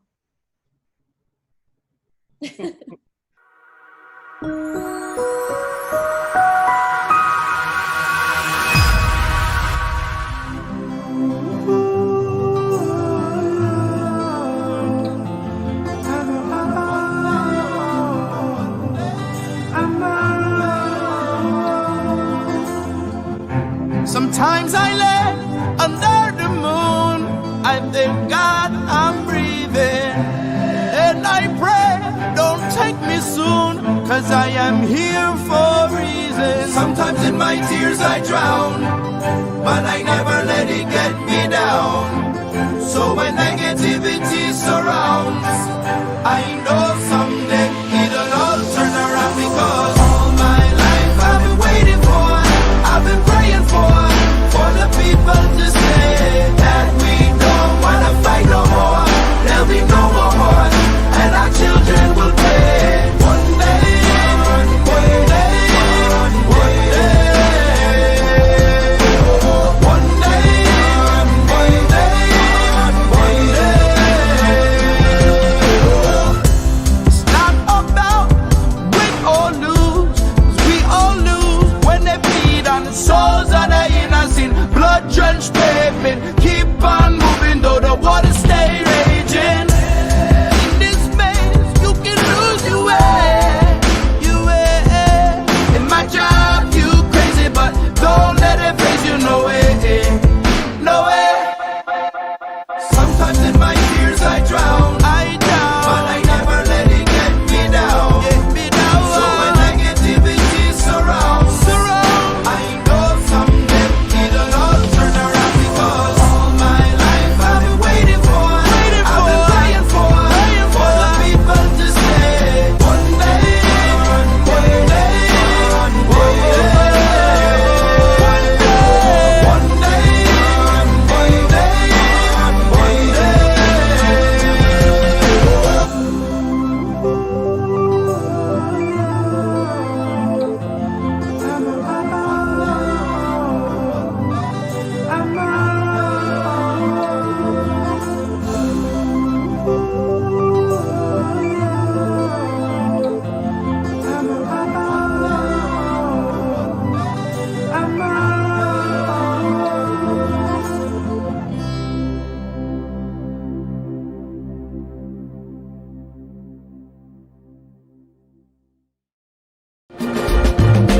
Here in America, there is always something better out there if you're willing to work for it.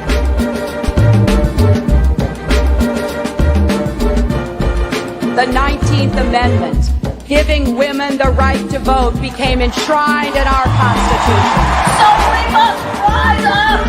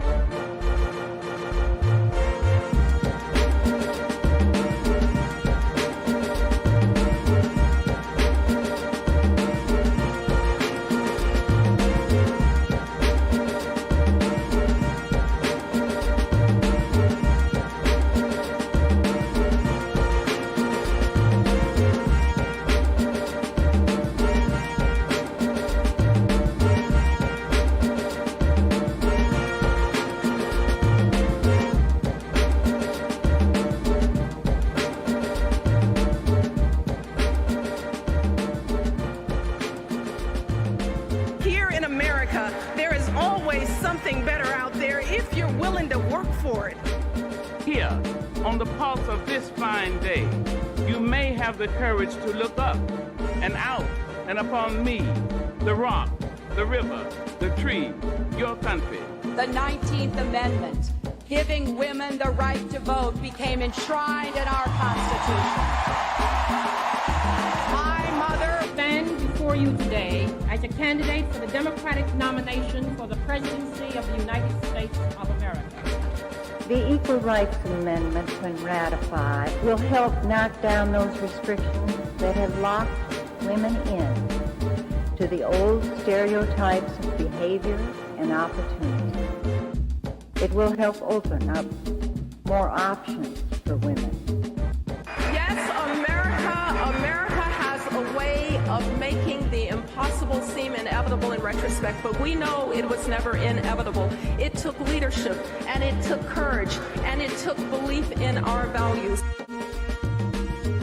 To make people everywhere conscious of the importance of human rights and freedom. The women that are here today is that they know that being called a power woman is more than it seems and comes with responsibility. But if you give us a chance, we can perform.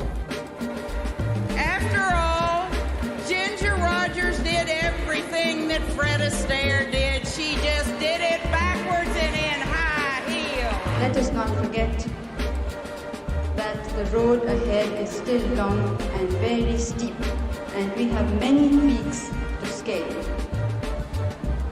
Let us hope that we can do this with the same spirit in which we have faced this challenge. To the decade of women in which we can reach out and re-energize the existing networks, expand them, make them stronger, mobilize women all over the world to create the kind of planet where there is peace and justice and where there is health for all people in it. So we must rise up!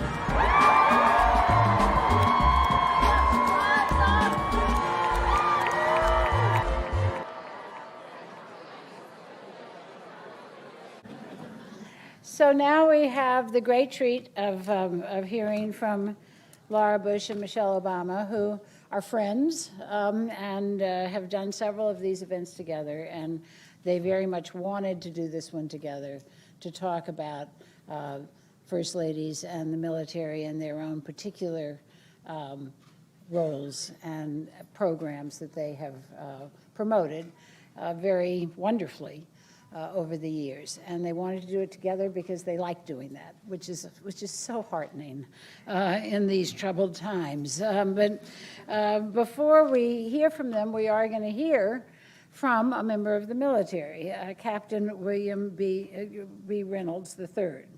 Captain Reynolds' family immigrated from Guyana and raised him in a tradition of dedication to service, to public service, and instilled that in him from the time of his birth.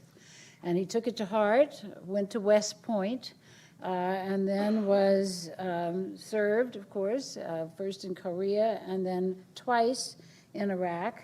And on the second deployment in Iraq, he was the chief of reconnaissance and sniper employment. And 6 months into that deployment, he was nearly fatally wounded by an improvised explosive device during combat operations in southwest Baghdad.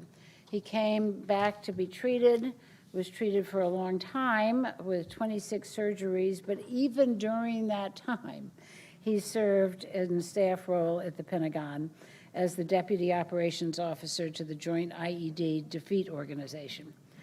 Since leaving the military, he has been incredibly accomplished, publishing the book Making It Millennial, a study of how the government can relate better to the younger generation. And he has been the captain of the American team in the Invictus Games, where he met both of our First Ladies, who will soon be talking. He is a cyclist and a track star, despite having lost a leg as a result of his injuries in Iraq. And he is the father of 4 children, while doing all of these other things, and is on the boards of Disabled Sports USA, U.S. Military Endurance Sports, and the Positivity Project. So please welcome Captain Reynolds.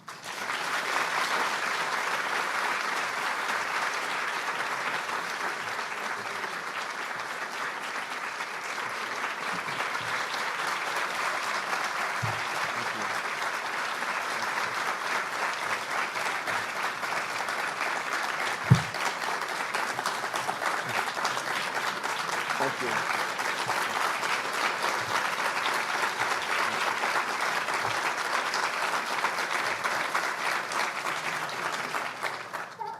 Thank you, and good morning. I don't have near the breadth of history that we've been showered with today to share with you, but I'll start by providing a little bit of personal history and my connection with the First Ladies. As you heard from Koki, at a very young age, I dedicated my life to service, and I made that dedication not only because I was a first-generation immigrant, as a way to repay the debt to the American dream my family was able to live, but also because of the need to uphold and preserve those principles for the underserved. Therefore, I started serving first through church and scouting, and ultimately in the military. However, just a few years into my professional military service, as you heard, I was wounded in combat on a second deployment. What I had come to know as my new identity with service was instantly ripped away from me. For a while, I thought although I would make a relatively successful recovery in my rehabilitation process, my ability to serve was over. However, that was naive thinking at the ripe age of 24. Through visits at then Walter Reed Army Medical Center to my hospital bed back in 2004 and 2005 by then Senator Obama, President Bush, and Senator Kerry, I was continually thanked for my service and for inspiring them and the rest of the American people.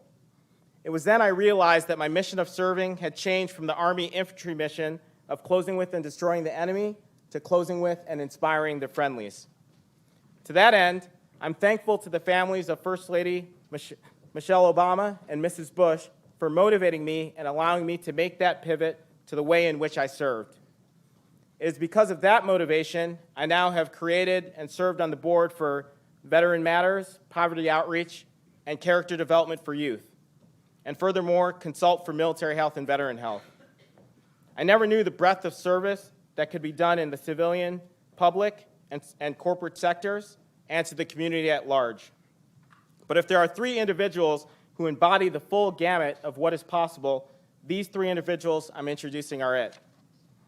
From raising successful families to contributing to successful campaigns, and ultimately utilizing the office of the First Lady to bring to light the important matters of social change, the First Ladies have done so much to the preservation and advancement of American culture.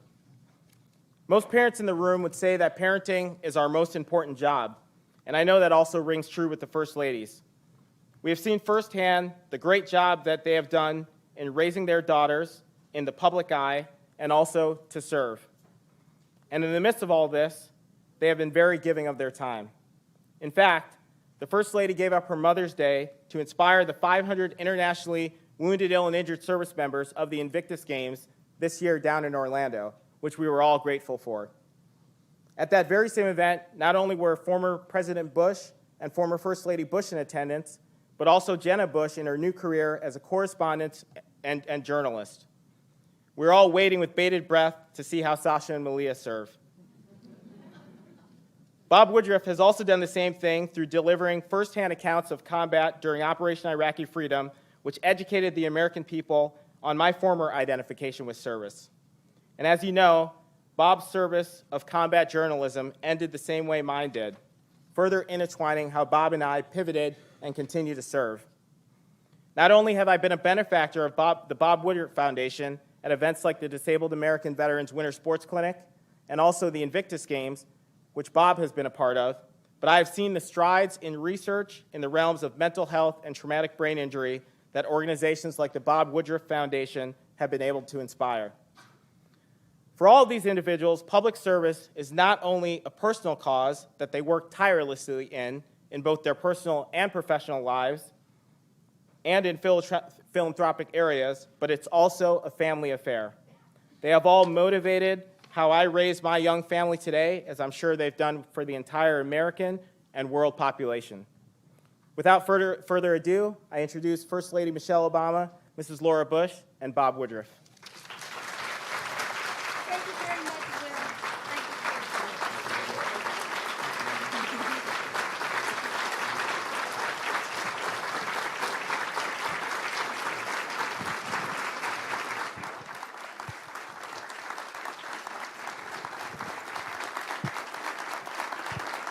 Thank you, Will.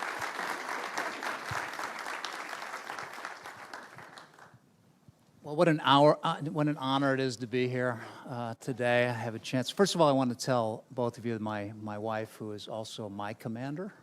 As it should be. She wanted to say hi to both of you and what you're doing for so many, for the veterans out there.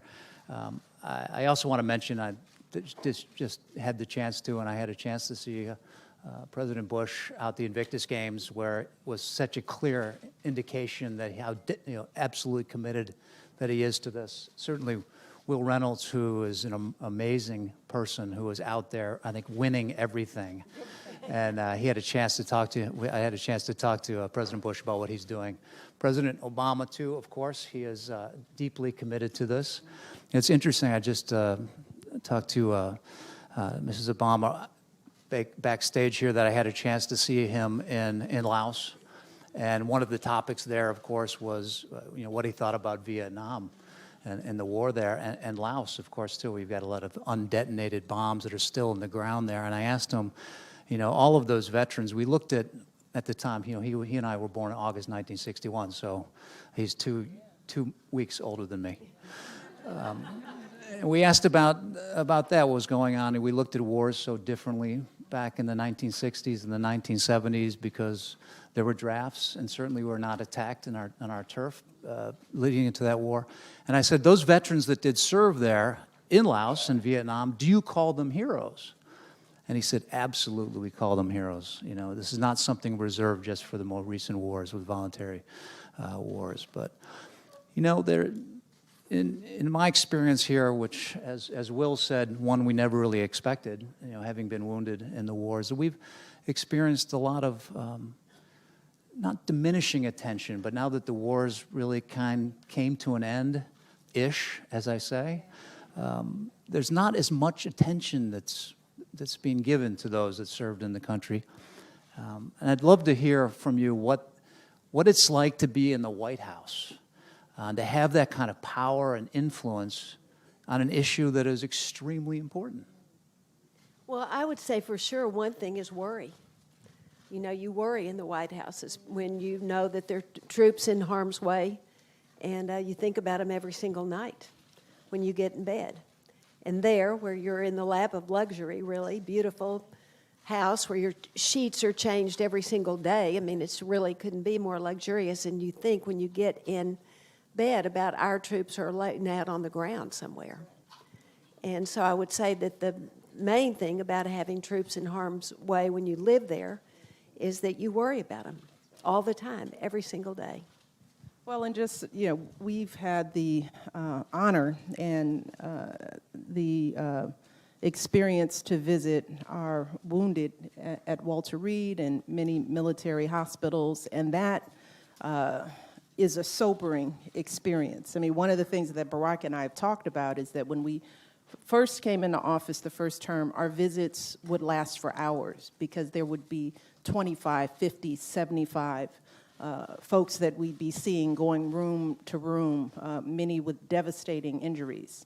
And now today, he just last week, he went to visit and he was there for 30 minutes because there are fewer of our men and women who are being injured in war. And that feels good. I mean, that's something that a commander-in-chief thinks about before they pop off about going to war. Because when you've spent time on a base and you know these men and women and you know their families, you don't just talk about war like there are no implications. It's serious business, and lives are changed forever. So I would hope that any commander-in-chief that would have the privilege of serving would understand that these are real lives and real families that are impacted. When there is a story that does come out of somebody or maybe a large group, there's significant injuries in the war. Is it long conversations that you have with the president, with your husband when, that night? After visiting at Walter Reed or whatever, yeah, sure. I mean, we would talk about them and think about those families. In many cases, the families were there with them, around them. There's one injured warrior that I know of who now we still see, who had such a severe head injury. He was at the Invictus Games. We didn't think we would ever see him again, that would be it. And he's one of the warriors that George has painted. And he painted him with this scar in his head that he has still, but with his little child on his lap. Because what a lot of warriors will say is that their families are what saw them through.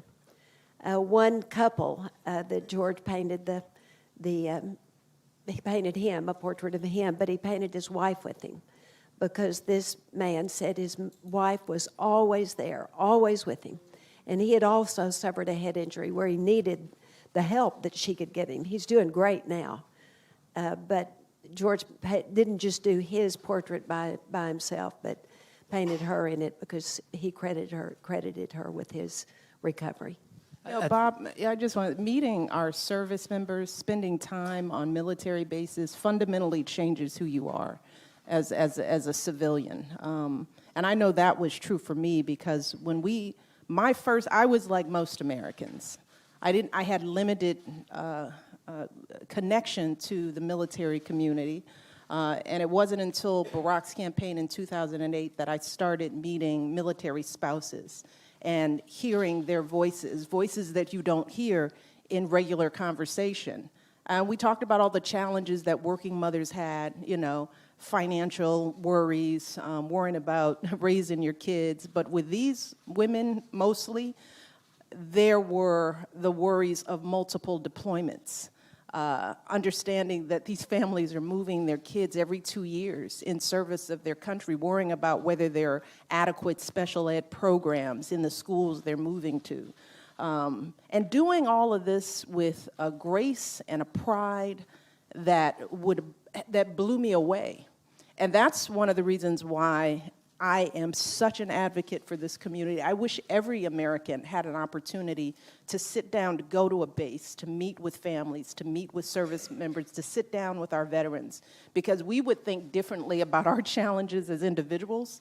Let me tell you, it makes me inspired to work harder, because I think, as Laura said, here we are sitting in the White House. We have no reason to complain when we have 1% of our country serving and sacrificing for the rights and freedoms for the rest of us. So that has just been a profound opportunity for me, and one of the reasons why I will always champion these men and women and their families as long as I can breathe. It's interesting that I'd like to talk about children too, because both of you had the chance to have your kids live with you there in the White House, and both of you during times of war. I should mention also real quickly that I didn't hear the full introduction, but Will Reynolds also has 4 kids. And he's gone through what he's gone, and it gives you a certain amount of different perspective on things if you do have a child who's in the midst of something significant. And I would say most times moving, emotional, maybe even difficult. But during these times, for both of you, what was it like when you had kids there when this was happening, and knowing very well that the commander-in-chief was the one ultimately responsible for this, and probably you're the first ones that they turned to? Well, I think back, Barbara and Jenna were freshmen in college when we moved to the White House, so they didn't live there. They'd been there, of course, so much. They were when invited their to come. grandparents, they were invited to come. But they'd been there as 7-year-olds when their grandparents moved there, so they knew the White House just like we did because they visited them so often. But when I wrote my book and looked back through my schedule, I saw that right after September 11th, the weekend after September 11th, that Barbara and Jenna came home to the White House. And I knew that they came home because they wanted to be with their dad.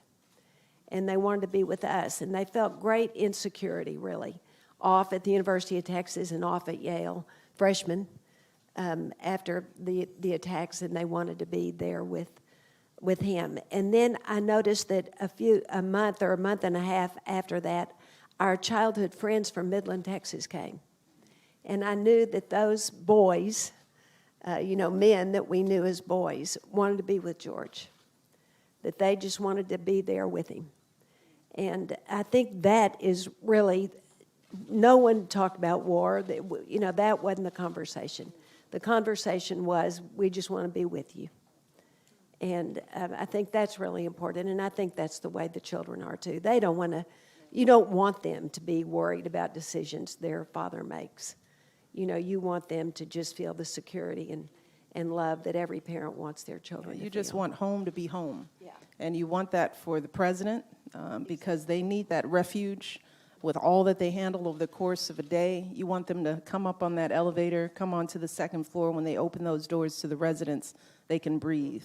They don't need kids hammering them with, Dad, why don't you do this? And sometimes Malia and Sasha will do that. It's like, every now and then at dinner, it's like, what were you thinking? But for the most part, home is home. And that helps keep kids normal. I've said this time and again, my greatest concern coming into the White House was making sure my girls came out whole and normal and decent and kind, just like I would expect them to if we were living on the south side of Chicago. And it takes work to keep White House life normal for the kids. It isn't normal. It's not normal. We Not pretend. when you can have a slumber party with 30 friends. Oh, my goodness. And you try to pretend like it's normal. It's like, yeah, just ignore the guys with the guns, I remember one parent-teacher conference at the lower school, and Barack went, and there were SWAT guys on top of the roof of the school, and Malia was like, Dad, really? Really? Do they really have to be up there? And it's like, yeah, honey, they do. Let's just keep walking. Just keep going. Just keep going. But they've got to put up with that for even after they leave. There's going to be security. Well, the security it's different for it's a different level. So we don't want to talk about it too much, but it's not the same as what it will be for the president and the former president and the former first lady. So and they're all singing, hey, we're out of here, and we get to ditch our agents pretty soon. But it's a different level of security. I'm really hoping that my 4 kids actually get back to normal too when I leave ABC News. It's not going to happen too. But after I was hit though, I had to tell my little kids. I said, "All right, there's a new rule. I'm not going to go cover wars anymore." So now I'm over in Asia reporting. So I said, "Well, I can at least maybe do stories about conflict. Conflict's not war." We spoke about the. Both of you have accomplished so much. Military Service Initiative, of course, which was yours, Mrs. Bush, and of course joining forces that you worked on as well. And and both of you have worked together, I think, better than most. I mean, I think somebody said that you should tell the husbands to behave themselves compared to the others. But what have you accomplished?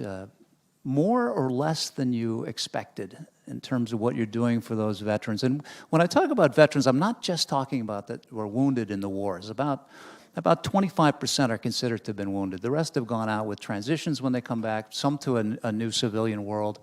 But what have you done for them that's the most important, and is it more than you expected, or less? Well, I think in general that there's just a feeling that people support the military, and that it starts at the top. And it's very different, as you said, from Vietnam. When my generation, when they came home from war and were spit upon. And that's not the way it is now. And I think that's really great. I hope that our returning veterans really feel the gratefulness and the support of the American public. And I know that, Ben, you know this too, Bob, you're talking about it, the thousands of veteran support groups little mom and pop groups that have sprung up all over the United States because people do want to support our returning vets. And the other thing we should look at is what an asset they are. There have been 2.5 million post 9/11 vets, and I think about another million will be transitioning out in the next year or so. And think of the asset that is for our country. These people who chose to serve, who volunteered to serve, and now they want to come home. And it's up to us, the rest of us, to figure out how we can help them keep serving in our communities and make a life for themselves that they're happy with, and deal with the trauma that a lot of them have, the trauma of war. The thing I've been most pleased about with joining forces is that it's really been a call to partnership with all sectors, corporate sector, with our faith communities, with our schools, our educators, our medical community. And what we have seen is that when you ask, people step up without hesitation. You know, and that's the power of our platforms, is that a lot of times if Laura or I ask for help, people are very receptive. The business community has created millions of jobs for our veterans and our military spouses because of an ask that we made. Millions of jobs, helping them get the training and to be able to retain those jobs and to advance within those jobs. And the same is true for military spouses as well. We've been pleased with our local leaders who have answered the call to end veterans' homelessness, which was part of our call with joining forces. The notion that we have even one single veteran living on the streets should be, just considered a travesty to all of us. Well, there are many mayors, some governors, some states who have essentially eliminated veterans' homelessness because they've answered that call. The Hollywood community has stepped up. We've worked closely with writers and producers who've helped to develop plot lines that involve our military families, our military community, because part of integrating those stories into everyday life helps to normalize these men and women and their families and familiarize the rest of the civilian community with those issues in sort of a sort of preachy way. So I've just been pleased. And you've done your entertaining as well. I think it was what, two days ago you were in Ellen DeGeneres. We weren't talking about veterans. I don't know what she was doing, but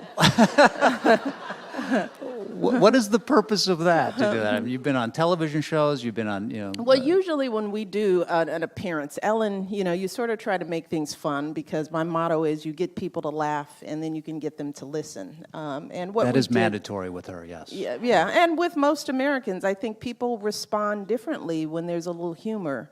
And people feel like you're making yourself vulnerable. Then you seem less like the First Lady and more like a neighbor, a friend. But what we were able to do on her show was really to highlight a number of initiatives, including the work we've been doing with healthy eating and the work that Steph Curry has been doing. We had Bradley Cooper on to highlight 22 Kill. Bradley Cooper, for example, has been a tremendous support around the issue of military health for our veterans and our service members. And Bradley's kind of cute, and he's a little distracting, but if you stop and listen to what he said on Ellen, I have to say, he was promoting the importance of ensuring that the suicide rates among our military members is reduced. And in order to do something about it, you have to know that it's a problem. So, people are watching Ellen. They're not always watching the nightly news, I'm sorry. Except ABC, of course. Except right. ABC, of course. Just want to make sure you know that. But our view is we got to reach people where they are. And humor works. Stories. I know that we've seen this before. Those nobody wants to talk seriously all the time. For those that have been hit, humor's a great one. My wife always tells me I got rocks in my head, which kind of technically is the case. You had those before, right? Yeah. No. When did? Well, I'm just. I'm just speaking for her. Oh, you spoke to her, did you? That is correct. And that's, of course, I used my aphasia to, when she asked me to go clean the garage, I said, what is a garage? I don't even know what that is, but that works extremely well. So much has been done, too. I know that in our experience that early when the wars began, well more than a decade ago, is we concentrate on those that come back on recovering to get out of the hospital and to get the best treatment that they can. But also, the next step was to figure out a way to let them get back into their civilian world when they return to their community. And then, of course, the next one was jobs. And I think that the number, this may be right, is that I think that the rate of unemployment with the veterans now is lower than the civilian numbers, the rate for unemployment. And that's good news.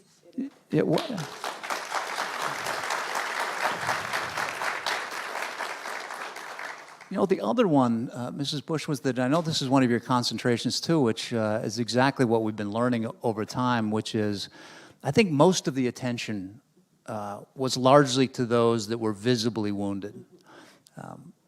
And now we have to realize there's a lot that are invisible. And why is it that you pursuing that now as one of your major concentrations? Well, because that is really one of the most long-lasting effects of being in trauma like that.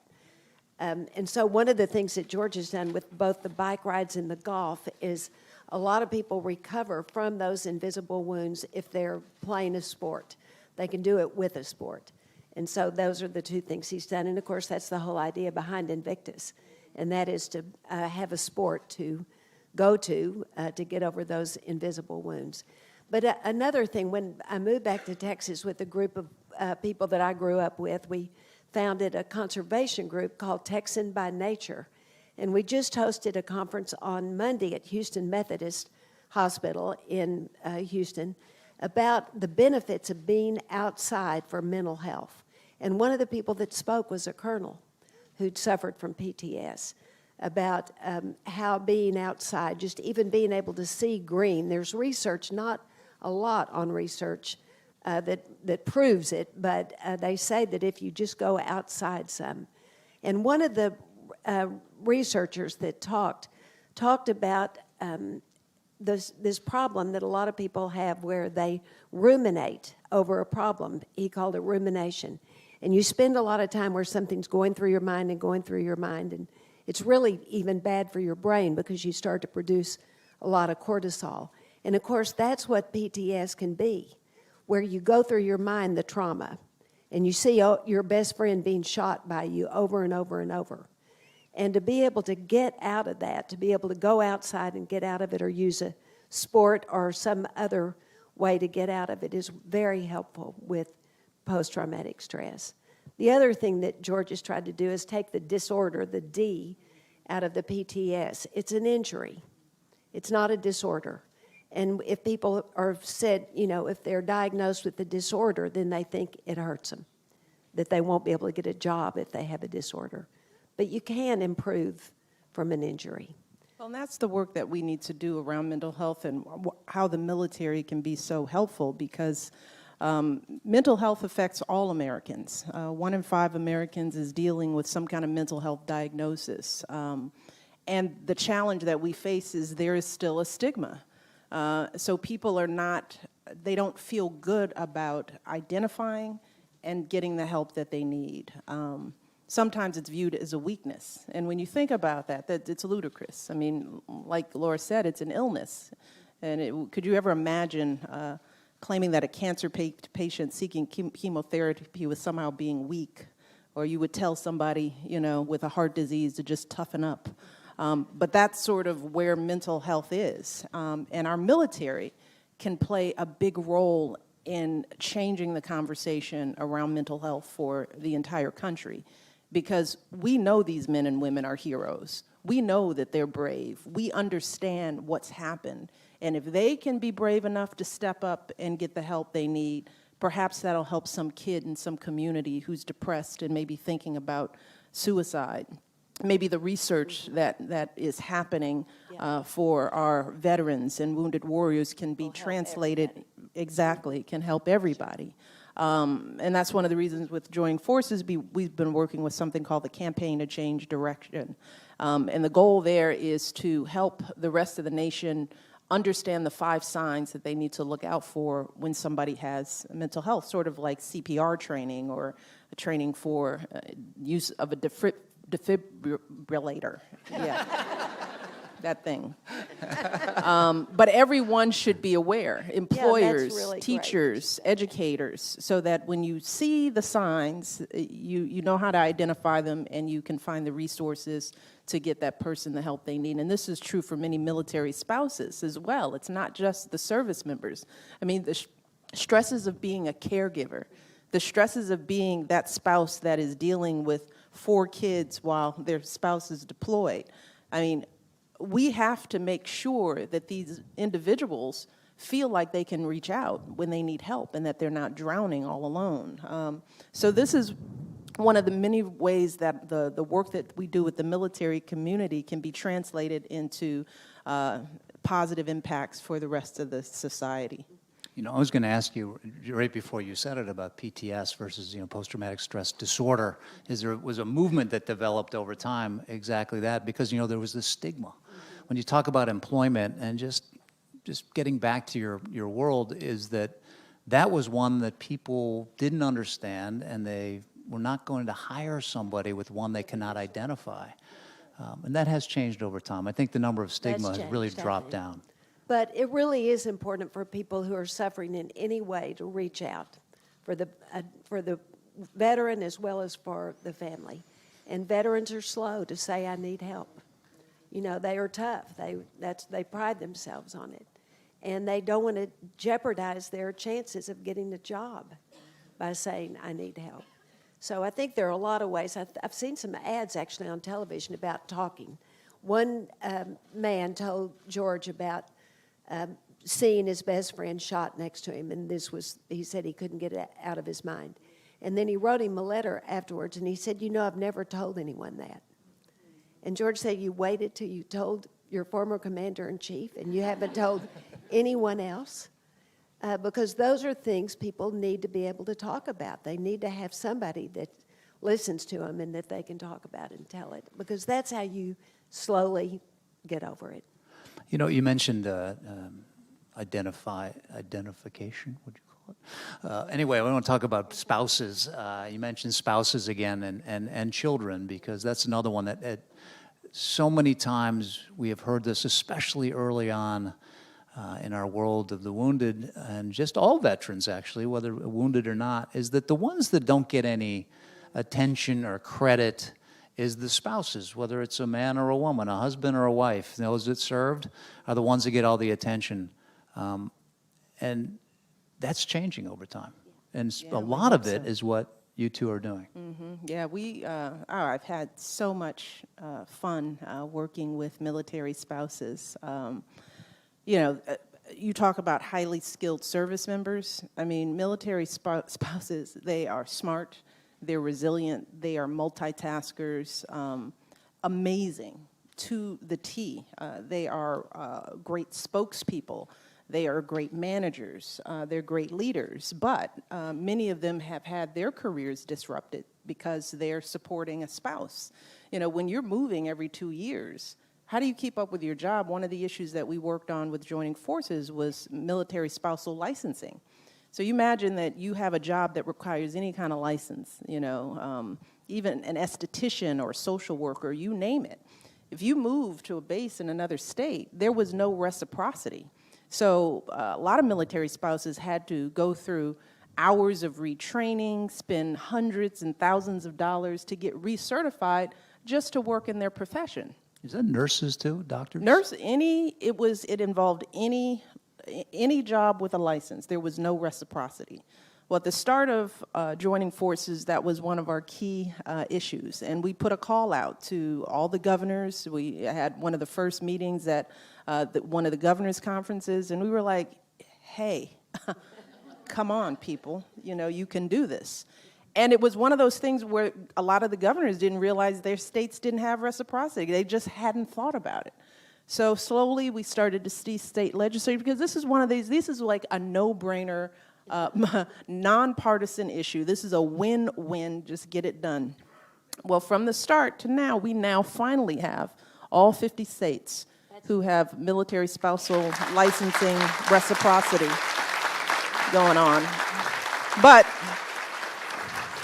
we would have never known that had we not had the conversations with these men and women, to hear their challenges, to see what they were going through, to find out what kind of things we could do on the ground. I mean, what would change their lives? And this is just one of them. And to talk about the military kids, I mean, you know, the challenges of moving a kid, you know, finding the right programs. If you've got a great special ed program that your kid's in and you're moving to another base, you don't know if that school's going to have that same program. So the level of advocacy and research, the skill that it takes to be a military spouse, to be able to get your kid, to keep your kid on track. You know, if any parent out here, you just think about your kid and what it takes to get them from kindergarten to 12th grade sanely in one school. The average military kid attends 7, 8, 9, 10 schools in their entire primary and secondary school education. And these kids are still graduating on time. They are still at the top of their class. They are still amazing.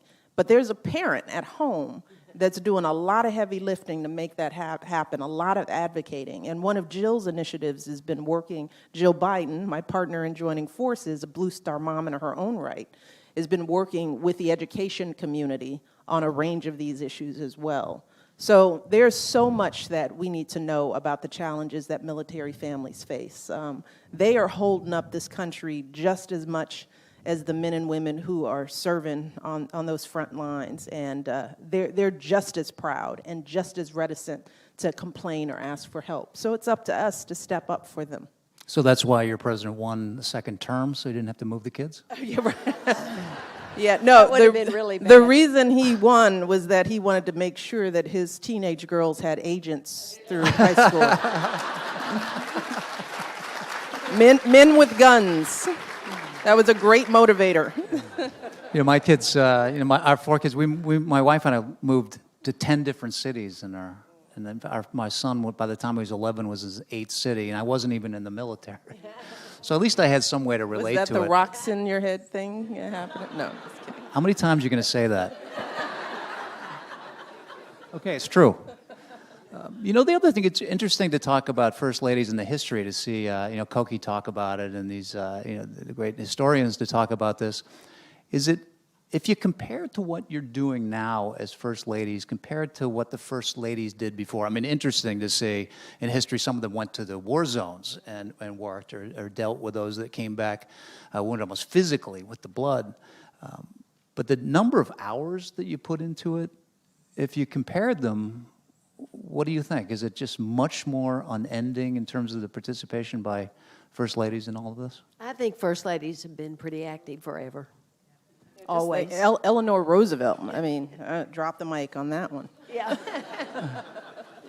I think, they used to think, well, they thought this about Lady Bird Johnson. Isn't that sweet that she likes flowers? The First Lady likes flowers. And she was really one of the very first, conservationists that talked about using native plants. So that takes us then to the next step, which is, now, I know Mrs. Bush, you're always doing this well after you left.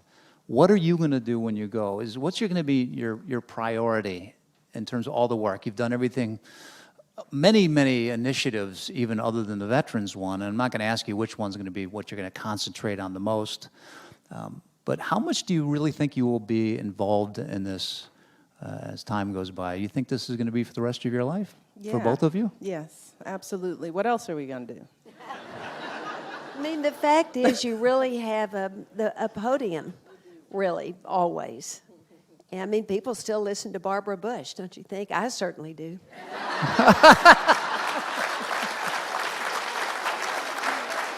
So...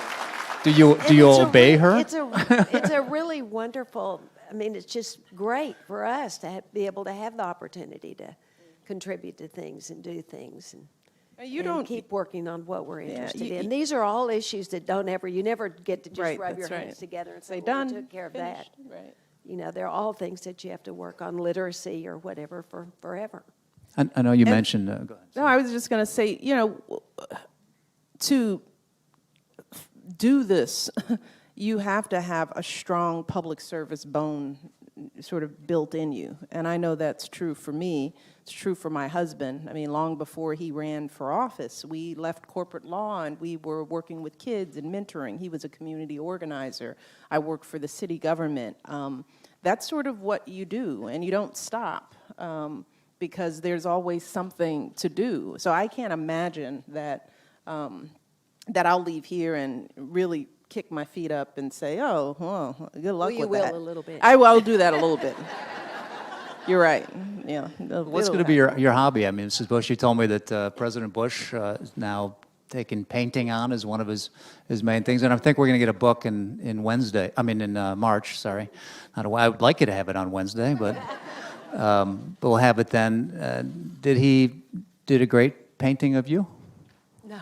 He didn't. He was not hasn't done successful in a painting of me. Oh, no. But he has painted portraits of wounded warriors that he's gotten to know, and has a book coming out in March with their portraits, and then he wrote their stories. And he's donating all the profit. Yeah, the profits go to the Military my Service foundation. Initiative. I'm just kidding. Just joking about that. So, You know, there is life after the White House. Not quite as luxurious. Believe me, okay. no new sheets every day. That's okay. So then we're going to have a brand new administration coming very soon. You can't win any more terms. It's not Roosevelt anymore. That's fine. Yeah. So your kids are going to have to move and do something. But what do you have some advice to the next first lady or first gentleman that come into the White House about how to deal with initiatives generally, but largely for operating out of the White House? I know there's a lot of remarkable organizations that are doing so much for the veterans. Had a chance to go and they visit the White House, and it changes their attitude a lot. But is there any specifically that you would tell to the next? I would hope that, as with previous administrations, that this next administration will prioritize our service members, our veterans, and our families. It should be high on the list. I mean, there's something that everyone can do to support this community, but the commander-in-chief, the first family, the second family, the vice president, they have an obligation to set that tone. I think Laura said that earlier. With this platform, you can raise the bar high on this issue. So I would hope that this responsibility comes with the House. And that every administration will try to top the next one in what they do for these men and women. Whatever you call it, whether it's joining forces or you name it something else. But the work of making sure that this country never forgets the service and sacrifice, particularly when it comes to our Gold Star families, that we hold them in our hearts, that we don't just honor them with words, but we do things that impact their lives. As much as Laura and I have done, there's still so much work to be done. Everything is not fixed. So there's plenty for the next administration to do. And I think that, I would urge all of our veterans organizations, our Blue Star moms, our Gold Star families, everyone to keep the pressure on the next administration, hold them accountable, ask the same important questions that you've asked of these presidencies to make sure that we never go back to the time of Vietnam War, where a veteran comes home and they're afraid to even identify as a service member. And I'll never forget, when I realized we were having an impact, was the time we went to a VA center, and there was a gentleman, Mr. Black, who came up after a conversation about what was going on at the VA center. We had highlighted it, and he said, I have never been more proud to be a veteran than now. He said, I used to never tell anybody that I was a veteran because I never knew what their reaction would be. And he said, now every day I don't leave the house without something that identifies me as a veteran, because I don't care where I am, people are going to stop me. They thank me. They say, thank you for your service. We're so proud of you. He said, now I don't leave the house without something that identifies me as a veteran. And that just, that warmed my heart. And that's something we have to think about for all these men and women who are going to be transitioning. Our women veterans, there'll be more and more women veterans out there. We have to hold them up and let them know that we're grateful. So. And a lot of the Vietnam vets now will also be coming back to going to the VA because they're the age to do that. And some of them may have injuries, brain injuries that were never really identified before. So we'll start to see a big number of Vietnam vets now coming into the VA, the hospitals. Right, and I think people just assume there's really no battles going on, but we're going all over the world with more conflicts and more special ops and CIA and underground kind of operations. That's going to continue for a long time, and hopefully we're not going to have another major war again. But sometimes I say this is a little bit maybe too emotional about it, but I ever looked back about the good thing about getting blown up, if there is such a thing, is that's been so satisfying, so fulfilling to have this relationship with a group of Americans who have served and have done so much, partly because they've volunteered. My own 25-year-old son and my 22-year-old daughter don't have to join the military unless they really want to. But how has that been for you? I know if you can. I know that it's as well. Maybe it's to some degree it's an obvious answer to it. But have you ever cried much? Oh God, yeah. I cry all the time. But it's more tears of pride. I am moved by this community, moved deeply, because when we talk about pride of country, when we talk about citizenship, when we talk about all the things we want a strong defense, we want to beat back terrorism. All of this is resting on the shoulders of this one community. As I said, 1% of the country who's stepping up to serve, to protect the freedoms of us all. And we can't just talk strong defense if we're not taking care of these men and women. Not just during their service, but after. So yeah, I do get emotional. I get emotional when I see a young man with all his limbs blown off at Walter Reed, and I see a young family sitting there, and I wonder, what are they going to do? And then a few months later, I see that young man with his prosthetics, and the next month I see him walking, and then next year you see him competing in the Invictus Games. That it clutches your heart in a way that you can't imagine. We've been able to follow those journeys, to watch people go from traumatic injury to victory. And there is a strength and a power to that you just can't, And just a resilience also of people and of America, our whole country, I think. We're so lucky to live where we live. Which is another reason why it's so important for you to concentrate on the invisible wounds too, because our medicine advancement, I'm actually working on an hour for PBS about this, about how medicine, it's another thing about the war is that one of the positive aspects of it is medical advancement. So now the civilian world of medicine is now saving lives than ever before. People say if I was hit 5 years before I was hit, I would not be living right now. But it does create other invisible wounds that last, forever. So it's going to need even more, and that's one thing you're going to concentrate on when you go, which is remarkable. I want to thank both of you for what you're doing. I haven't sadly done the research of how much previous First Ladies have done for the veterans. I know that we have brand new wars that we're sort of after the Cold War before, but you have really, again, you've done more than anybody expected, and your influence has been remarkable. So I just want to thank you personally, and I think from everybody here for doing what you're doing.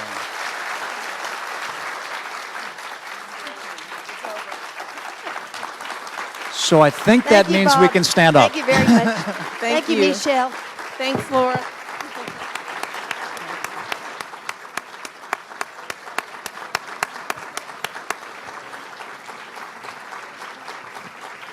Thank you. If everyone would remain here while the First Ladies leave. Thank you, Bob, Mrs. Obama, Mrs. Bush, for leading by example and spending your time with us here today. Thank you very much. Thank you, everyone. Thank you, Bob.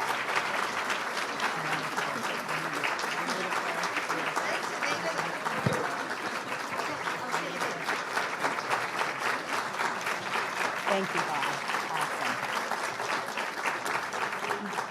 Everyone, thank you for spending the morning with us. I think this is terrific. The call to partnership is one of the things that I'm taking away from this, and I hope you do too. On your way out, you'll see a wonderful gift of a set of books from the White House Historical Association, White House History, that was referred to today, and also In the Living White House. So we're grateful to the White House Historical Association for sharing a gift book with everyone here today. Thank you for spending your morning with us.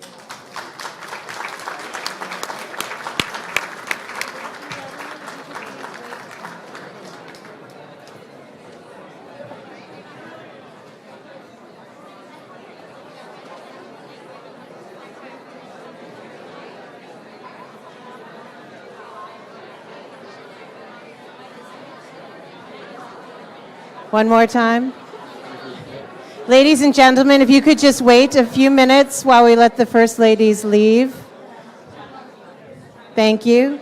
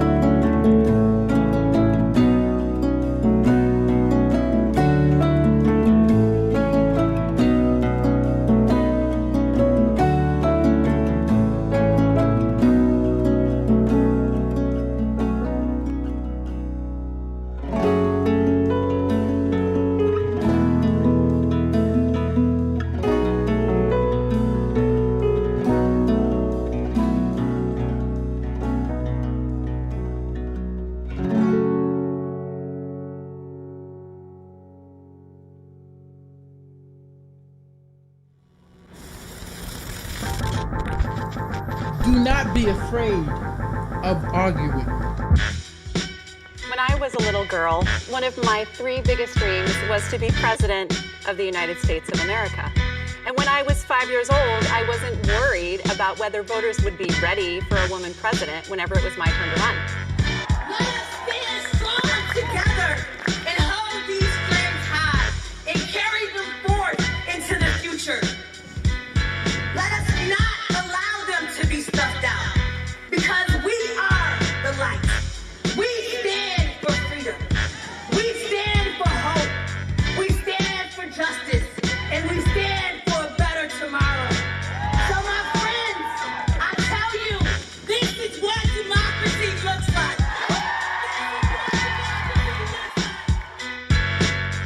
In 2020, we are going to celebrate the 100th anniversary of the passage and ratification of the 19th Amendment, which gave women the right to vote in our country. And all of you who are following in the footsteps of the incredible New York suffragists who made this happen, Women like Susan B. Anthony, Elizabeth Cady Stanton, Sojourner Truth, Harriet Tubman, who showed the nation that women and girls' voices truly matter. I'm U.S. Senator Kirsten Gillibrand. 1 year ago, over 10,000 of us gathered here, joining with over 5 million people marching in 999 marches in all 50 states, in 92 countries, and on all 7 continents.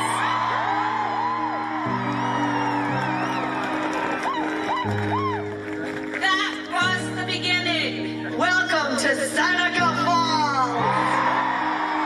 On the day of your birth, we will you to break dense walls of poverty and to loose all of these chains of ignorance, and so that you and us could march here as free women. And so you, to let your eloquence elevate people to heights they could only imagine, to remind people that each is as good as the other, no one is beneath or above the other, to take the hand of the despised, walk proudly into the high street, because other young women will see you there, and they will be encouraged to do likewise, to ignore no vision which comes to enlarge your range and increase your spirit and your gifts.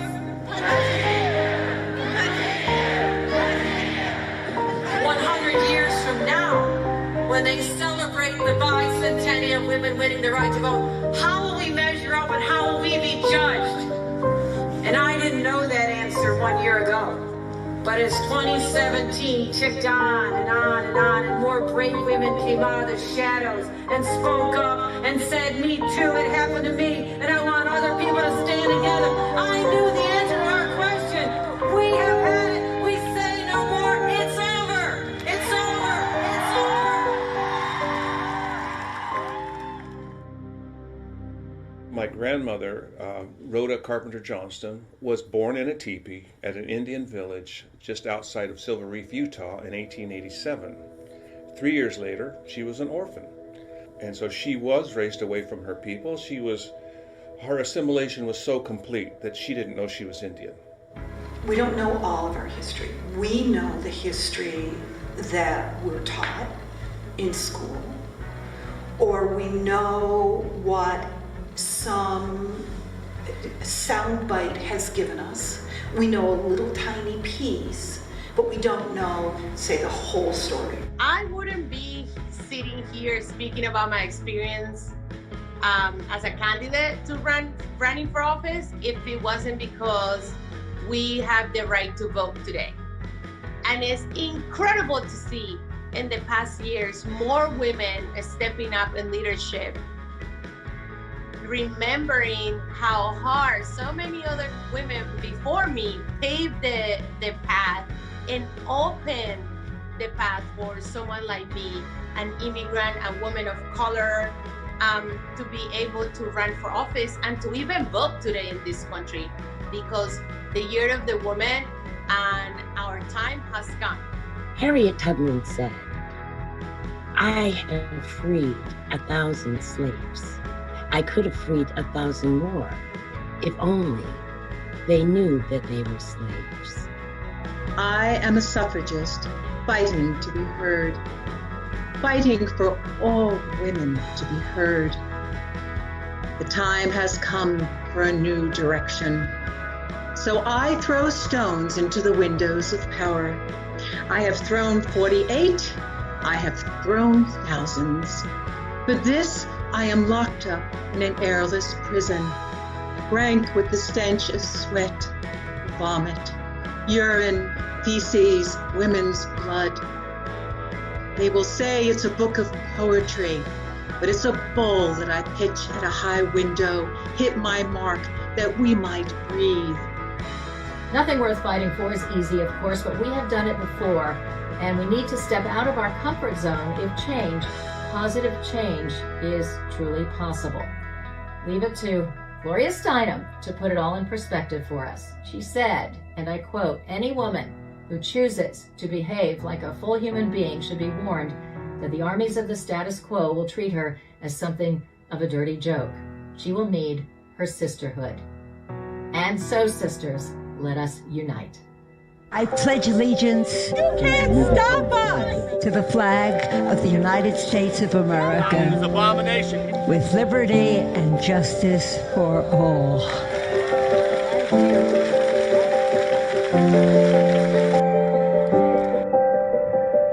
Thanks to heroes like Edith Windsor. Let the record reflect, DOMA was brought down by 2 New York City lesbians.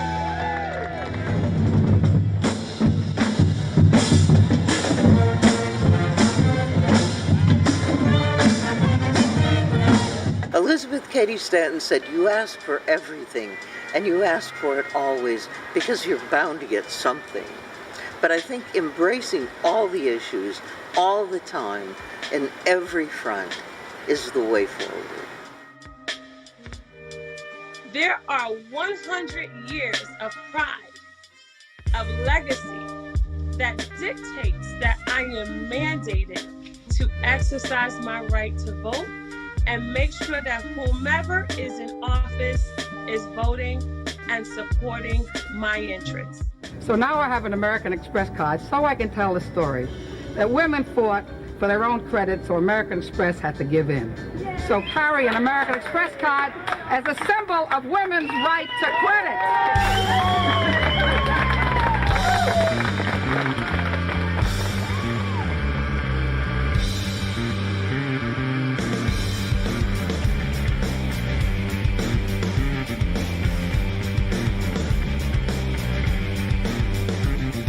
We haven't realized the promise of Seneca Falls when decisions about reproductive freedom are dictated by male politicians, or when women are still not paid the same as men. As we all know, through the gift of women's history, we discover an historical treasure chest overflowing with the stories of women who serve to inspire and energize us. We learn of their strategies and tactics in the battle for equality. We learn of their courage and their imperfections.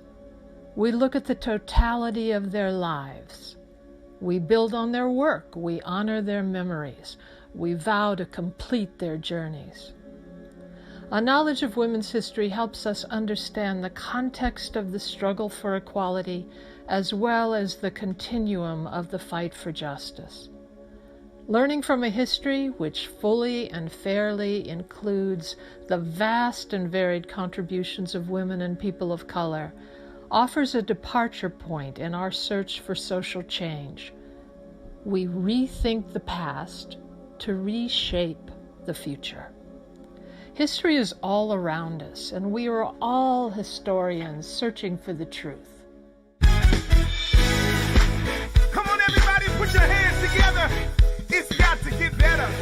All over the world, listen to these words. People come. People come. People go. People go. Your life has been out of control. Out of control. You're confused. But don't worry. Don't worry your soul. It will get better. It's gotta get better. It will get better. It's gonna be better. It will get better. 'Cause God is in control, y'all.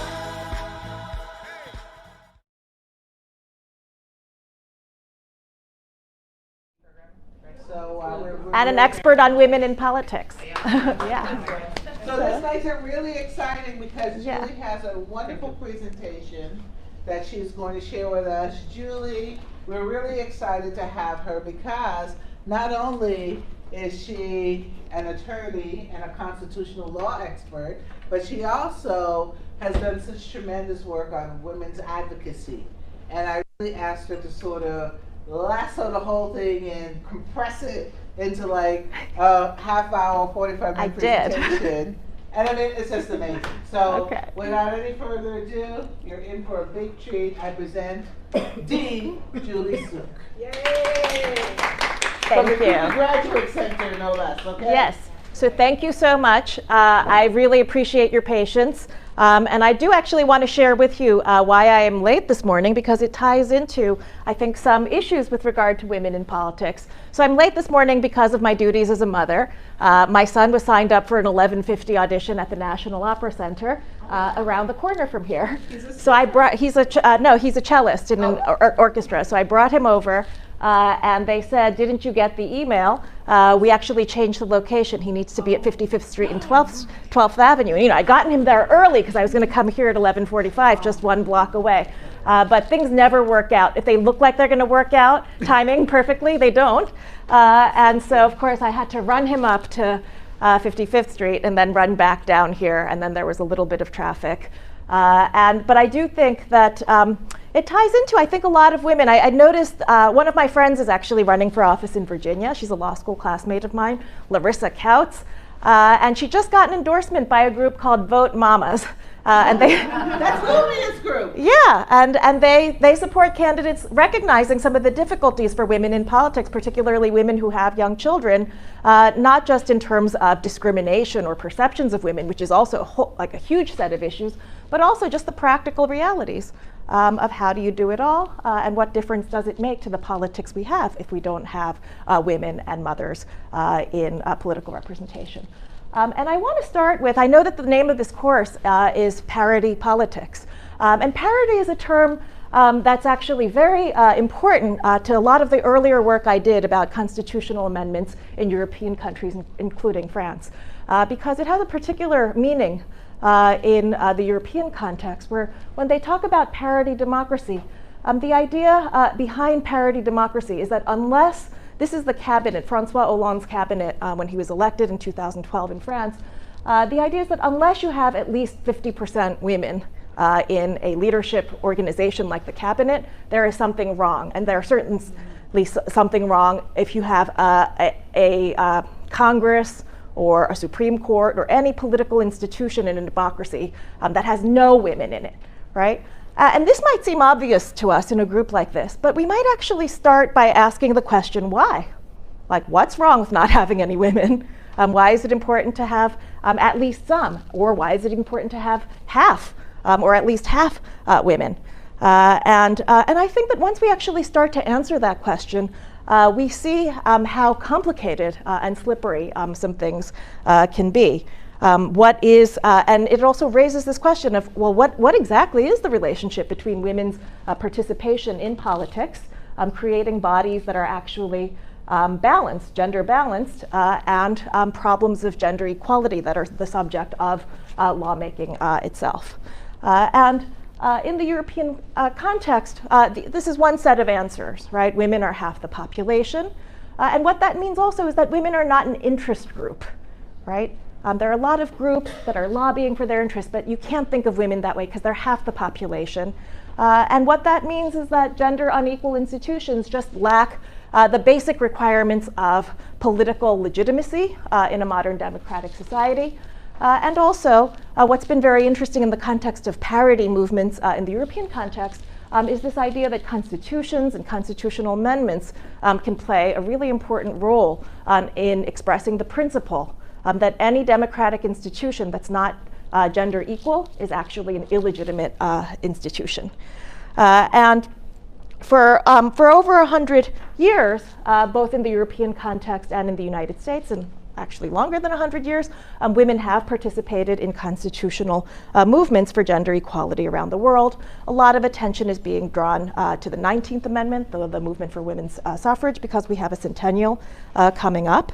And it's worth noting that the United States is actually one of the few countries in the world that actually don't have a constitutional guarantee explicitly about equality for women, equality for men and women, or sex equality, or a constitutional provision that prohibits gender discrimination. We're one of the very few. Most constitutions in Europe, Latin America, Asia, they all have a provision that is about equal rights for women or non-discrimination on grounds of sex.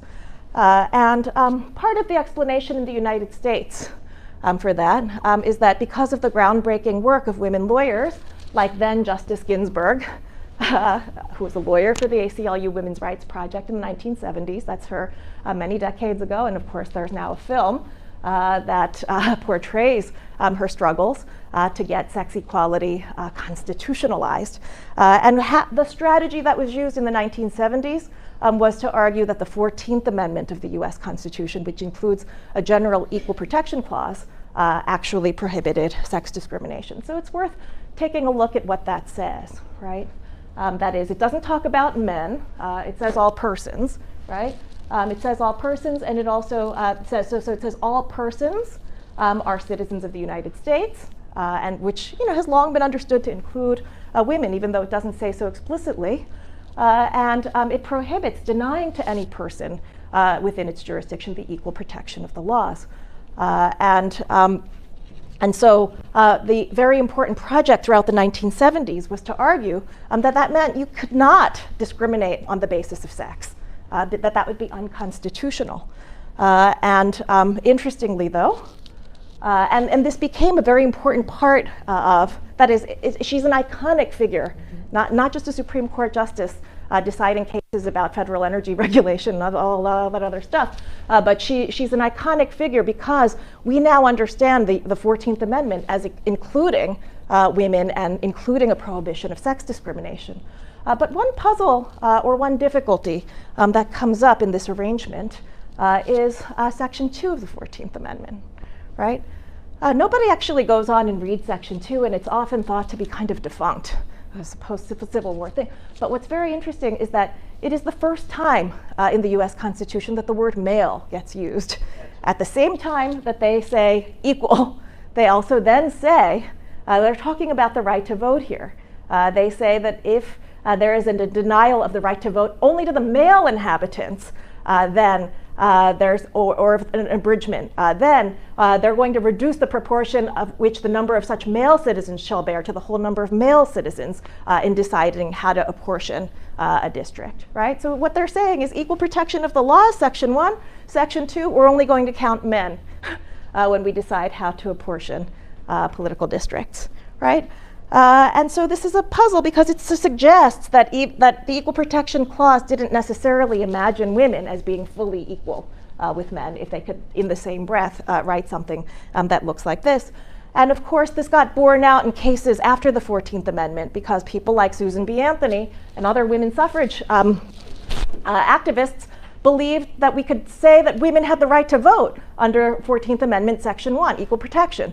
Privileges and immunities of citizenship. But the Supreme Court said, oh no, women are citizens under the 14th Amendment, but not all citizens have the right to vote, right? So there were cases that said that in this period, and that's why the 19th Amendment became necessary, where we had to make explicit that you couldn't abridge or deny the right to vote on account of sex. And of course, when we got the 19th Amendment, some of the proponents of the 19th Amendment, like Alice Paul in 1920, believed that the 19th Amendment was just one step in a larger package of constitutional change. And so after we got the 19th Amendment in 1920, she introduced and worked hard to draft the Equal Rights Amendment to the US Constitution. It was first introduced in 1923. But it really didn't go anywhere until 1972. In 1972, both houses of Congress adopted the ERA by 2/3 of a majority, and then under Article 5 of the Constitution, what then has to happen after both houses of Congress adopt by 2/3 majority is that it has to go to the states for ratification. You need 3/4 of all the states. What happened then was that we only got 35, and 38 is what you need to have 3/4 of the states.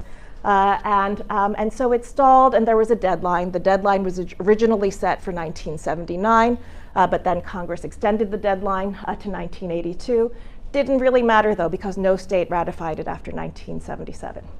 And so it stalled. The deadline came and went in 1982, and everyone long assumed that the ERA was dead. And it's important to understand why the ERA failed for our purposes. That's Phyllis Schlafly over there. She's sometimes credited with having single-handedly stopped the ERA. But I don't think anyone in American politics can do anything single-handedly. And I think Phyllis Schlafly succeeded in part because of her political genius in arguing that the ERA was actually going to be bad for women, and particularly bad for mothers. Right? And so you see this quote here. This wasn't during this period. I think she said this much later in a campus speech. Feminism has changed the way women think, and it has changed the way men think. But the trouble is, it hasn't changed the attitude of babies at all, right? And of course, this is very consistent with the arguments that she made in a huge Stop ERA campaign. She claimed that if you had constitutional equal rights for women, protections for mothers, would disappear, and women would actually end up being very disadvantaged if they chose traditional roles like motherhood or being a housewife. And you'll note, I mean, of course, there were a lot of men who helped to kill the ERA too, but I believe that she would not have been quite so successful if she hadn't appealed in her message with so many women across the country who were worried about the fate of motherhood and women's role as mothers under a regime of equal rights.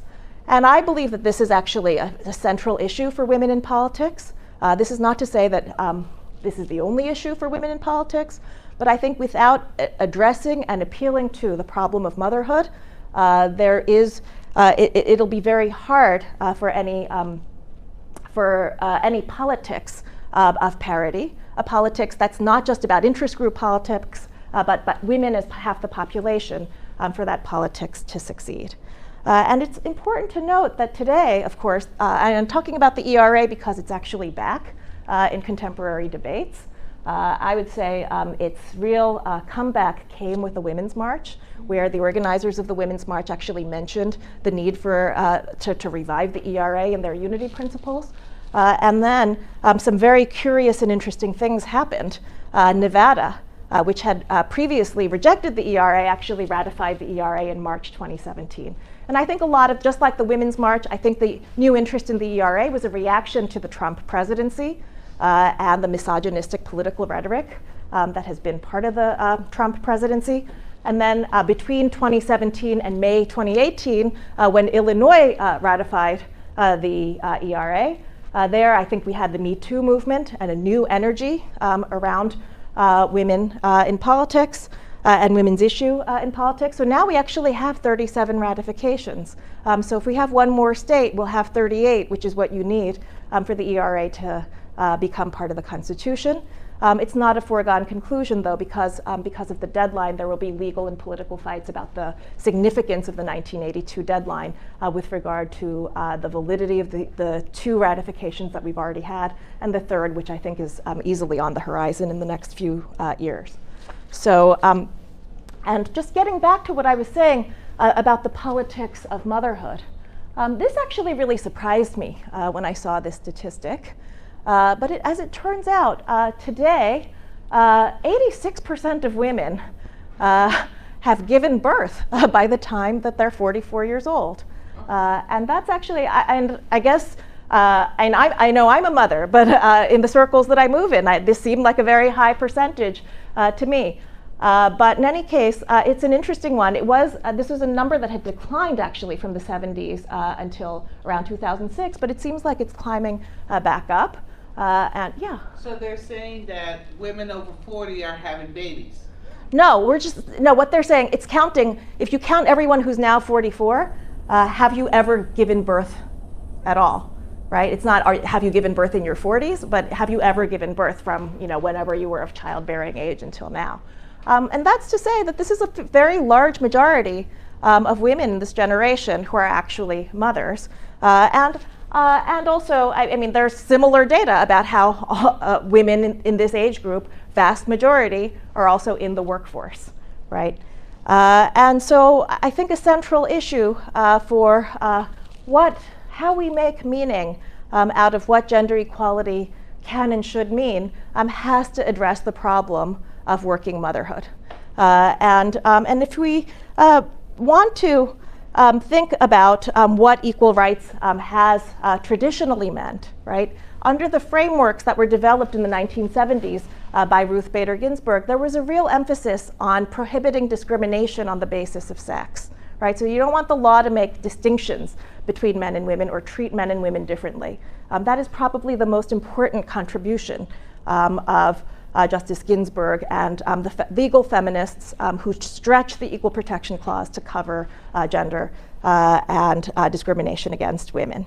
But I think it's also very important to note that if we're actually going to address the issues of working motherhood, the simple guarantee that there's no discrimination on the basis of sex is probably not enough. And the non-discrimination right has been really important. It's been very important for fighting stereotypes. It's also been very important for the general principle that all human beings should be free from irrational and bigoted forms of discrimination. So that's the idea of non-discrimination has also been extended now to many other groups, including LGBTQ individuals and various other vulnerable groups. And of course, the idea of non-discrimination was not invented in the United States with the idea of sex discrimination. It really originates in the concept of race discrimination, which is central to the way that the 14th Amendment has been interpreted really from the beginning. But at the same time, what I find really interesting here is that if it's true, so with so many women in the United States, very vast majority in our generation who have become mothers, it's really tragic that the ERA fails because it's seen to be unfriendly to mothers, right? And it's tragic that the interests of wives and mothers were deployed as a way of arguing against something that's obviously about, or should be about, the emancipation of women. And I want to mention where I started, that in most other countries in the world and in many European countries, the rights of mothers or the protection of motherhood or the state support of motherhood has actually gone hand in hand with the constitutional meaning of the guarantee of sex equality that you find in European constitutions worldwide. So I want to say a little bit about that.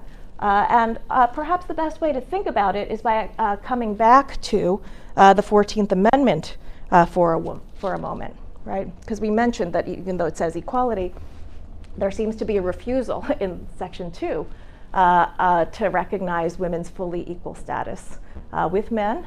And so why? Why does the 14th Amendment not guarantee totally equal legal status to women? Is it just an accident, or is it a deliberate exclusion? And I think that it's not that simply that the drafters, who are mostly or all male, forgot that there were women. Yeah, go ahead, Wouldn't Chair. it be also a matter of economics? Mm-hmm. Because the federal government has a proportional dissemination of funding to the states. So therefore, if you have your smaller and your larger states, so therefore if you count people differently, like creative accounting, the federal government doesn't need to subsidize in the same proportional kind of way, because it's creative math, so to speak. Yeah, well, absolutely. So when we talk about Section 2, they're really talking about punishing. I mean, what this section is really about is punishing certain states that deny the right to vote to the newly enfranchised African Americans, right? And one question is, though, but by framing that, they really make it clear that they're the only holders of those rights, or the only people who count, are men, and expressing then, of course, our whole constitutional framework that exists until now. Women are citizens, but we don't assume that women are fully equal legally or in status to men. Why not? I mean, part of the answer has to do with the implications of what it would mean with regard to the right to vote and apportionment. But I think there's a deeper and more general set of issues with regard to women's exclusion from full legal and political equality at this moment, which the Supreme Court addresses. It's a touch screen. Yeah. Okay, there we go. In the first set of cases in 1873 that actually interpret the 13th and 14th Amendments, the Civil War amendments from the US Constitution. So this is a notorious case, Bradwell versus Illinois. Myra Bradwell had studied law and kicked butt on the bar exam, but but the Illinois Supreme Court said she could not be admitted to the bar because she was a woman, or the state of Illinois excluded married women from admission to the bar, even if they passed the exam. And the US Supreme Court explains that even though we have the 14th Amendment, practicing law is not a privilege and immunity of citizenship. And what's interesting, so they say it's fine for states to deny women entry into the legal profession, right? It's not unconstitutional under the 14th Amendment, equal protection, privileges and immunities, whatever language in the 14th Amendment you're going to look at. And one of the justifications for this, though, is that you can't have women who have fully equal status because women are actually subsumed by the legal status of their husbands. And it has to be that way. Women cannot make and enforce contracts because what would happen if women made and enforced contracts? And Justice Bradley's concurring opinion, more so than the majority opinion, really lays out the logic behind this position. So if you look at what he says, the civil law, as well as nature herself, has always recognized a wide difference in the respective spheres and destinies of man and woman. Man is or should be woman's protector and defender. The natural and proper timidity and delicacy which belongs to the female sex evidently unfits it for many of the occupations of civil life. The constitution of the family organization, which is founded in divine ordinance as well as in the nature of things, indicates the domestic sphere as that which properly belongs to the domain and functions of womanhood. Okay? And I'm going to ask you to try, okay, so we're going to do an exercise. Try to ignore the sexism of the quote for a minute. I know it's hard, but try to ignore the sexism for a minute to try to make sense of the worldview, right? Because I don't think the worldview is just sexism, although that's a huge part of it. If you look at what he then continues to say, the harmony, if not to say identity of interests and views which belong or should belong to the family institution is repugnant to the idea of a woman adopting a distinct and independent career from that of her husband. So firmly fixed was this sentiment in the founders of the common law that it became a maxim of the system of jurisprudence that a woman had no legal existence separate from her husband, who was regarded as her head and representative in the social state, right? And so I want to talk a little bit about what this means, because I think we often look at it and just see, oh God, there's divine ordinance sexism, like it's just a bunch of drivel and we don't need to pay attention to it. But I actually think what he's saying is actually quite important, because women's exclusion in the 14th Amendment has to do with what is the society's plan for how to raise the next generation of citizens. The plan is women stay home and take care of the household, and men go out and have a legal existence and make and enforce contracts and vote and run the polity, right? Because every society has to have a plan by which the next generation gets raised. This is our plan, right? And of course, part of the justification then for excluding women is that if every constitutional system is actually interested not just in setting up institutions, but setting up institutions for a society that plans to perpetuate itself. Because a constitution, of course, is supposed to outlive the people who are writing it. It creates fundamental law that's transgenerational, right? And so this is the society's plan for how we're going to perpetuate ourselves. Of course, it's gender unequal, but it's a framework that works in the sense that if you keep women at home and men in economic and political life, it is a system that is going to ensure that somebody's around to raise and educate those kids. And of course, a lot of this changes, right? That is what our plan becomes. And of course, but the fear here is what's going to happen to this plan if women start enforcing contracts and getting jobs and becoming lawyers and being in Congress, right? Then our plan is going to fall apart. Then who's actually going to raise the children, right? And so that's why we have to keep the plan intact. And of course, this also then draws attention to the huge problem with anti-discrimination as a solution. We can wake up today and call mothers and fathers equal, right? We could say they now have legal rights. Like we could say get rid of the sexism. But it doesn't necessarily mean that by saying everyone's equal, you're then going to have a new plan that works pretty well and is up and running without a lot more work thought into how we're going to construct that plan. And I think this comes into sharper focus if you look at 20th century constitutions, particularly the ones that grew up in Europe after World War I and World War II. Because after World War I and World War II, one fundamental problem, well, there were many, but one huge problem in World War I and World War II in countries like Germany was that the male population had been decimated. And because so many men were dead, it became really clear that women actually had to do everything. They had to work and raise children at the same time in order for the nation to be able to rebuild itself. And because they kind of understood that, and you see it very clearly in the Constituent Assembly debates, gender equality becomes a fundamental political principle. And it doesn't just mean non-discrimination. It kind of also means we need a new plan for how this nation is going to get rebuilt. And so if you look at, for example, and what's interesting also after World War I and World War II, is that starting with the German Constitution after World War I in 1918, there are actually many more women in the German Constituent Assembly in 1918 than there are in 1948-49. In 1948-49, there were only 4 women, largely because it's a much smaller Constituent Assembly. The one that wrote the Weimar Constitution after World War I was actually much larger, had hundreds of people in it, and 10% were women.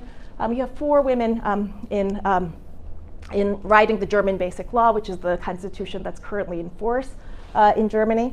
And these women came from all sides of the political spectrum.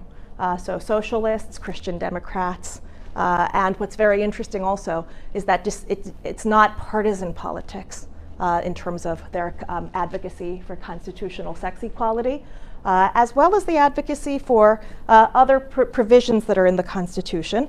And I think it's important to note, and if you want to know a little bit more about their work, I highly recommend this made-for-television German movie that dramatizes their experience of getting gender equality into the German Constitution.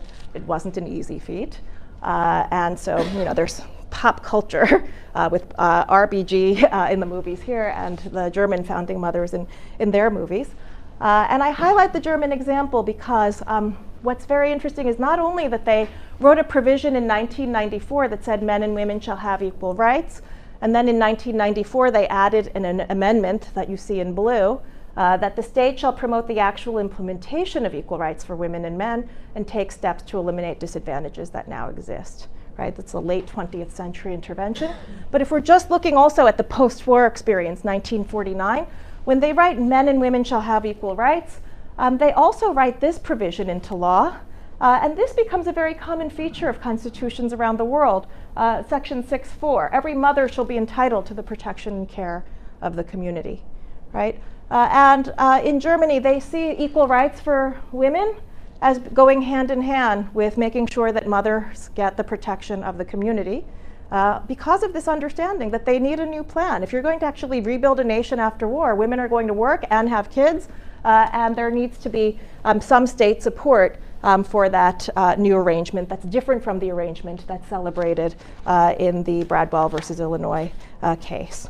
And I just also want everyone to know that we're not just talking about Germany, that it becomes very common in the 20th century for constitutions to explicitly mention gender, sex, even pregnancy and marital status, sexual orientation, these categories, gender categories in constitutions. So this is the Constitution of South Africa, the Constitution of Ecuador, which is a 21st century constitution, have a provision that's specifically refer to equal rights for male and female citizens.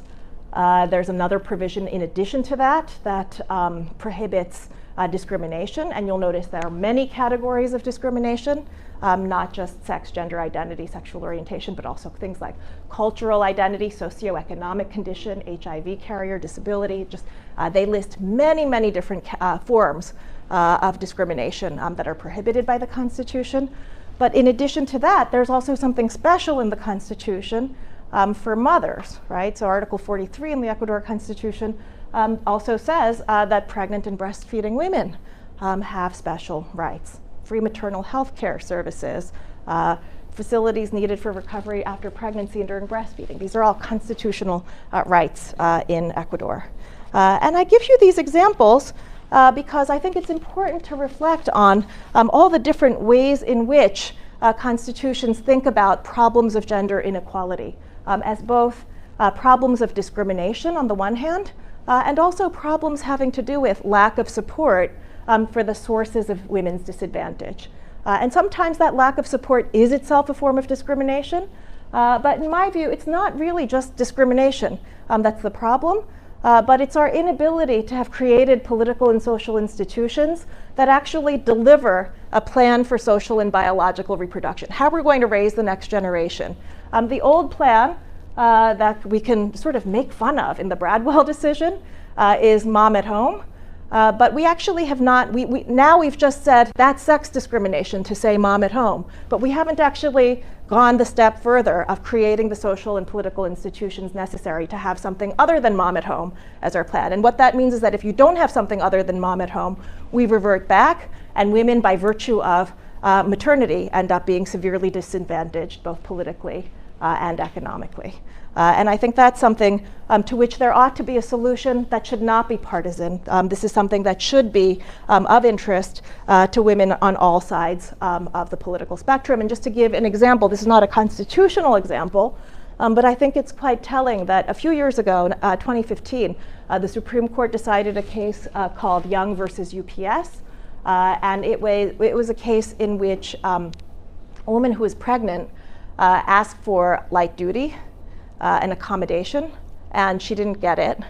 She wanted to, she had to do a lot of heavy lifting in her job, and she wanted an accommodation during her pregnancy where she would only be lifting things under 20 pounds. And UPS refused to give her that accommodation, and she sued, claiming that it was pregnancy discrimination. And it may seem like a no-brainer to you that she should get the accommodation, but it was actually a very complicated question under the pregnancy discrimination law that we have in the United States, because we just have to treat pregnant women the same as the way we would treat anyone similarly disabled or similarly able or unable to work.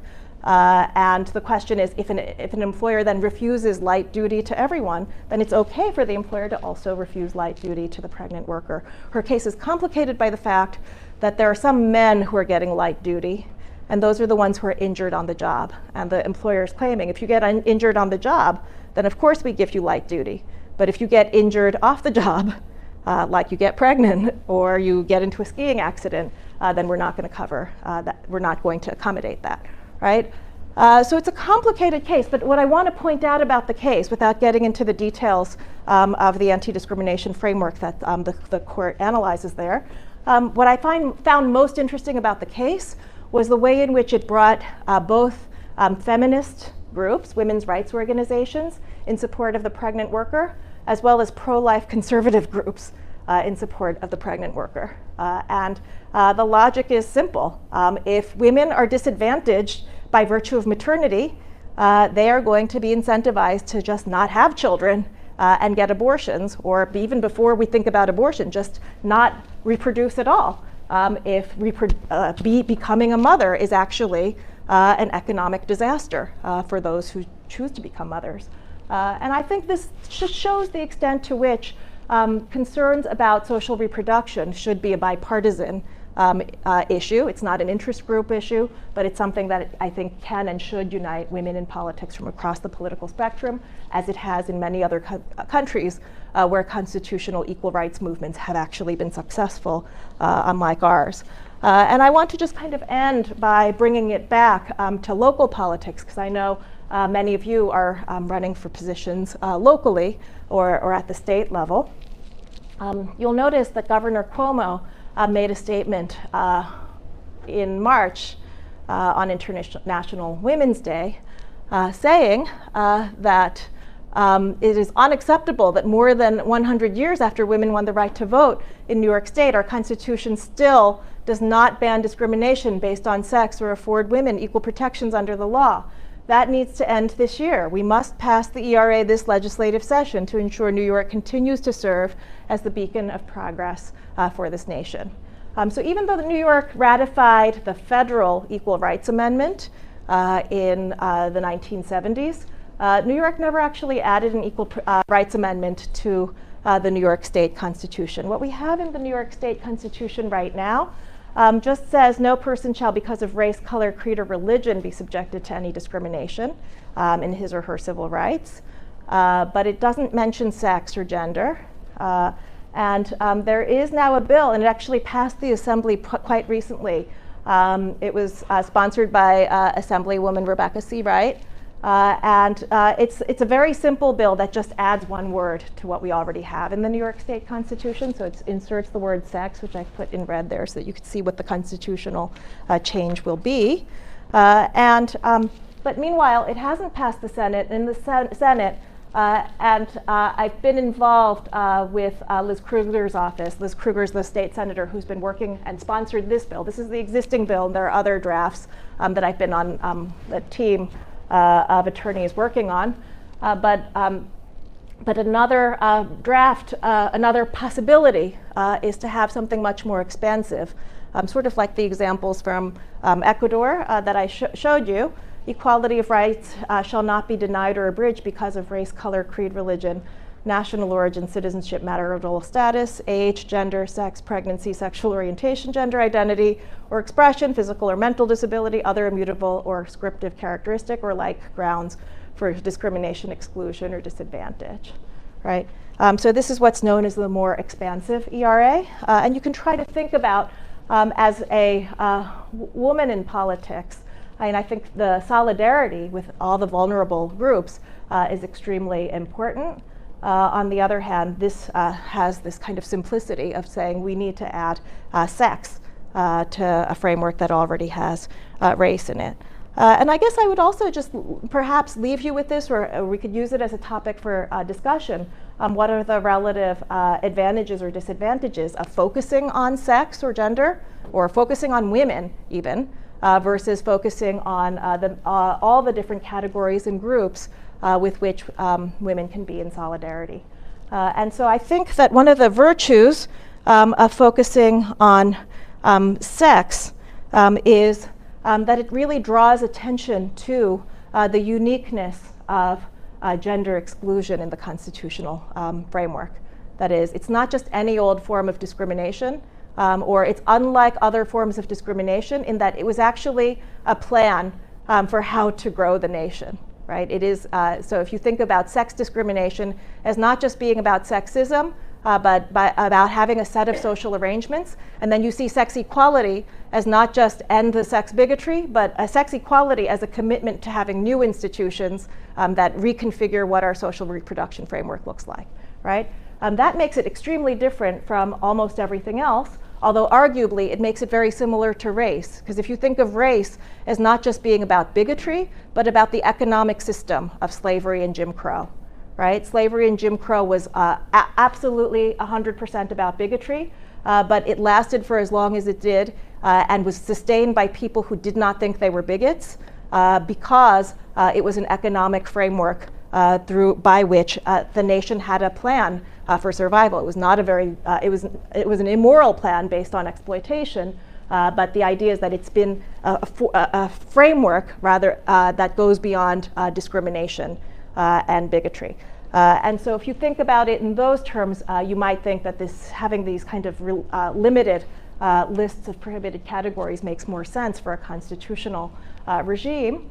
And on the other hand, though, if we're focused more on this idea that each individual is entitled to be judged on their own merits without regard to a lot of irrelevant characteristics, then the solidarity with all these other vulnerable groups that are differently situated with regard to the sources of their vulnerability in a diverse democracy, perhaps this would be the more preferable framework. I will note one thing, though, and it's something that you see at work every time people have a discussion of the so-called inclusive ERA, right? This may look like a really exhaustive list to you, but if you compared that to this, right, you'll notice that in New York, nobody has really inserted socioeconomic condition or migratory status into the New York version, right? And it's not simply because we have forgotten. I think in part it's because sometimes there's an interest group politics that drives which groups get included and which don't get included, right? And if we really stick to the idea that really the constitutional prohibition of discrimination on grounds of sex or the constitutional rights of women should not be regarded as an interest group issue, but is actually something fundamental about women as half the population and women's role in reproducing the nation or reproducing the polity, reproducing New York, that might give us reasons to really focus on women's issues and appreciate the distinctiveness of those issues while also remaining in solidarity with all the other vulnerable groups that deserve legal protection. So I will just end there and open it up for discussion or questions. Yeah. One quick question. The young lady, Young versus GPS, what was the outcome of her case? So the outcome of her case was basically that the Supreme Court said that she had enough to proceed. It didn't mean she won. She had enough to proceed in litigation because for the lawyers in the room, the case had been dismissed on, I can't remember if it was an early motion to dismiss or a summary judgment. But the case had not gone to trial on the assumption that the employer would automatically win, because even if she could prove that she was not given the accommodation, the lower courts had taken the position that as long as she's treated the same as anyone else who's similar.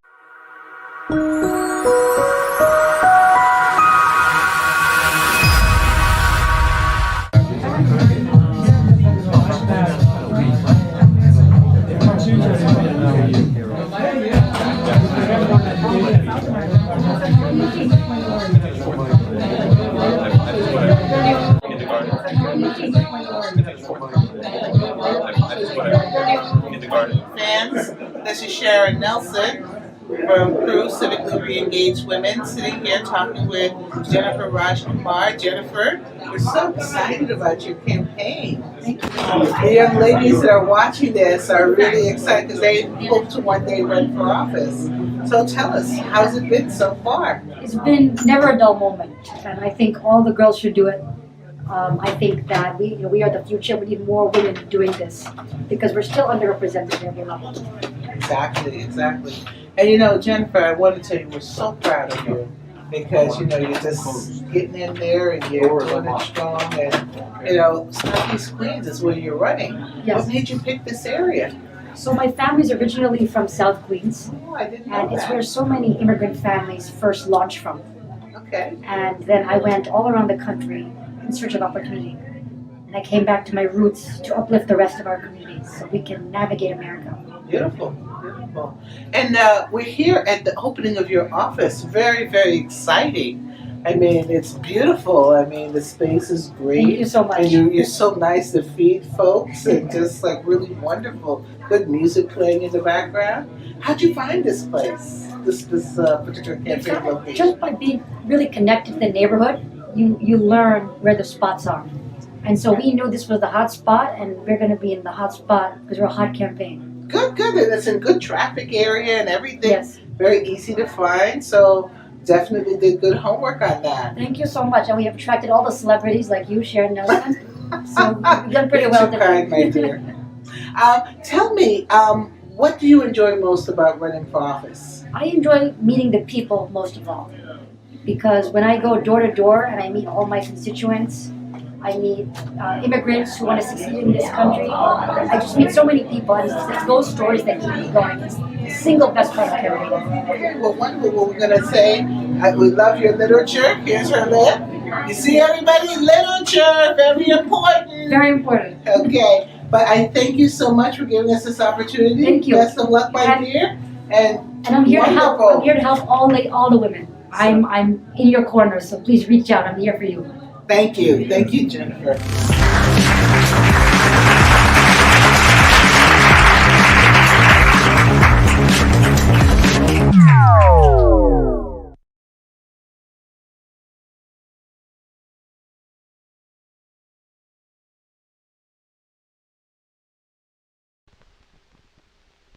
boys think they can play sports better than girls, but I don't think that's true. And like in the old days, the men would go out and get the jobs, and the women would have to stay home and do all the housework and stuff. And I don't think that was fair either. That's the way it was. I couldn't help it.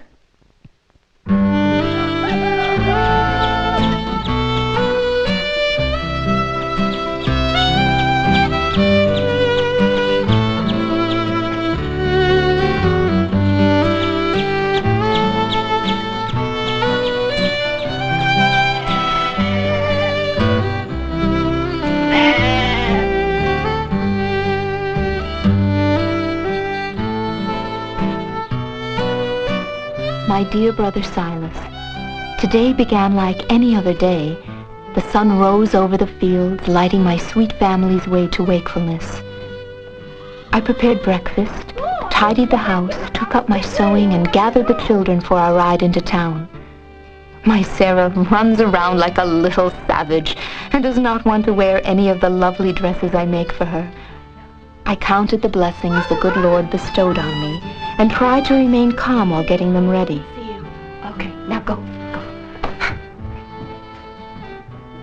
But all of this I accomplished with much impatience and an eye toward the clock. For a most out-of-the-ordinary event was to take place at 10 o'clock at the Wesleyan Methodist Chapel. It was a convention for the discussion of the rights of women.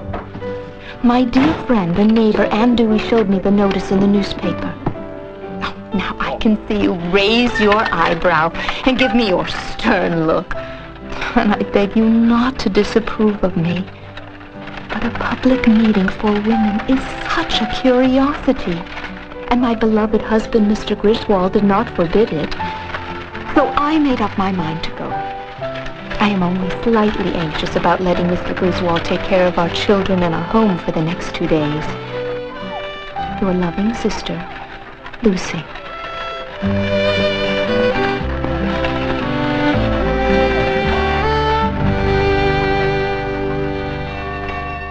8 years earlier, Lucretia Mott, a Quaker leader who had already earned a reputation for speaking out for the rights of slaves and women, traveled to London as a delegate to the World Anti-Slavery Convention.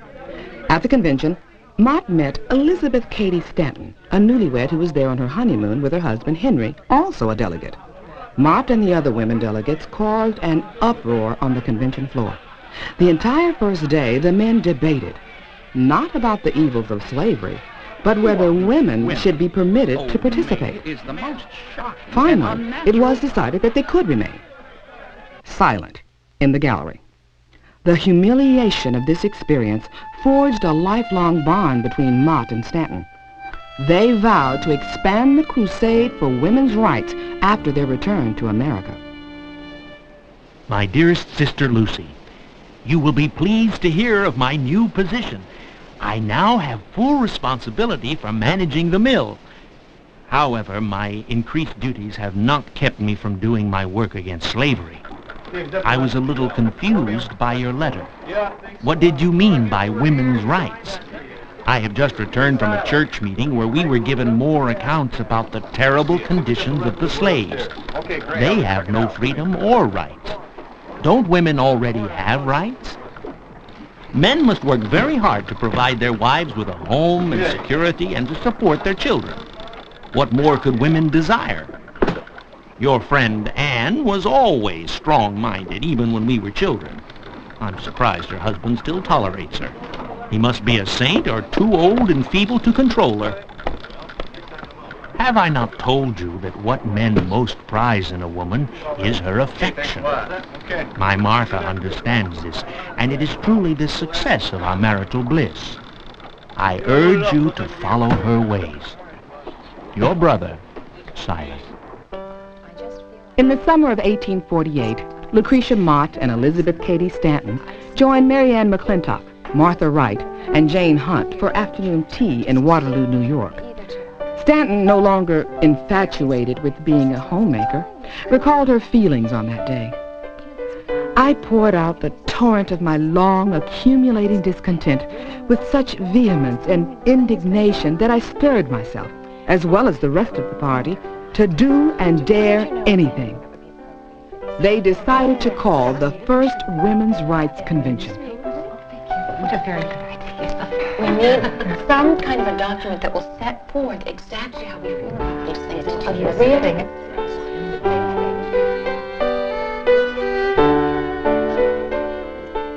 One week later, they met at the home of Mary Ann McClintock to discuss a plan for presenting their grievances. We hold these truths to be self-evident. They chose as their model the document which had brought charges against the King of England, the Declaration of Independence. The women called their document the Declaration of Sentiments, and it would indict an entire society.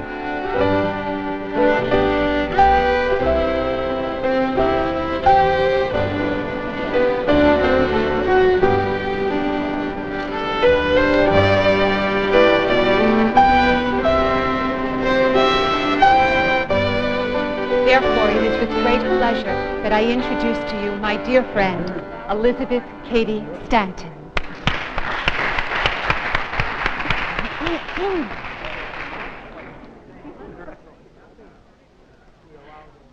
We hold these truths to be self-evident, that all men and women are created equal, that they are endowed...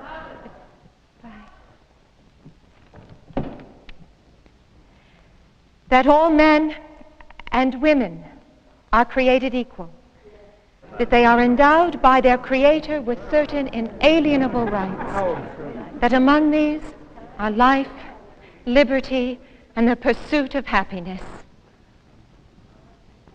The history of mankind is a history of repeated injuries and usurpations on the part of man toward woman, having in direct object the establishment of an absolute tyranny over her. To prove this, let facts be submitted to a candid world.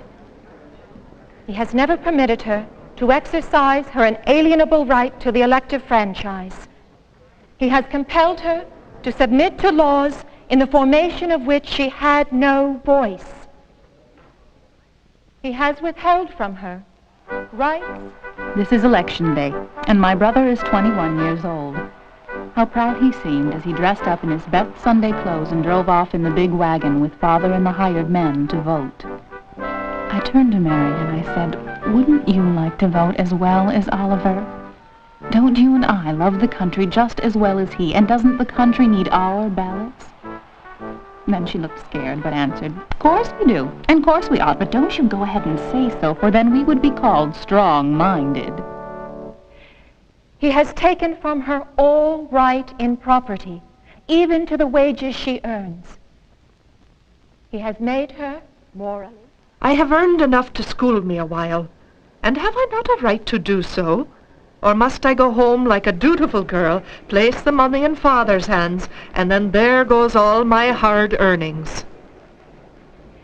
In the covenant of marriage, she is compelled to promise obedience to her husband, he becoming to all intents and purposes her master. The law giving him power to deprive her... As the Lord Christ is the head of the church and the head of the man, so is the man the head and governor of the woman. This is God's choice and should not be transgressed. He has denied her the facilities for obtaining a thorough education, all colleges being closed against her. He allows her in church as well as state, but a subordinate position. Our colleges were never intended for the education of females. The male brain weighs more than the female brain. This proves that women are intellectually inferior and should be educated for different purposes. He has usurped the prerogative of Jehovah himself, claiming it as his right to assign for her a sphere of action, when that belongs to her conscience and to her God. I felt that I had found my vocation. I forgot God and did not know it, forgot philosophy and did not care to remember it. But alas, I forgot to get Bard's dinner.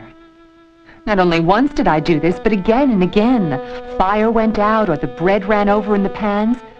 while I painted and dreamed. Had the passion seized me before marriage, no other love could have come between me and art.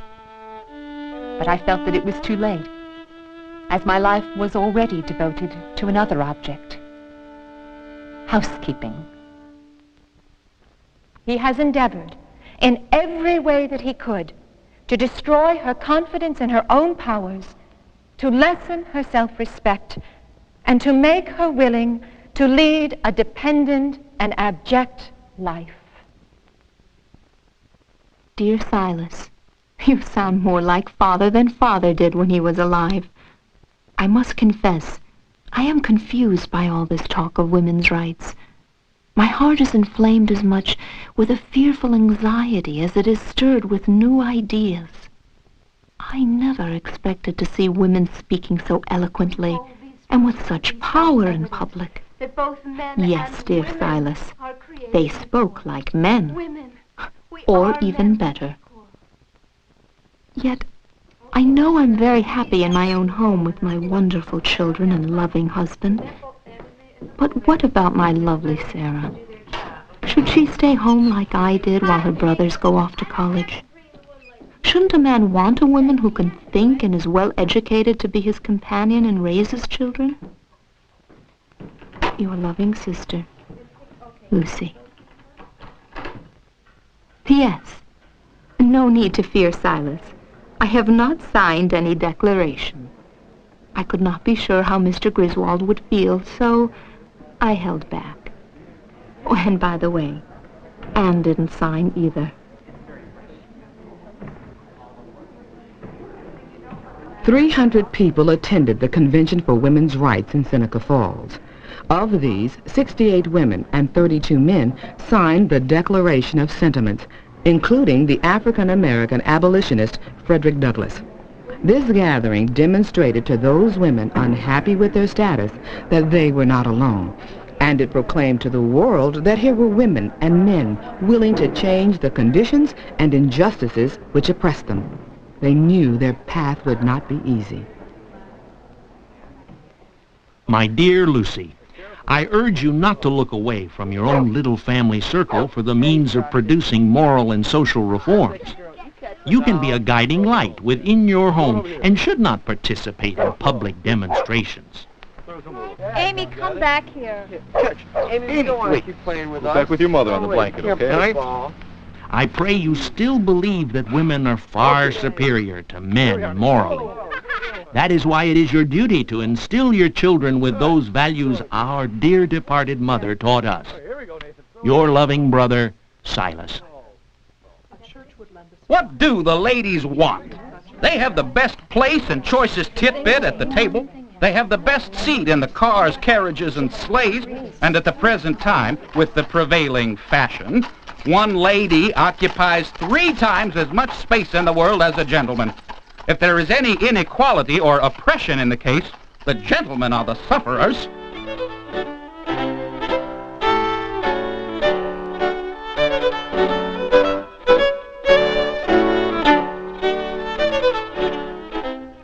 Little did the critics and newspapermen realize that the negative attention they gave to the first Women's Rights Convention served to spread the flames of discontent to others. The issues, now hotly debated in the public arena, could no longer be ignored. This meeting, as I understand it, was called to discuss women's rights. Well, I do not pretend to know exactly what women's rights are, but I do know that I have grown for 40 years, yea, for 50 years, under a sense of women's wrongs. As far as marriages, well, my mom, she's a teacher and she works also, so does my dad.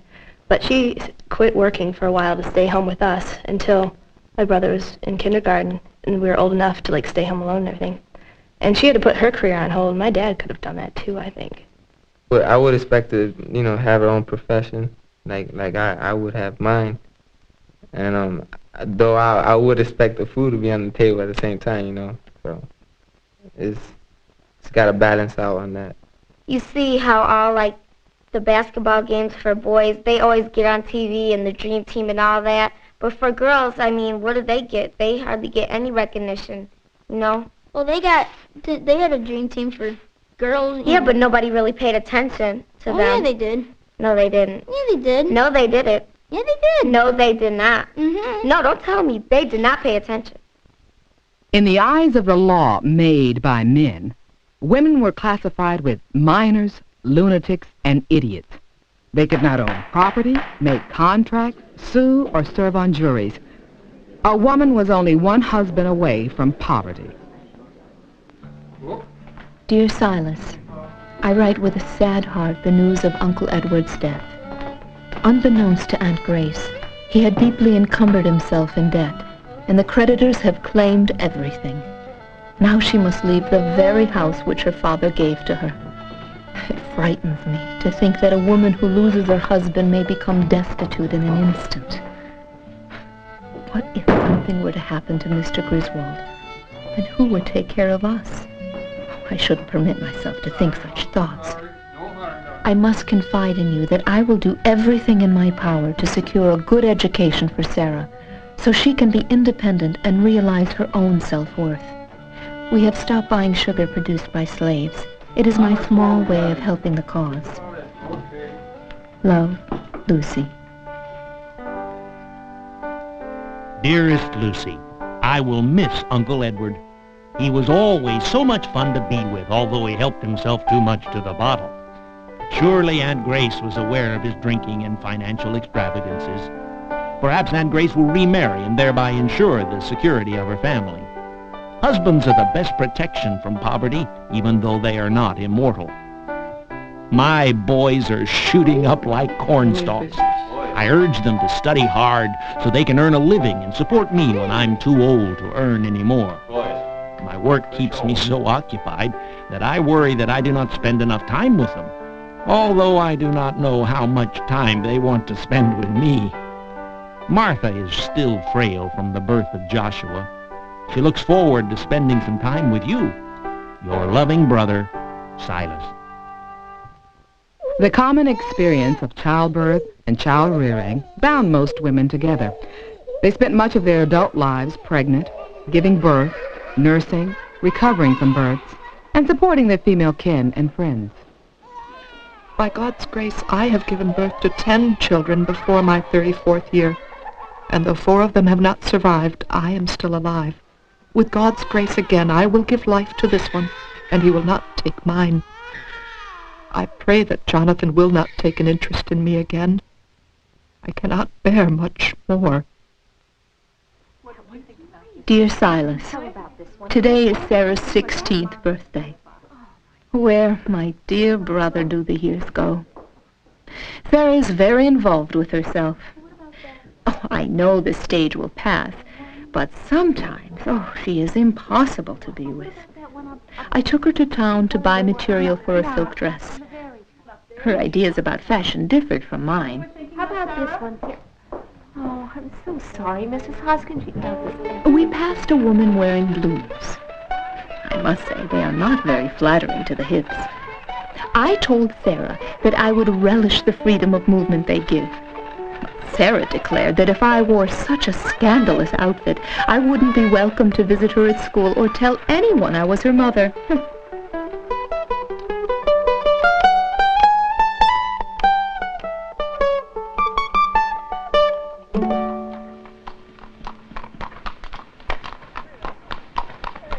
My dear sister, mark my words, if women insist on wearing those vulgar fashions, the next thing you know, we will see them smoking tobacco.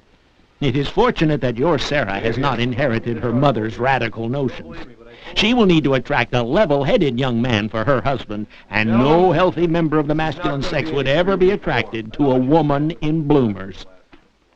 On a more serious note, I am daily more concerned about the great rift that grows between the North and South. I know that Eli is worried over whether he will be able to keep the factory running. So much talk of war, that I fear for all our sons and our country. Your loving brother, Silas. That's what I'm worried about. I'm worried about. You can laugh.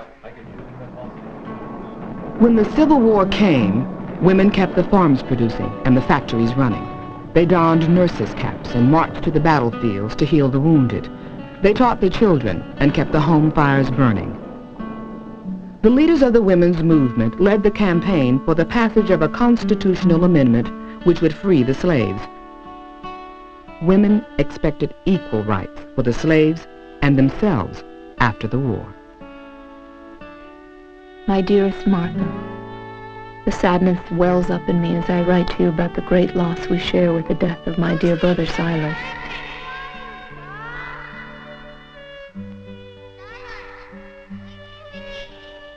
I hear very little from Eli and my sons. I have been comforted with Sarah's presence as she awaits the return of her husband. While we don't always hold the same opinions, we manage to have lengthy discussions to fill our lonely hours. Once the slaves are free, I believe the Negroes must have the vote to protect themselves from any more abuses. Sarah says that women must also get the right to vote. She feels if women would have a say in the laws of the land, then there would be no wars. Maybe she's right. I still feel that even if we have a say, who would listen to our voices? Martha, am I just growing old and tired? I wish we could be together now. With loving comfort, Lucy. When the war ended, most abolitionists supported a constitutional amendment giving African American men the right to vote. They refused, however, to include a woman's right to vote, fearing it would be too controversial and would defeat their cause. This decision created a major split between those woman suffrage advocates willing to put their desires on the back burner and those unwilling to wait any longer for the basic civil rights of all women. The seed planted 20 years earlier in Seneca Falls still had not blossomed. See, girls always put you down. Yeah, you always put us down. Not all the time. Not all the time? Well, see, look, you just put me down right there. Well, you're yelling at me for putting you down when you put me down, so it doesn't really matter. So both girls and boys say that, but it still means that girls are treated differently than boys. Yeah, true. Have you ever seen a girl president? No. Have you ever seen, It'll never happen. I don't think it'll ever become equal. I think it will. Unless we lose gender, it'll never. See, he still thinks he has all the power, and it's not. No, true. I'm not saying that men are overpowered. I just don't think it'll ever be totally equal. I think it will. My dearest Sarah, at 40, I know you feel you are too old to take advice from your dear old mother. But at my age, I feel I have earned the right to speak my mind about your daughter and my granddaughter. I sense that you and Charles are afraid that Hannah will be criticized and ridiculed if she enters the medical profession. I hope you will accept this money as my modest investment in Hannah's future. If your father were alive, he would have wanted this too. We must make sure our daughters have the same opportunities as our sons. I'm afraid I won't be around much longer to see all the changes that are yet to come. And yet, I can't help but think about how far we've come since that remarkable day in 1848, and how much of the road is still left to travel. Your loving mother.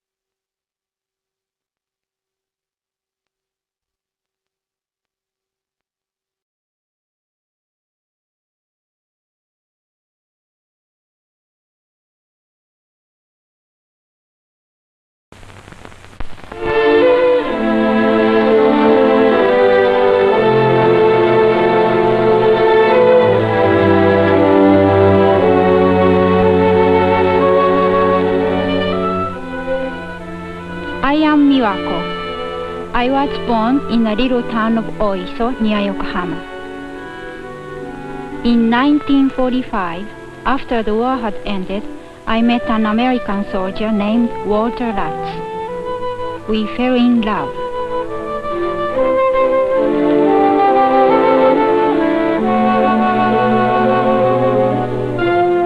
Two years later, we married and left Japan for the United States.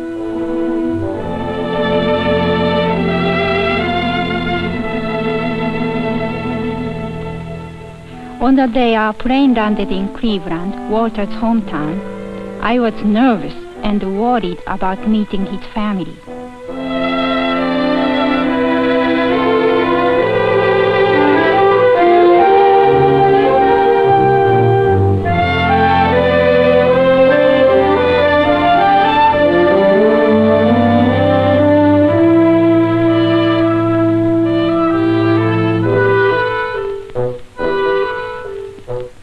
Walter's mother was friendly, but I wondered if she was wishing that Walter had married an American girl.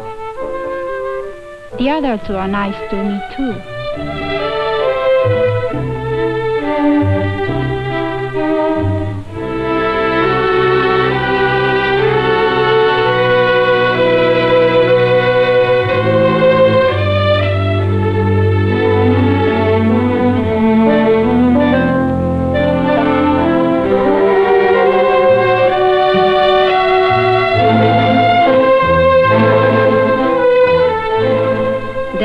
I had my first look at Cleveland, Ohio, the city which was to be my new home.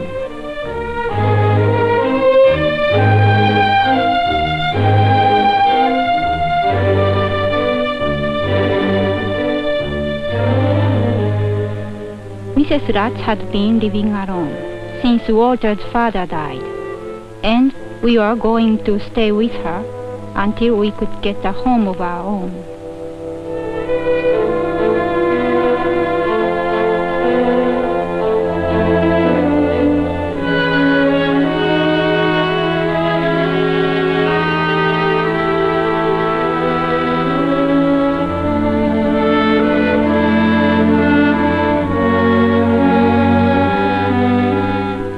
As I looked around me, I was frightened.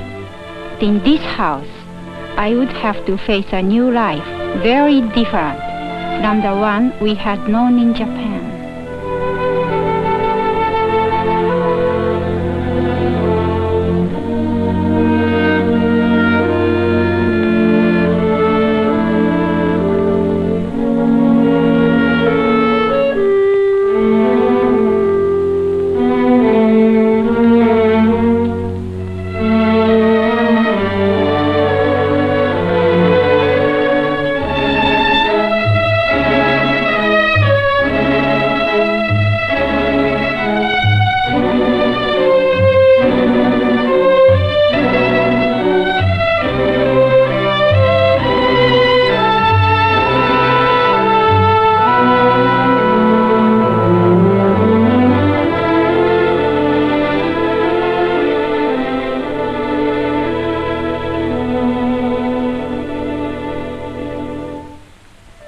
The next evening, Walter invited his family to come to the house and see the pictures he had taken in Japan. I was still uneasy because I wasn't sure these people liked me.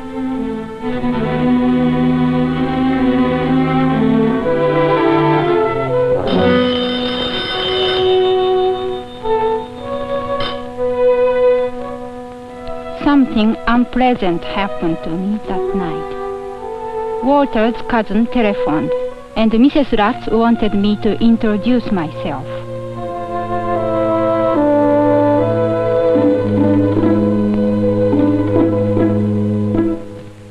English was hard for me then, especially on the telephone. And what I expected happened. I couldn't understand a word. I knew there was no reason to be upset, but I felt stupid and ashamed.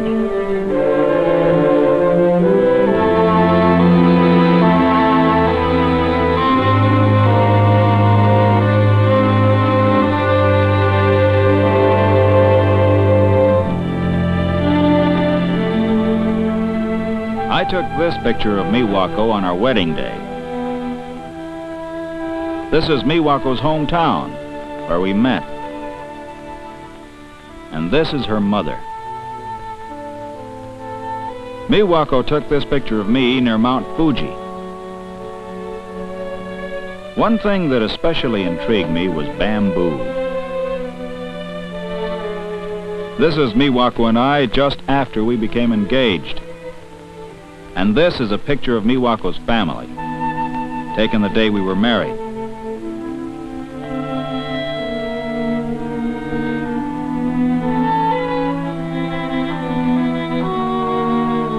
The picture show was almost like introducing Miwako's family to my own.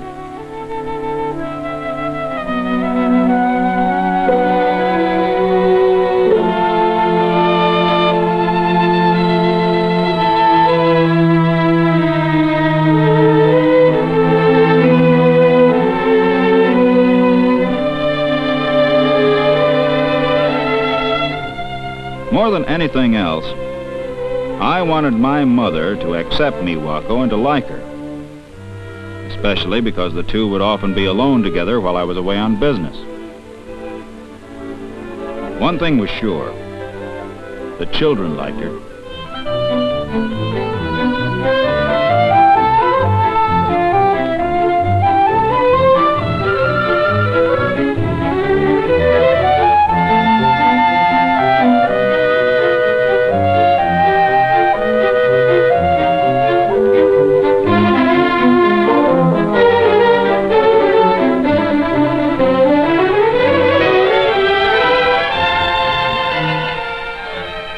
I could see Miwako was relaxed and happy. Now she was teaching the kids a Japanese game.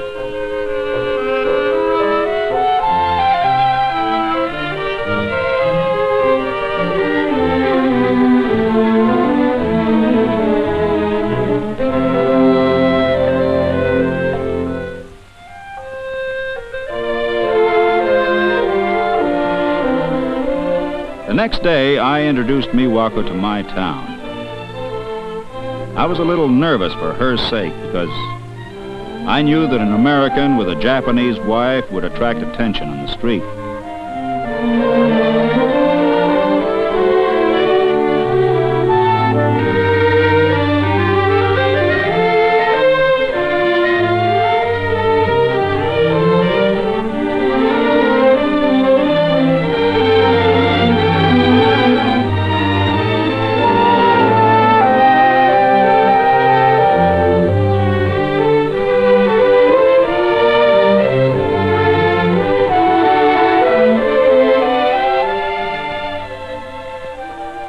We did get a look of real resentment from one woman.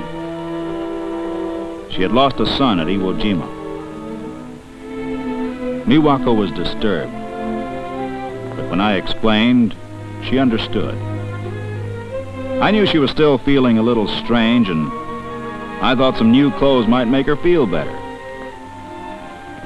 So we went shopping.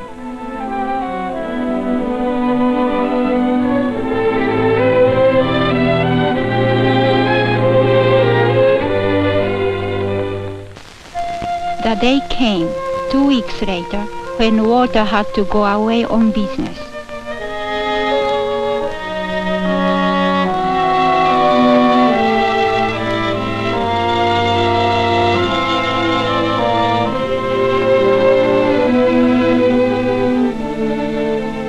As his suitcase snapped shut, I felt already the loneliness of being without him.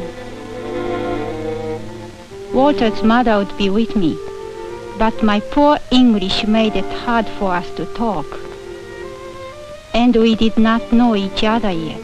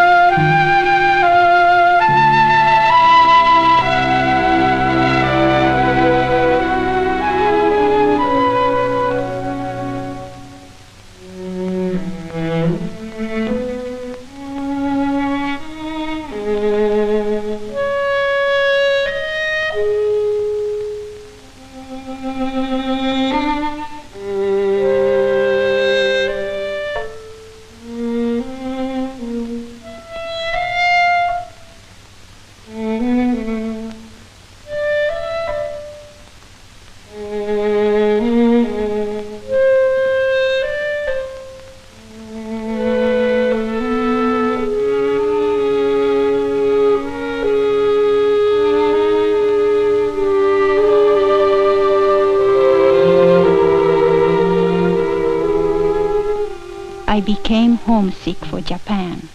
And my own mother. I remembered our house, the voices of my brothers and sisters. I remembered home.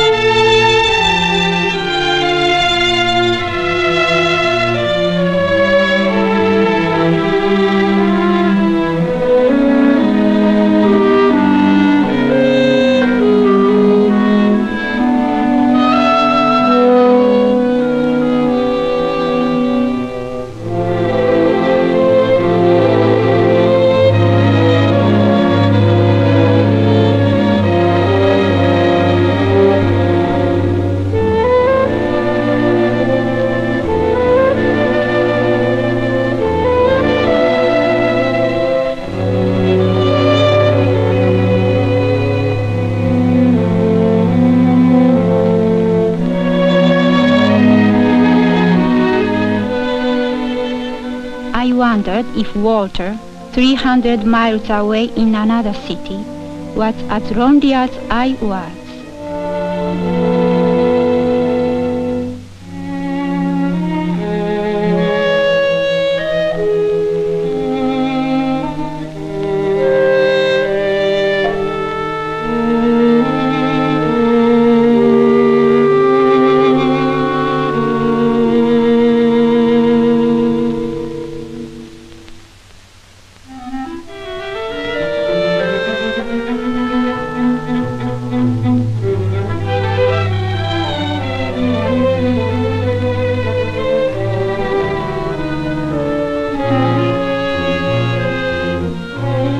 When my trip was over and I came home, I could hardly wait to see Miwako.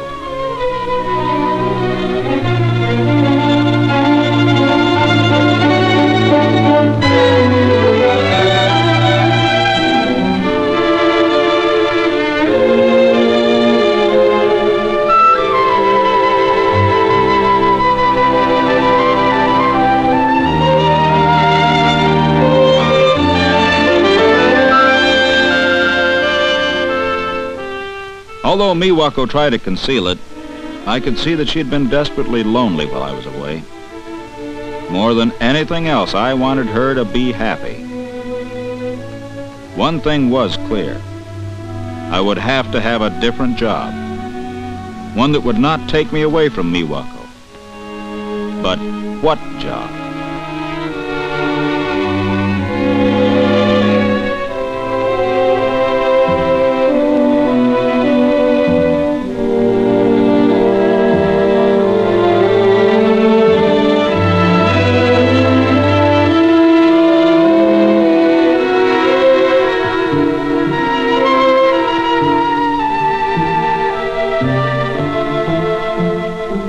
These bamboo carvings seem so simple. Maybe we could even make them ourselves. Miwako thought it would be fun to try.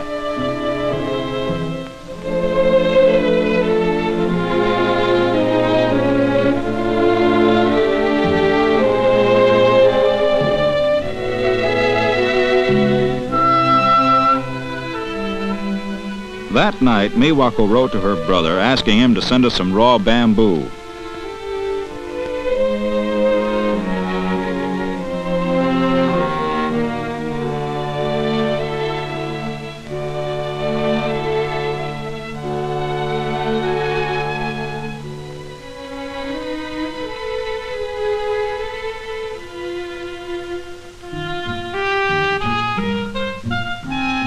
Weekends and evenings, Miwako and I experimented.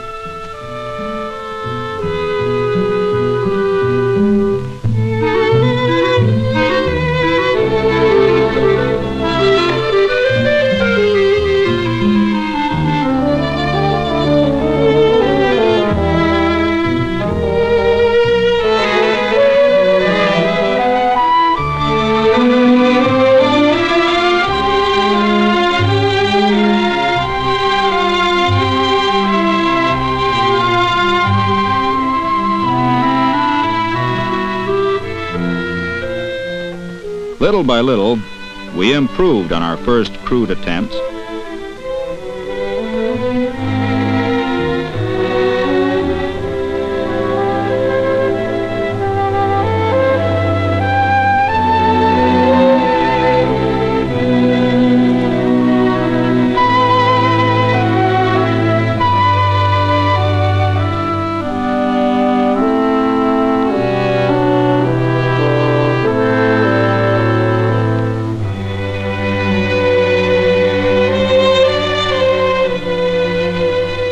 Both became so interested in what we were doing that we lost all track of time and often worked late into the night.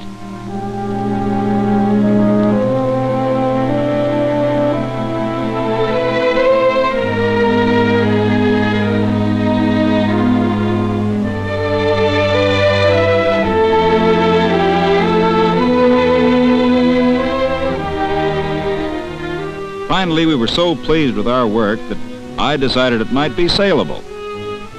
A friend of ours owned a small house furnishing store and had offered to try selling the things for us.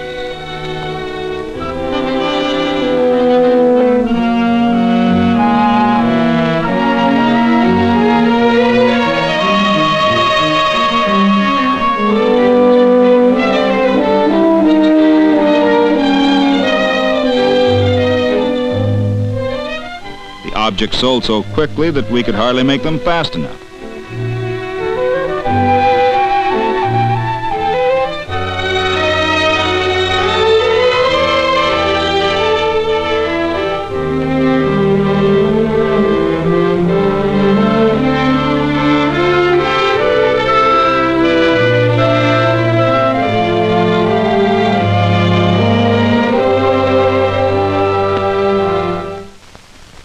Not long after, I was to go on another business trip. I always dreaded these separations as much as Miwako.